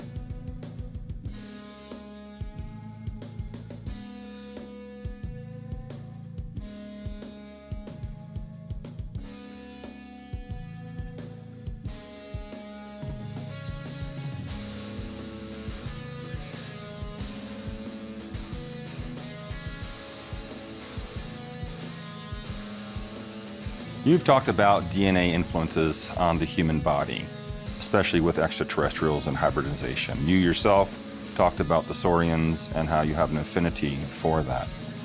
With all the different species that are out there mentioned, that not only you have mentioned, but others and individuals out there have mentioned. I don't know what to make of him. He's like getting supposedly retired CIA analyst. He's massive crank. He's got all kinds of, you know, unorthodox opinions. Yeah. He's like if Dr. J worked for the CIA. Mentioned with the hybridization program, why would we look more different than as we all look the same as a human? Well, one of the beings that people report seeing are the very tall human-like beings. And I personally believe that we are from them, that we are actually offspring of them. And that The we were Stargate brought here, series were the OGs. and that we based forgot on our those. reason why we're here. And we try to make these connections I would in buy our that. past We history, forgot why we're here. that we build these monuments to the heavens, and we have these wonderful stories of the gods living in the air. We have this concept of heaven, of a divine being, not on earth, but above us. Where did all that come from? Angels and messengers of God. I believe that we forgot our true origins, and that it's not that we don't look like them, we are them. Right. And they look like us because we look like them. We are them. And so the hybridization is not necessarily changing our appearance, but more like expanding our consciousness, of elevating consciousness and expanding human potential to be all that we can be. And we're just like using just a small portion of our abilities. Yeah, it's That the human brain is capable of so much more. And that our five senses tend to block us Gotta open of your what we can see. microtubules. Our eyes are limited to a very narrow spectrum. Right. And our ears are even more so, very narrow. In fact, our skin is much more sensitive to more frequencies Kamala than our only own cares about the eyes. Pleiadians. That we can Donald actually Trump feel cares about the Terrans. wavelengths that our eyes cannot see. That is like the part of the story. Brandon that- only that likes we the are Dracos. somehow limited. Draco neopronouns. And that the hybridization is not to further limit us, but to expand us, to make us more aware of our consciousness. And some people do it chemically, and that's one way of doing it. Some people do it through meditation. That's what I do. A deep mindful meditation taught to me by my own light worker. And she's been very wonderful in teaching me this. This is a little pain in the CIA. And it's to really do. enriched my life to follow her protocols. And so that's what I believe, that it's not necessarily that we need to look like someone. Correct. Yeah, I don't believe that either. I mean, a lot of the hybridization programs and hybrids out there, especially mostly, there are people seem a to lot of believe this human shit. extraterrestrials. But as the old saying is, we all look the same on the inside, I have to disagree with.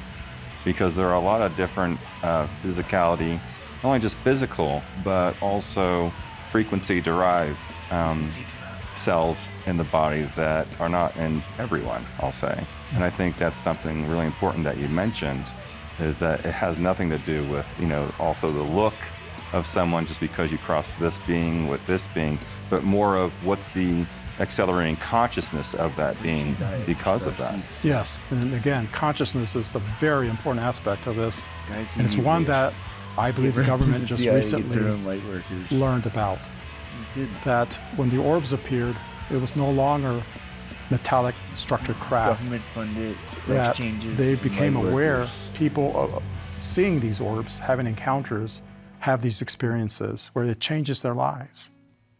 And that's been reported. And so I would suggest that people don't think the government is not aware of what is said in social media, of all of the websites that the experiencers have literally published, your job. channelers Literally, as well. I that's believe your they're job. well aware of what channelers have said in their messages and what experiencers have related.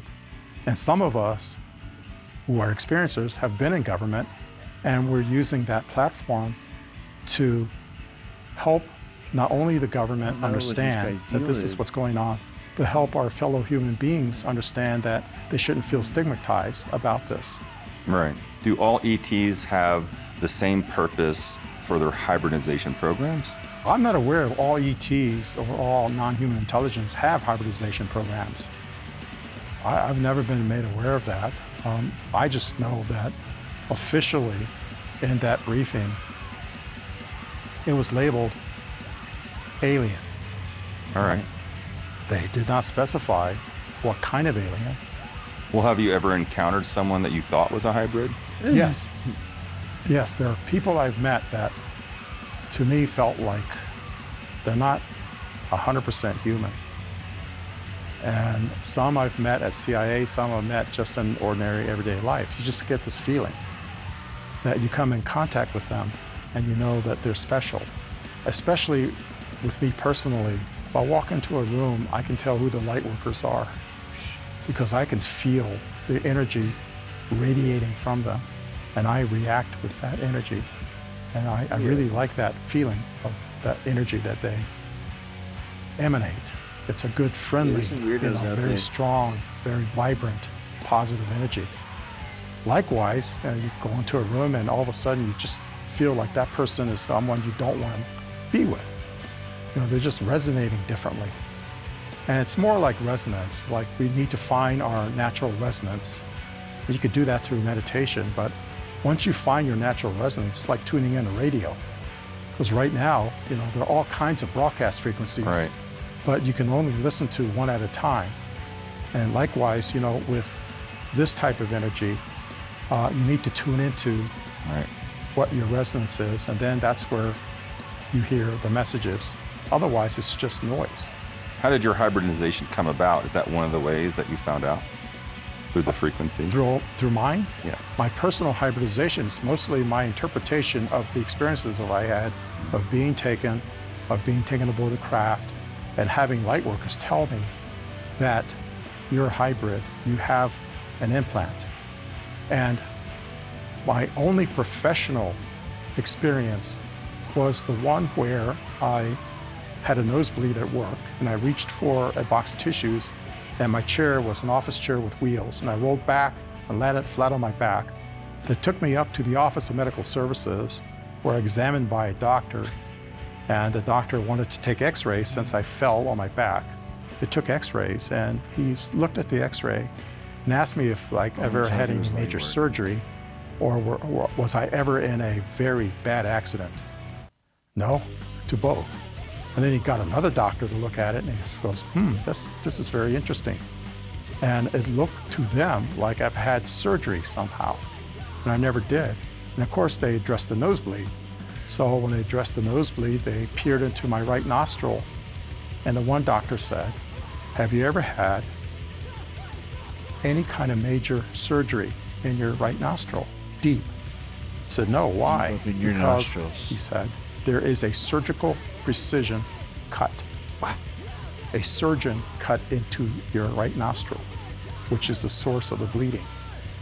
And then he got another doctor, the same doctor looked at my x-rays, and they looked at it and he pretty much agreed with that first assessment. They went off on a sidebar and they started whispering to themselves, and then you as a patient lying there wondering, what are they talking about? Yeah. And they came back and said, can we remove something? We see some debris there. We want to clear it out. So sure, go ahead. And then we'll cauterize it if that's okay. Sure, go ahead. And so they removed something, they cleared out the debris from my nose, and they cauterized it. Mm-hmm. And so I always wondered what did they find? Did they take any specimens or test anything, or? I don't know. And this was during the agency? I mean, dude, the CIA would totally experiment on their people. people. When I retired, I wanted to get my medical records and said, you can't have your medical records. They're the property of CIA. Okay. And so years later, I wrote to CIA requesting my medical records, and I had to go through a lot of hoops to, prove who I am, which they readily found out. We all have this number called an agency identification number, and every CIA officer has a unique number. It's not 007, but you get the idea. We have a number. And I gave them my number, my badge number, and so they can look me up. And I requested my medical records, and I couldn't have them directly. I had to send them to a physician. And I still... A civilian physician? A former government physician. Okay. And I still do not have any access to that because I waived the HIPAA for it, and it was probably sent to this physician. And I have no idea. I have no idea. Interesting. Yeah.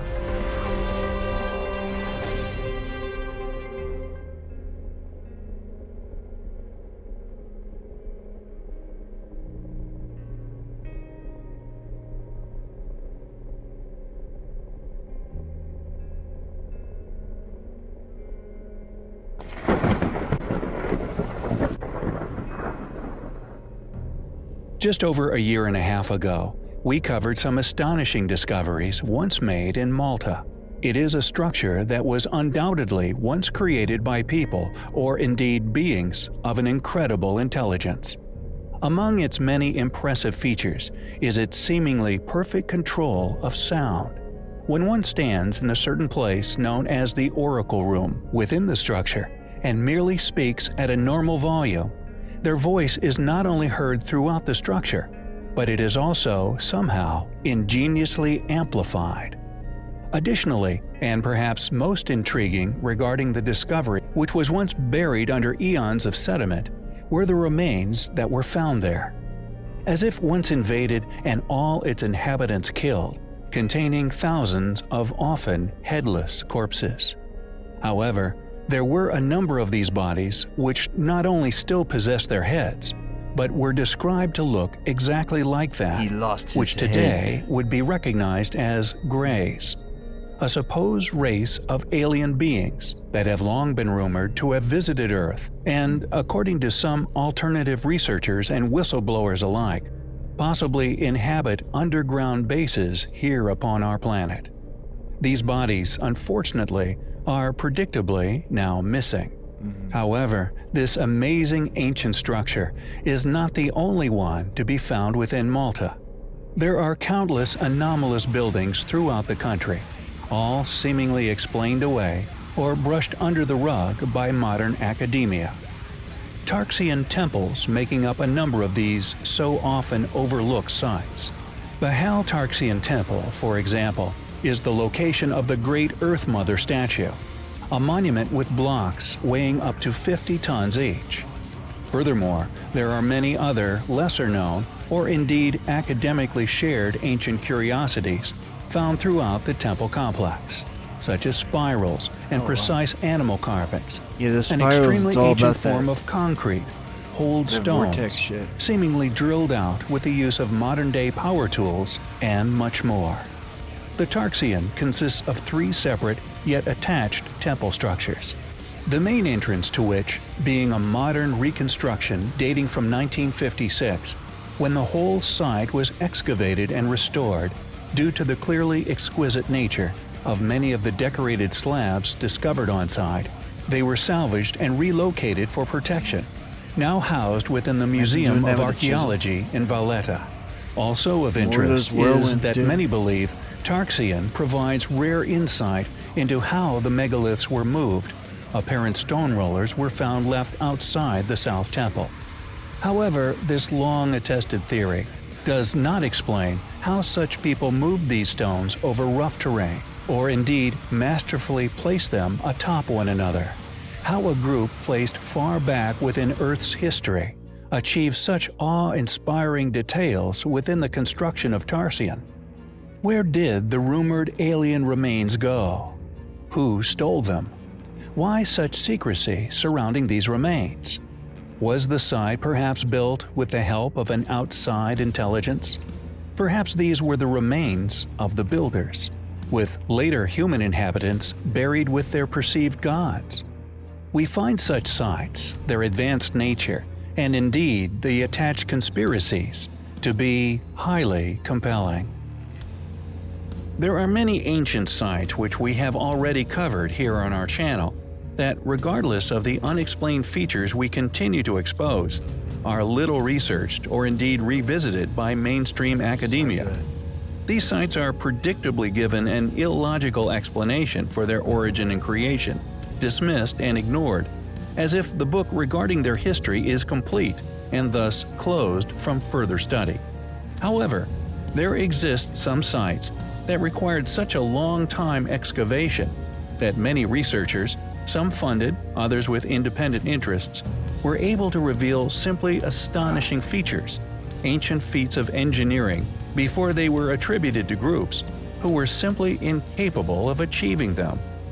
The Hypogeum in Malta is one such place, a place we have covered before, that regardless of the academic denial of unexplained discoveries, continues to be well known for the 6,000 ancient burials found within the ruins, with no less than 6 elongated, unexplainable skulls, possibly attached to corpses discovered amongst them.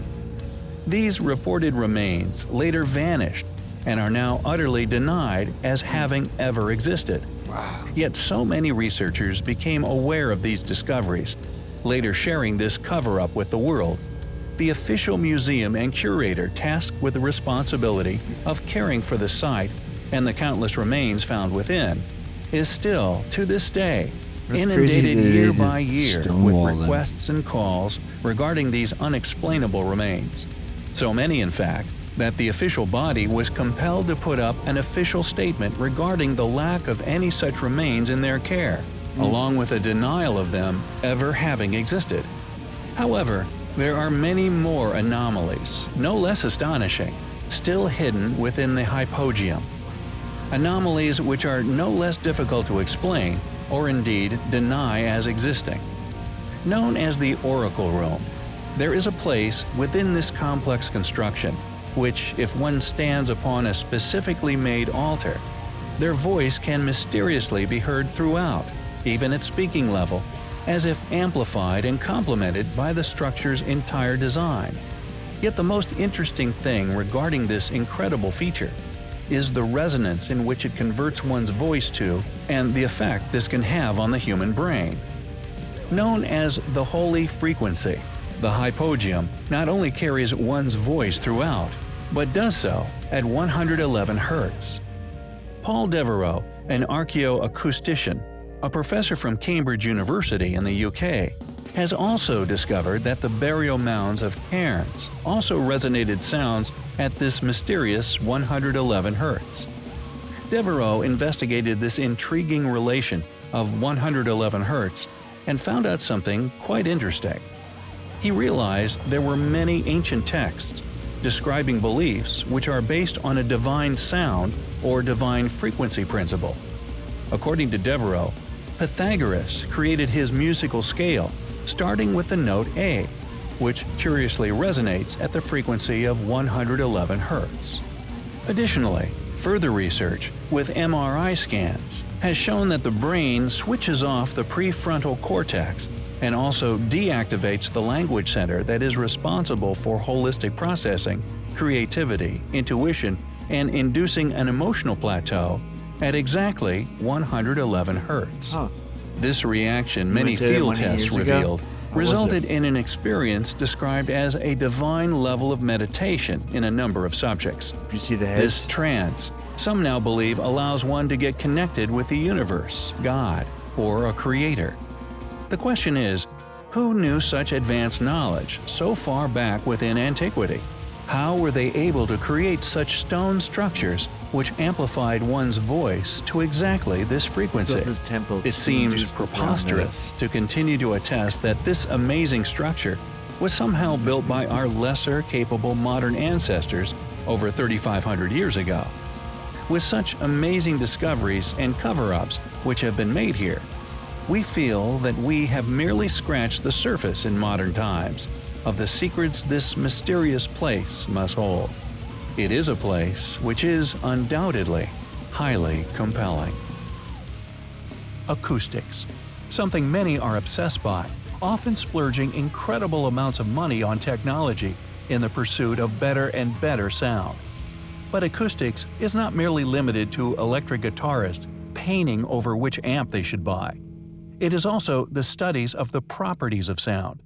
A simple statement, yet it has far-reaching influences which reach not only deep into our psyche, but also into an inconceivably huge part of our lives and decision-making. Almost nearly all parts of our species' lives is influenced by it. Even looked at and used within the modern era as a main component within military weaponry. What do you think it was for? However, the term acoustic can also mean, and I quote, the properties or qualities of a room or building that determine how sound is transmitted in it. And this area is the one which we find tremendously interesting, as during our ongoing and in-depth research into many sites all over the world, coming to know they would use the sound to like enter alternative states or whatever. I don't know. I feel like it was this whirlwind tech thing somehow. Something to do with like the sound waves that created the current that they used, or the, you know, what was it, like separation of currents and fucking friction, some sort, right?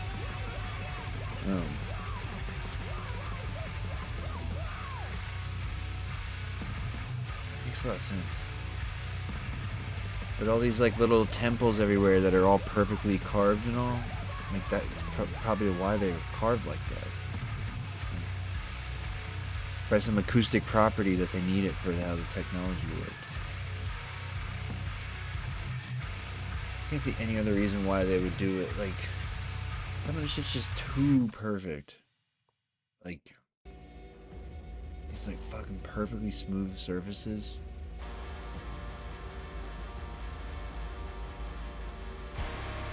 That one cave in India that they did that documentary about.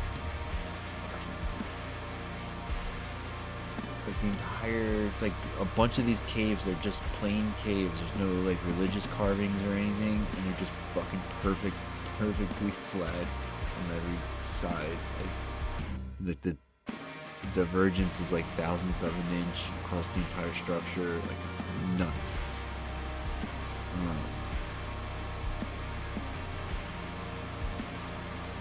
And then just like the polish of everything. It's like, why? Like a cave. A temple of worship, but like why was it carved like these incredibly fine like detail? Like the acoustics in there are supposedly like fucking otherworldly, right? Like, isn't that the thing? Yeah, laziness didn't get invented until after 3800 BC. It's true. No, but like I get the fact that they had infinite time, right? Even still, it's hard to imagine like that level of perfection. You would have to be like, I don't see how you would do it. I don't see how any way you could do it without like lasers and shit. It's like more precise than the way we do shit now. Like we couldn't do something as precise as the pyramid now. It's like, was that 1/1000th of an inch or something? Or a meter, maybe? Vertically aligned due north. None of our skyscrapers are that straight. A vast amount of interesting factors regarding a large swath of already studied, or rather exposed sites. Yeah, I think that so that was what the guy said about the pyramid, right? That it was something that they took advantage of. They were able to like seal up the inside and raise the water level, and that's what sort of triggered the mechanism. Like, it would kind of make sense that that could have been what they did in the Hypogeum too, right? If they could somehow raise the water table, so kind of flood the basement and start some sort of process. All those swirly lines, I think that's what they mean. I think we see them on some ancient like power generation site, something like that. It's like different kind of power though.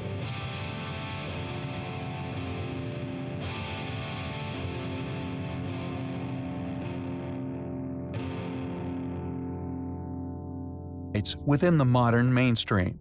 The Hypogeum in Malta being one of them, an extraordinary site that has been explored in detail and discovered to possess incredible acoustic abilities.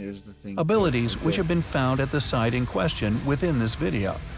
Yet we feel Toroids the or connections whatever. between these remarkable sites need to be Okay, looked at both of them. closer, and the possibility that a now lost yet highly It's got the cross advanced, in the middle, seemingly too. Look at that. acoustically obsessed ancient civilization, not only once existing, becomes ever more likely, but that they succeeded in discovering incredible things we are yet to fully understand regarding acoustic resonance, so much so that not it allowed them acoustics, to be it's the that- I original think it's that other builders of thing. these marvelous structures. Acoustics is just a It was first byproduct. thought that 7 circular structures, which are located around the sacred hill and on the neighboring hills, represented the Sun, Moon, Saturn, Jupiter, Mars, Venus, and Mercury.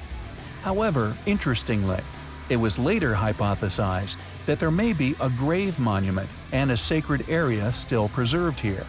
Interestingly, it seems although it is thought that pagans in Somatosh climbed up the sacred hill within permitted history, the team have not attributed them with the achievement of creating the sites. This, to us, seems highly unusual, so much so we may actually be witnessing a change in attitudes within academic study. If so, this is an enormous victory on ours, and more importantly, truth's behalf. They hid the Additionally, skulls, dude. they have seemingly bravely What did they do put to the forward a skulls? quote which we Where'd they put also 'em? find highly intriguing, for it is one we feel Italian which fucking would have once been Smithsonian. dismissed, yet another grain of inclination that strategies and most important attitudes within academic pursuit is altering. Quote, "The Archaeoacoustic Research Group, known as SB, ask us to take into consideration that it is possible to perceive a magnetic field by empirical observation, and in the same way to pursue a higher state of consciousness during meditation or rituals in the presence of strong infrasounds." They continued, "If one were to extend this research to the ruins of the other 6 temples, it may provide further insight." End quote.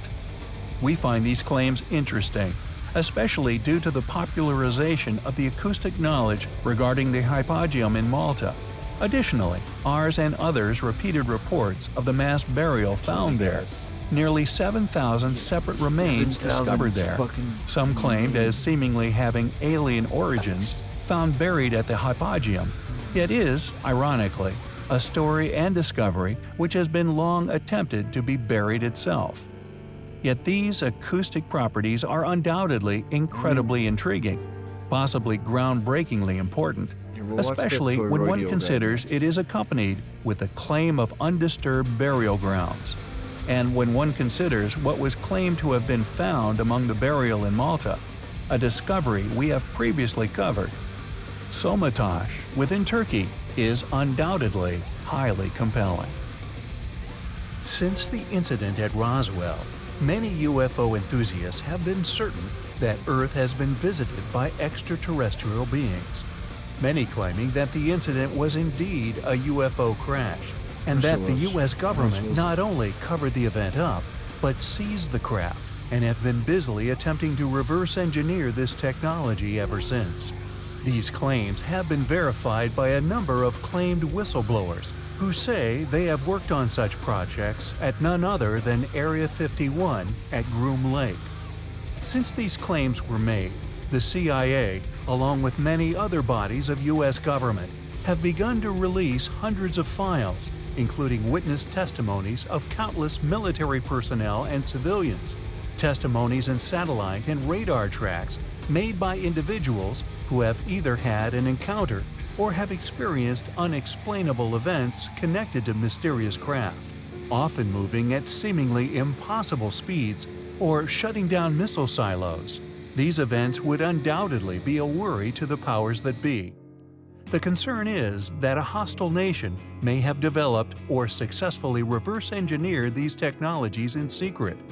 However, there is also overwhelming evidence to suggest that these sightings were not of man-made craft, but indeed that of extraterrestrial life.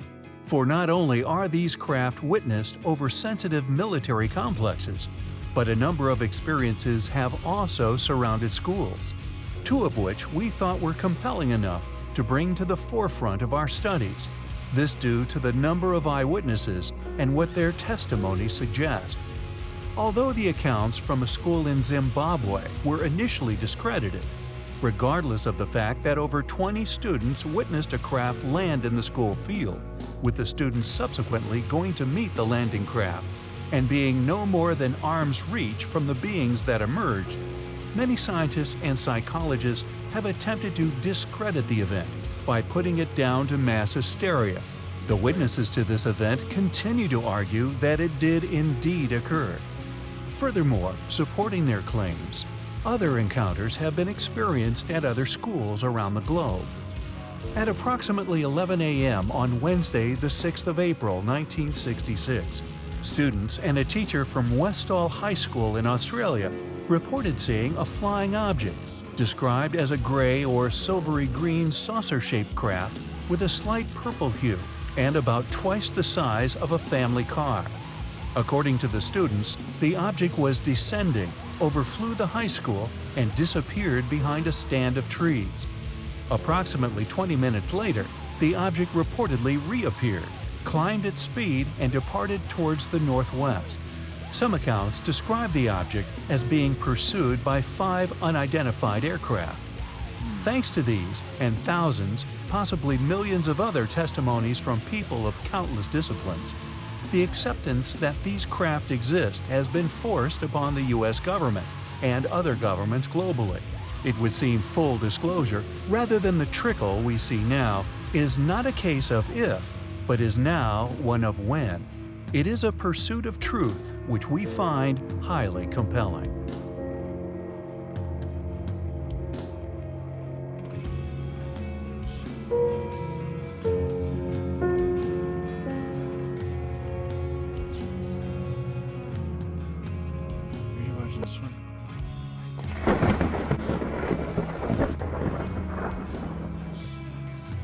Just how old is human civilization? It should be clear to anyone.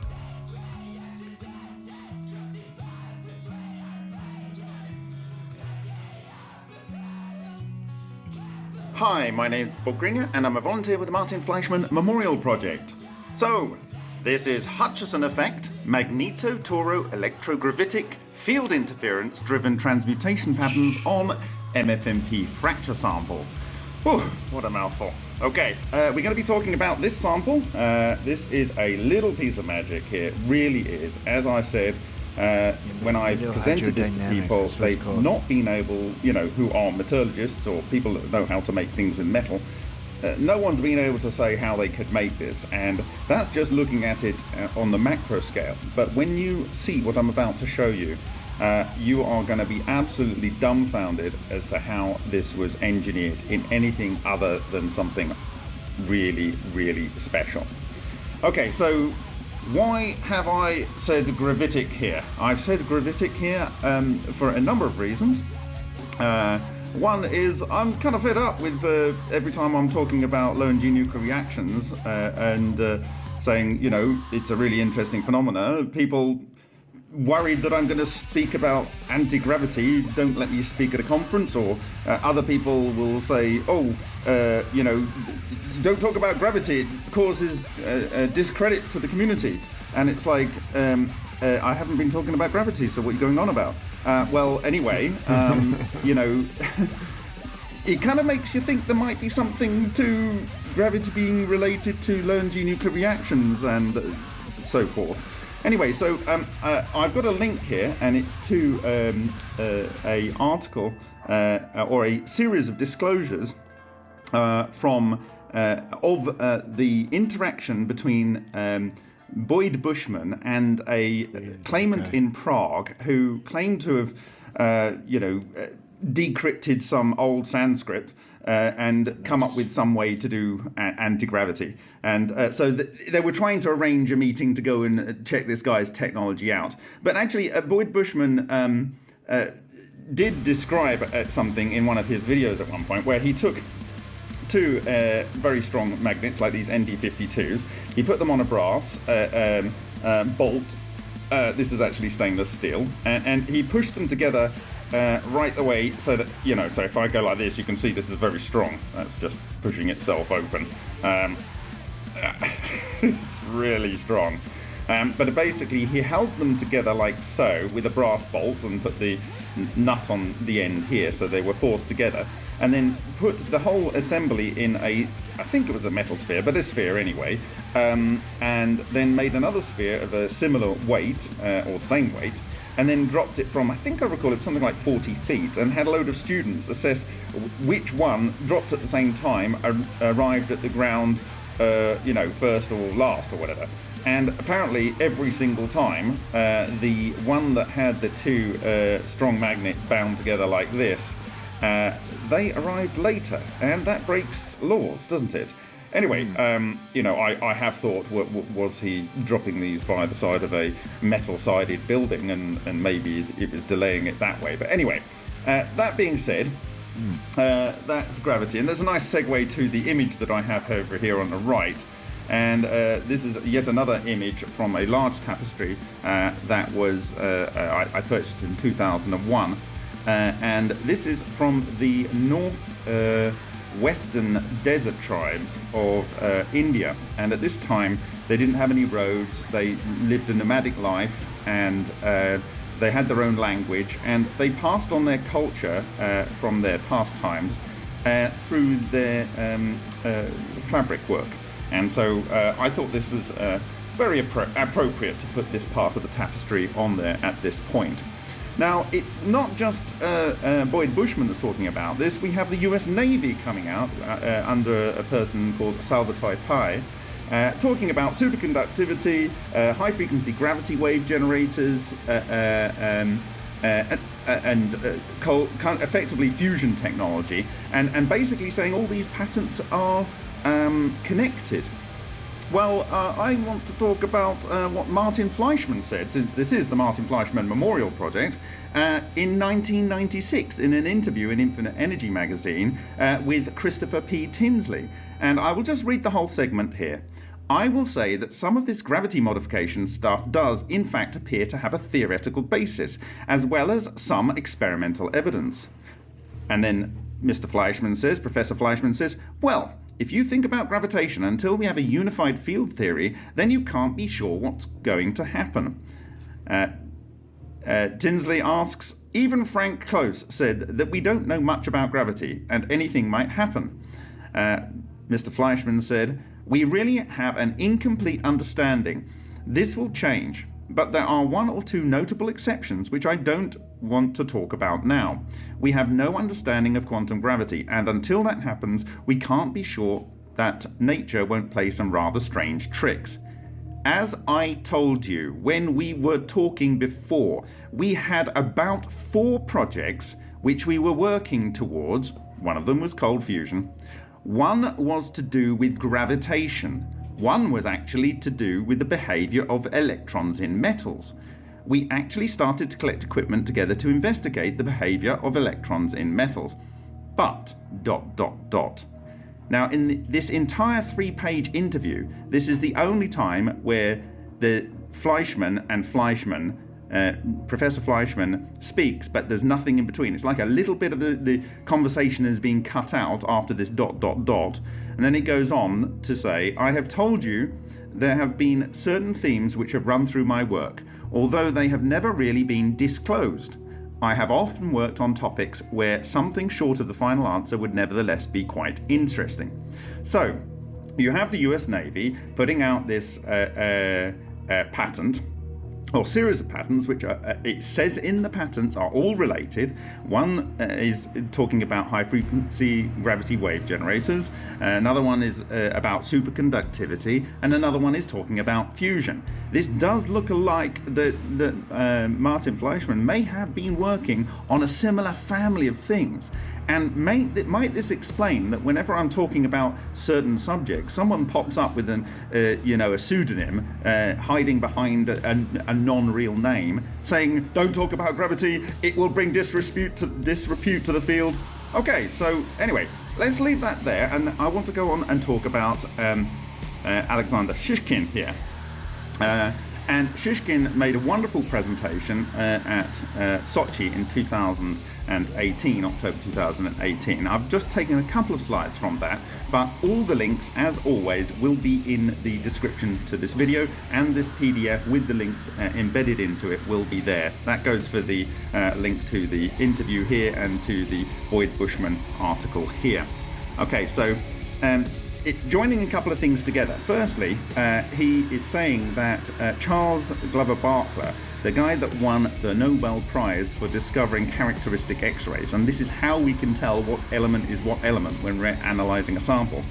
At the same time, he found this thing that he called J radiation. He said it is J radiation because it was more powerful than KLNM radiations that come from the various shells of electrons in an atom. So J radiation, and in fact in this same interview here, Martin Fleischmann talks about the fact that they've observed 130 keV plus photons, without referring to the fact that Charles Barkla had discovered this in the early 1910s. Anyway, Charles Barkla, he actually spent the rest of his life, 28 years, trying to work out what this J radiation is. Well, Alexander Shishkin is saying that J radiation is magnetotoroelectrical radiation.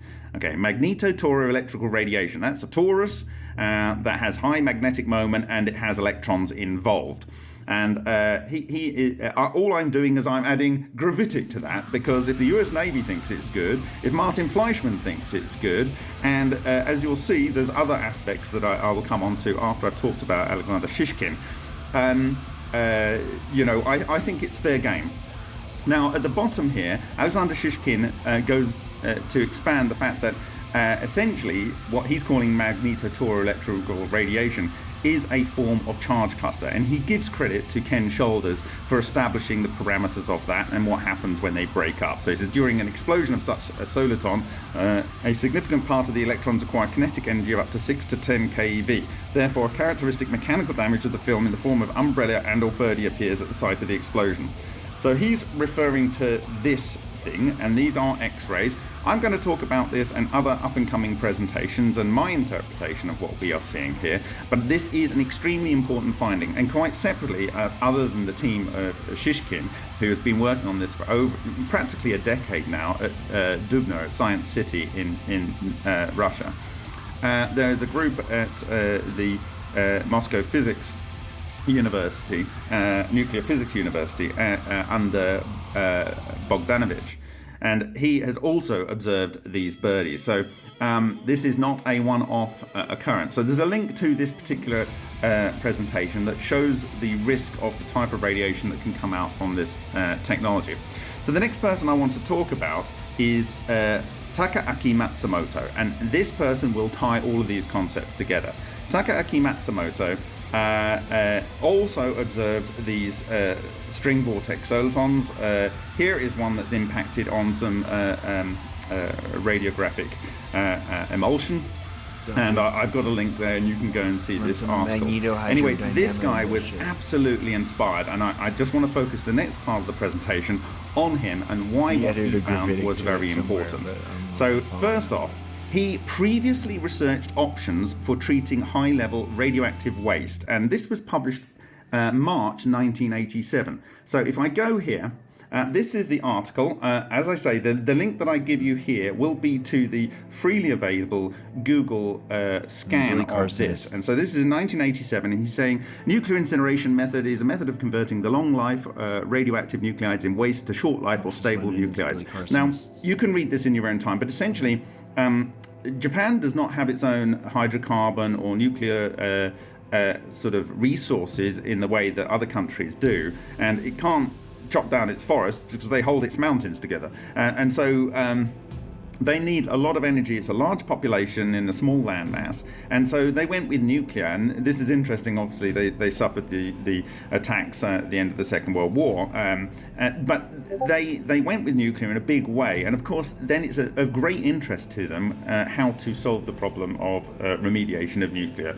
waste. So this was his position prior to the announcement of cold fusion by Martin Fleischmann and Stanley Pons.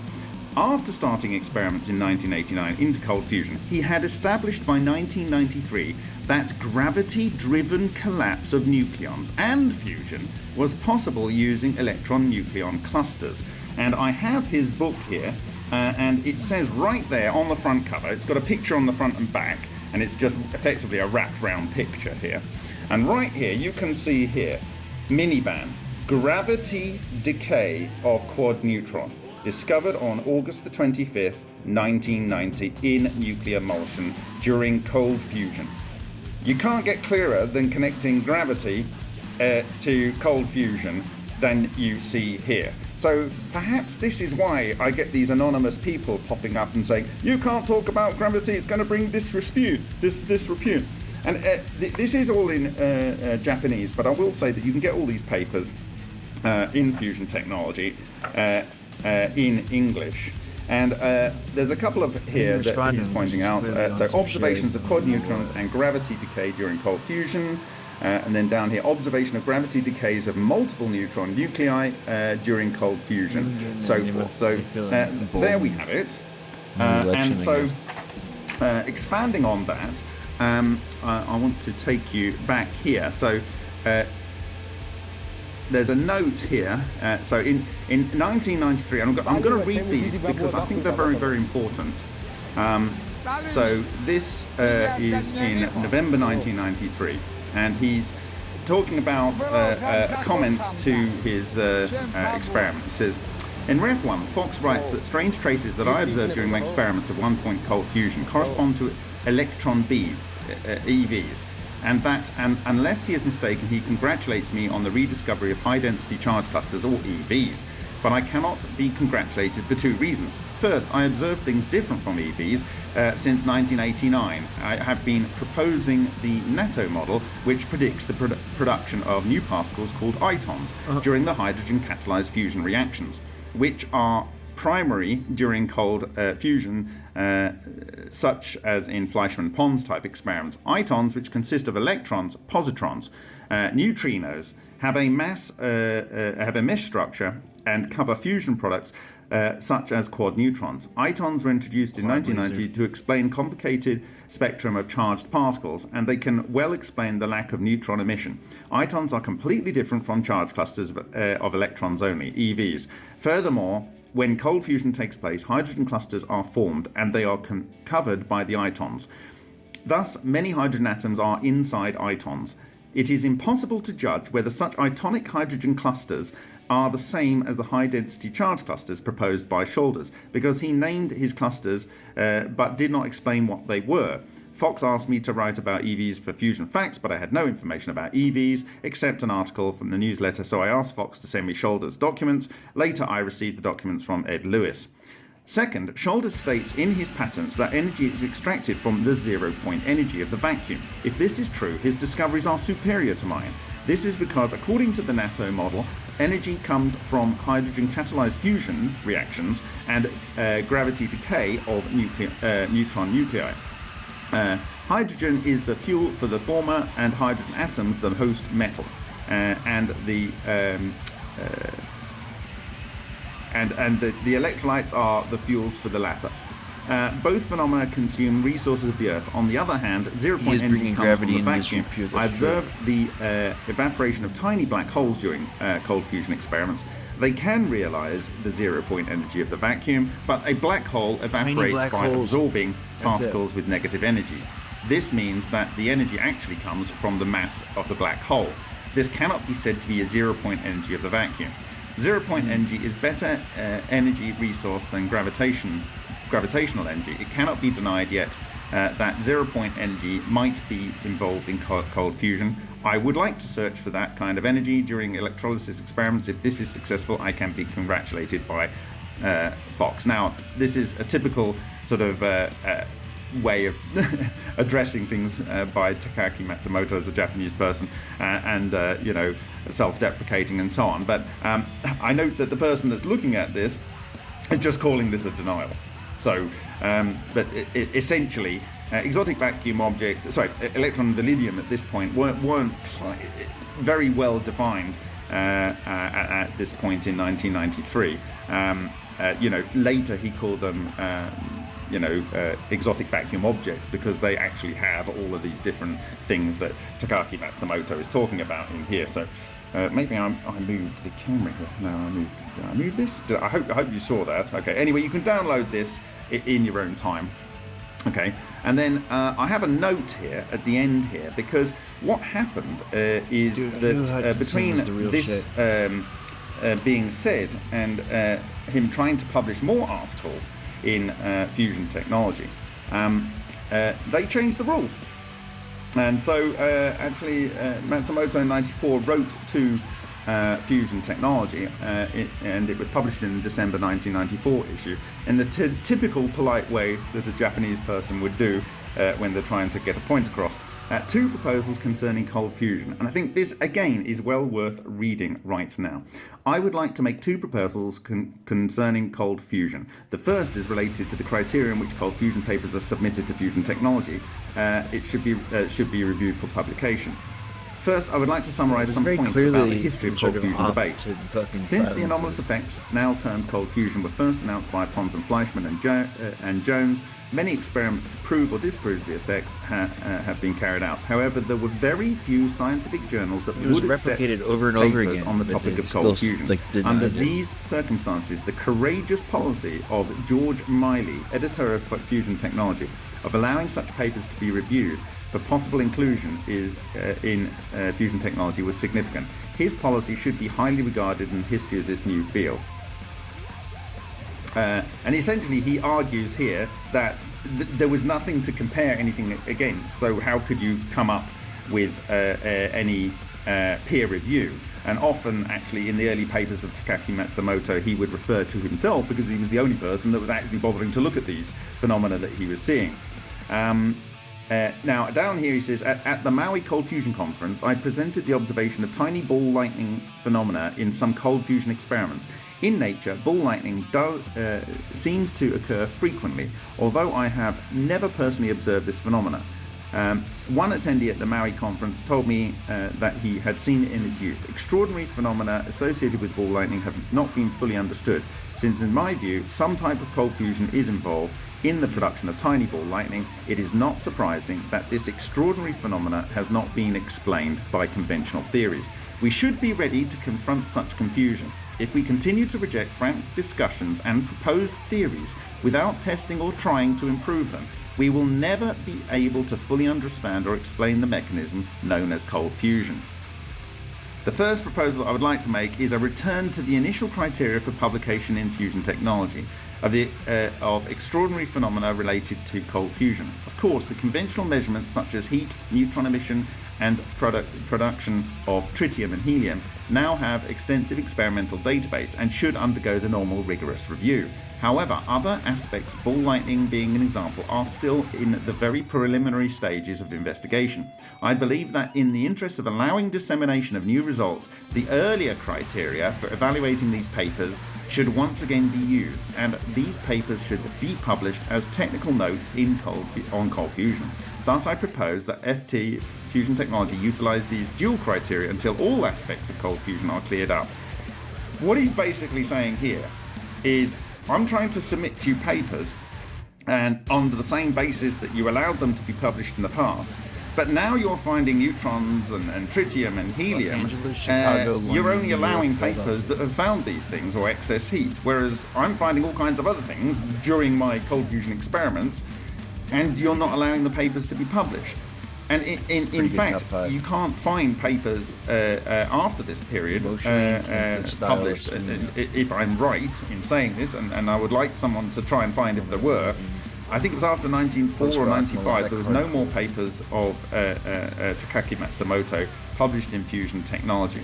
And this is interesting because this is about the time that he really starts talking about ball lightning and also gravity decays, and really pushing those concepts. So this is concerning. The other thing is he's proposing here at the end there, which is beautiful. He would have been perfect in the MFMP. I really like his phenomenological approach to Lena. And he's saying that, you know, it would be really nice if other people paid attention to what was going on in terms of these strike marks and things that you find in nuclear emulsions. And he's saying that this may be because nuclear emulsion techniques are unfamiliar to chemists and fusion scientists, although they are popular with nuclear physicists. So he's basically saying, look, if you do what I'm doing, you're going to find these things. Please, let's join together and try and categorize these things. And I think this is almost a desperate plea, because like everyone's found these heat, neutron emission, and so they're allowing these papers to be published. If he's the only person out there finding all of these other things, then there's no other peers, is there? So like he needs some peers to be able to be back in the publishing game in fusion technology. So I think that's really important to note at this point. Then into April 2001, he actually presented at the OECD Nuclear Energy Authority on how the process behind LENR could be used for advanced nuclear reactors which relied on the process wholly or in part. So I don't actually have the whole paper here. So it's actually here. So I don't have the paper, but I have the abstract, and you can. The link that I give you will be to the OECD's NEA website, where this is there. And again, it is worth reading this because it's so significant. Basically, for nearly 20 years, the International Nuclear Authority has been aware, or should have been aware, of the possibility of at least Takaaki Matsumoto's interpretation of low-energy nuclear reactions. So advanced reactors with application of electronuclear reactions. Recently, a special state of atomic cluster called atomic cluster or micro ball lightning was discovered during experiments of electrolysis or underwater spark discharges. A new kind of nuclear reaction called electronuclear reactions, ENRs, including nuclear collapse, electronuclear collapse, could occur in the clusters. Since ENRs emitted few hazardous radiations, such as energetic neutrons or gamma rays, ENRs occurred very safely. Furthermore, it was suggested that ENC, electronuclear collapse, could be induced by fission reactions products with a high irradiation dose of neutrons.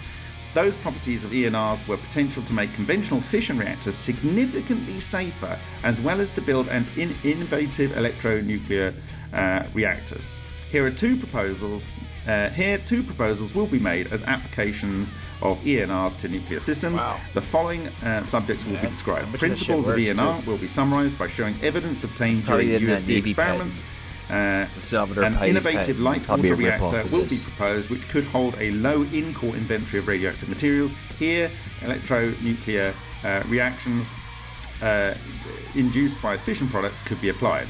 And then an innovative electronuclear reaction will be proposed in which electronuclear collapse, it's about like kind of fusion, isn't it? But it's actually a lot of things at the same time, could be directly employed for energy production. And so he actually handed out books to the people at the Nuclear Energy Authority and so forth. Anyway, the last one that I want to draw attention to is in a letter to Fusion Science and Technology. In this, he conceded that the process he had researched was essentially that of Ken Shoulder's EVOs. So remember, in 1993, he denied it was the same, but there was less information from both parties. And then he additionally said that he understood it to be a many nucleon effect, not just a few neutrons. So I actually have that here, and so I will read the sections of that which are key. So he's responding to Ed Lewis. Evidence of micrometer, he's commenting on this article, evidence of micrometer-sized plasmoid emission during electrolysis and cold fusion. Recently, we have observed an increasing number of researchers who began to recognize the important role of small-sized charged clusters. I'm gonna zoom into this so it's easier for you to read. That could be generated during cold fusion CF-related experiments. The curious clusters were a key point to understanding various extraordinary phenomena observed during the experiments. An excess heat production, nuclear transmutation and ball lightning-like phenomena, new kinds of nuclear reaction could take place within charged clusters. As Ed Lewis described in his letter, 3 models were proposed for the curious charged clusters so far. Plasmoids by Lewis, and plasmoids is a name that was given by researchers Nardi and Bostic initially in the 1950s that I talked about in the previous presentation. Electron beads by Kenneth Shoulders et al. And itonic clusters by Takaaki Matsumoto. Lewis pointed out the similarity between plasmoids observed in plasma-focused discharge experiments by Nardi et al. and traces that were obtained from nuclear emulsions during my electrolysis cold fusion experiment. I appreciate him for having carefully watched my data. Shoulders et al. Proposed a model of electron beads by performing a discharge experiment. I proposed a model of special clusters, the NATO model, as soon as cold fusion was published, and developed it by performing experiments of electrolysis and underwater spark discharges. Probably, we discussed similar objects with different terms having different contents. According to the NATO model, a special state of clusters called itonic clusters could be effectively generated mainly on the surface of atomic clusters. So itonic clusters on the surface of atomic clusters when many electrons were charged. Here, many electrons were assumed to be interconnected. Bonding of those electrons could be so strong that the clusters were violently compressed. Several kinds of nuclear reaction could take place within the itonic clusters. The most significant reactions was nuclear collapse. So this is packing things into a very small box, which induced an explosion, and during which mesh-like networks of interconnected electrons could be broken up. My 3-ring traces were products of those simultaneous explosions. Here I have to apologize to readers for an insufficient assignment made in Ref 5 that quad neutrons collapsed. It was made clear by later experiments that clusters that collapsed were atomic clusters that could have a diameter of hundreds of micrometers, and involved much more nuclei. We are observing this across a wide range of experimental data from independent authors. Very amazingly, it was also found later that the ring products consisted of conventional elements, mainly carbon, not dependent on collapsed materials. This is very, very important. Look at all the carbon we observed when we were testing with Amasa gas. And I will tell you right now that when Yul Brown was testing his Brown's gas remediation of cobalt-60 and americium-241, the main product, and it is cited in his patent, I believe, the main product that comes out is carbon. All of these data points are lining up. I will show you many places where clearly an Evo is struck on, say, the 10 yen coin, and there is a carbon deposit when there's no carbon in the coin in that kind of level of concentration, and there's no carbon in the flame. This process was called nuclear regeneration. Furthermore, white wispy markings between my ring traces were remains of interconnected electrons, which were more obviously shown in Figure 3 Ref 6. Those electrons formed network-like mesh and played an important role in causing curious phenomena like ball lightning during cold fusion experiments. And this is very, very, very interesting, this last bit. I would agree with Lewis's idea that the ring craters and markings, like brush discharges obtained by Nardi et al., resembled well the ring products and white wispy markings during my cold fusion experiments respectively.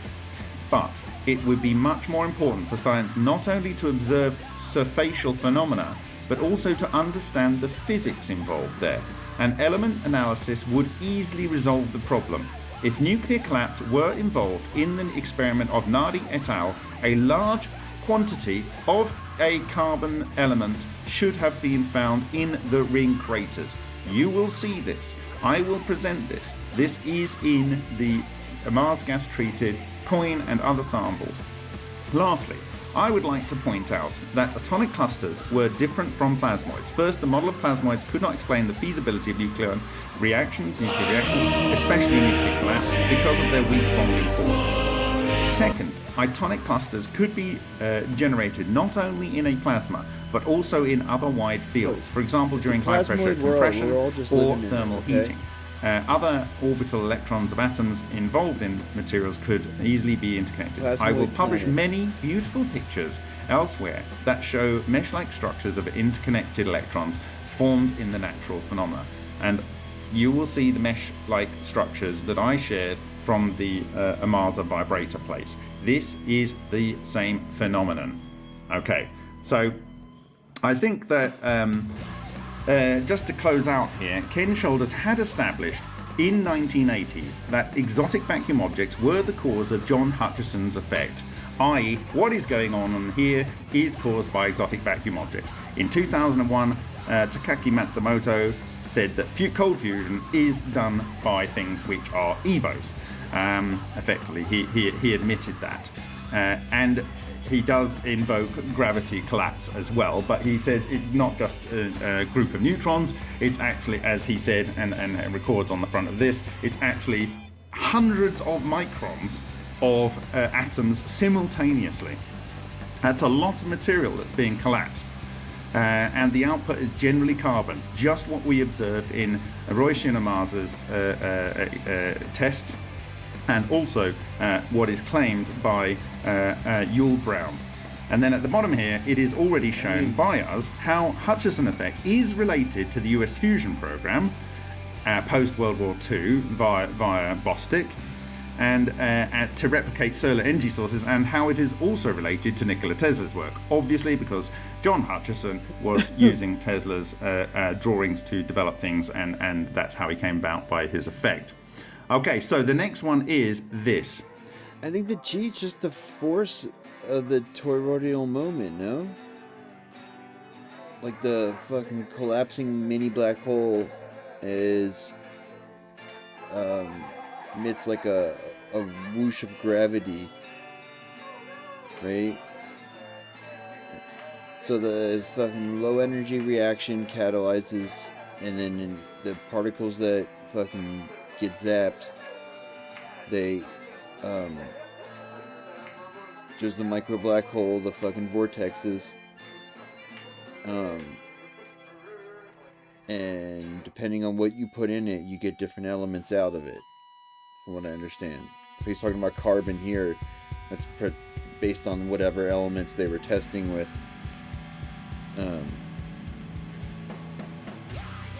That's why Hutchison got all those different results, you know? Like, Hutchison didn't know what he was going to get.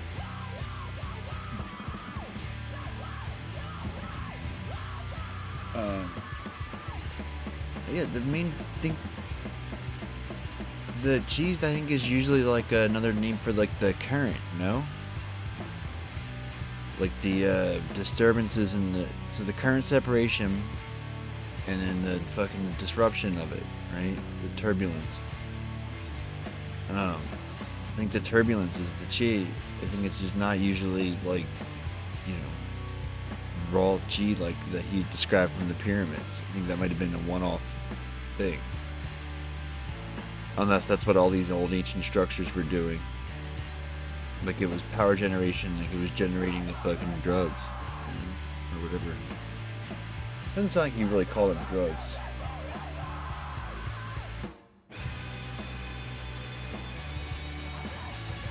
So like the plasmoids are like I guess like a macro, it's like a macro scale EVO kind of, no? The self-coherent object made out of plasma. So like it's like stays apart, like stays together on its own.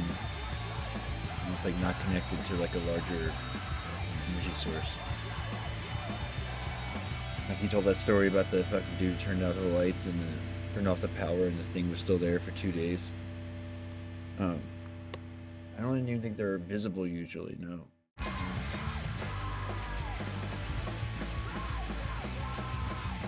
Yeah, I mean, fucking... It's like my third day. This is absolutely breathtaking. You are looking at a section on here of the fracture sample. And you can see this very large, sort of undulating, almost looks like a quilted pillow. And it isn't just the shape that you're seeing here, which is stunning, it's what's going on under the hood. Okay, so I'm going to take you this. Now, all of these, the raw SEM element maps I will provide to you. But essentially, we have these raised areas, this 90 degrees orthogonal kind of structure, wave structure, which is you know, quite a lot of displacement going on. And then these pits and these holes. There's another one over here which you can't see. You can see on the overall image. There's a big hole up here, and there's a flat bit here and a flat bit here and this curved bit here. Now where it gets really, really bizarre is in the last part that I'm just about to show you. Here you can see these dimples all over here. Well, the dimples are actually different elements to the aluminium that it started out as, aluminum to you American chaps. And I must thank again also Alan Goldwater for putting his money on the line to purchase a scanning electron microscope with EDS and in his Magic Sound lab. That's how we got these images last year. Okay, so if you take the material here, you have aluminium, and aluminium can go to magnesium and silicon. You've got two fermionic isotopes, which obviously it's fermionic, it's aluminium, the nuclei, and that is going to bosonic magnesium and bosonic silicon. And I'm just going to play this because it's absolutely stunning what you can see here. Because there's the aluminium is the kind of this color, the aqua color, and then you've got the magnesium is dark blue and the silicon is this purple. But look at this over here. You have in these two spots here by the holes, one with a flat line pointing this way and one with a flat line pointing that way. So mirror and orthogonal. You have something that has no aluminium, has silicon, no magnesium. Anyway, it's absolutely beautiful. You can look at this in your own time. As I say, I will share these images. Now, the next one I'm going to show you here is a close-up. And when you look at this, you can see that you have a ring with a spot in it on the magnesium. And the silicon, which is the heavier of the two elements, is centered. So here you've got a large block of the magnesium, and you've got a centering of the silicon. So the heavier element, i.e. the better, closer packing density element, is in the center of the spot, and on the outside of the spot you have the lighter element. So it's like it's packaged a whole load of aluminium into this vortex, and the bits on the outside have had to be lighter, and the bits in the center are heavier, and they're all bosonic so they can occupy the same space-time. What you are looking at here is absolutely breathtaking. It's just breathtaking. Okay, so the next one I want to show you here is silicon and calcium and iron. And this is so striking. It's so striking. On this side and on this side, these two orthogonal but mirrored structures over a hole, you have calcium and silicon. Calcium and silicon. Okay? Now on this side, you have iron and silicon, but no calcium. Silicon, iron. Silicon, iron. But here you have silicon and calcium, but no iron. So this side has silicon and calcium, but no iron, and this side has iron. There is literally no way that you could find any. I would like someone to tell me how you could make this what definitely looks like some sort of field interference technology in any other way than with a Hutchison effect. This is, as I said at the beginning of this video, a little piece of magic. And here you can see in the Parkhomov fusion reaction tables, if you take magnesium and silicon, you make iron isotopes. So it's kind of synthesizing the magnesium and the silicon from the aluminium, and then it's doing something down here. You can investigate the Parkhomov fusion tables, and over here I've got the exchange reactions. These are exchange reactions. There are other options to get to this, and the last thing I want to show you is this, where you have this kind of self-organization going on. So what I've done here, these are 5 micron and 10 micron circles, and you can see, firstly, there's almost a line here. There's almost a line, and there seems to be some sort of separation. They don't like to get too close together. It's like they're like. It likes coming together, but then it starts to repel when it gets too close. But there definitely seems to be a line here. And actually on this line, you will see that there is these other elements stuck to the surface. So this line is running along here, and there are these large elements, and these tend to be carbon. And then at this point, on the top, on the crest, this is titanium. It's absolutely crazy. It's so amazing. You can read into it and explore it. Like I say, the SEMs and the element maps will be shared. Okay, so then I'll just show you this one. So this is self-organization, and this one I kind of want to show the concept of field interference here. So there does appear to be some lines of dots, but if you look at the lower set, the magnesium is sometimes alternately not there or less there, and there's no silicon. So it looks like the compression at that point has been less, or it's some constructive or destructive interference. I would encourage you to have a look at these images of this part of the Hutchison fracture sample and see what you can see. I will be showing you more details of other areas of this sample, and I can tell you you could probably decode from this what frequencies were used, maybe. Are these exotic vacuum objects that are arranging themselves over the surface that it looked like on other areas where you could actually see the hexagonal structures and the larger ones? What is going on? Whatever's going on, it's not something you can do easily.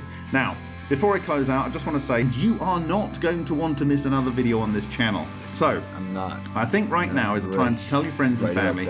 It is time to start coming out of the closet, coming out of hiding. If you're into cold fusion, if you're into John Hutchison, I think the evidence that I've shared over the last couple of weeks, which you can easily share, they're not long videos apart from this one, what is being revealed to you is hard facts of research that is being going on all over the world for the best part of 140 years. And without realizing it, people were observing aspects of the very same phenomenon. And so if you're interested about ways you can support this project, the first thing is like the video, go out there, share this video, talk to people, get them interested in it. It's like our technological world is like nerfed. Engage, have a look at these, see what you can see. Can you decode the frequencies going on? Can you explain why this has... Maybe like previous humans, civilizations destroyed themselves when they had the toroidal shit. So we have this like nerfed version of it. People think Tesla was like this base genius, but really he was just like an agent of the fucking, the real ruling class, giving us nerfed fucking alternating current. Silicon and calcium here, but no iron, and why it has silicon and iron here, but no calcium. Can you explain that? And then why it's mirrored and rotated over here? How can you explain that? And then there will be a description in the video of how you can support the project financially.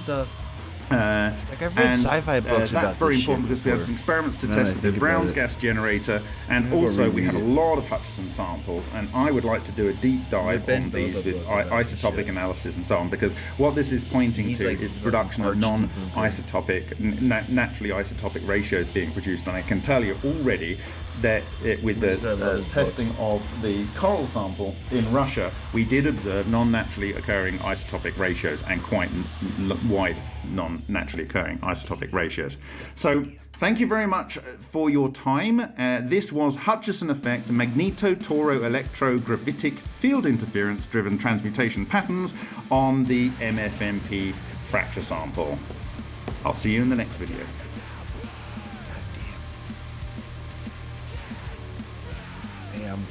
I'm pilled. I think this is it.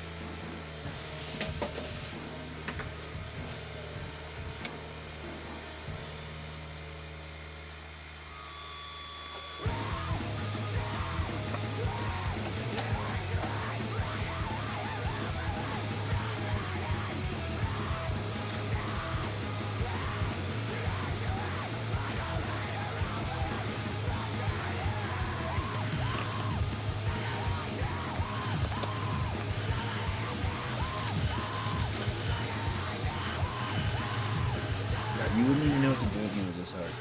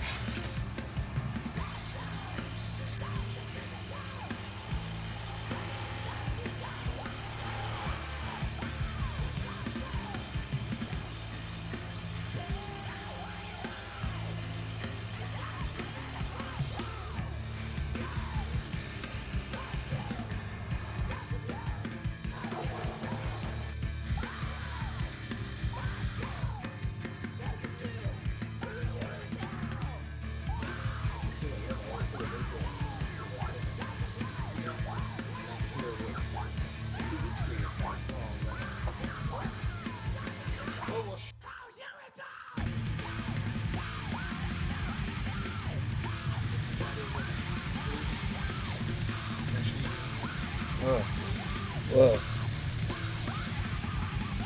Whoa.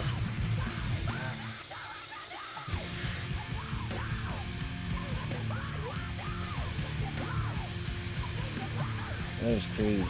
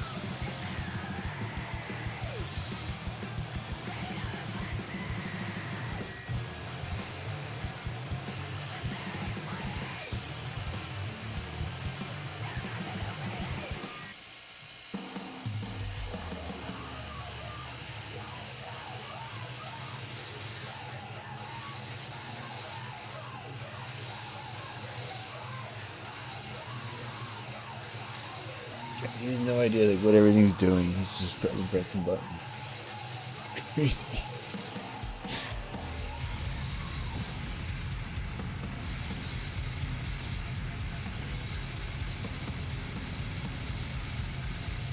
You know what else is crazy? Is not subscribing to this channel.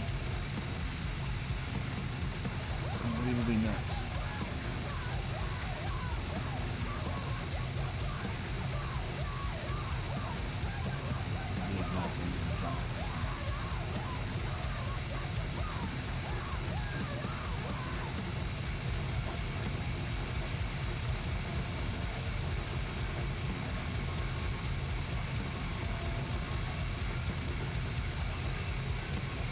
New York Times guy.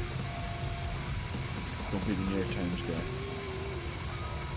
Oh, the New York Times investigative reporter.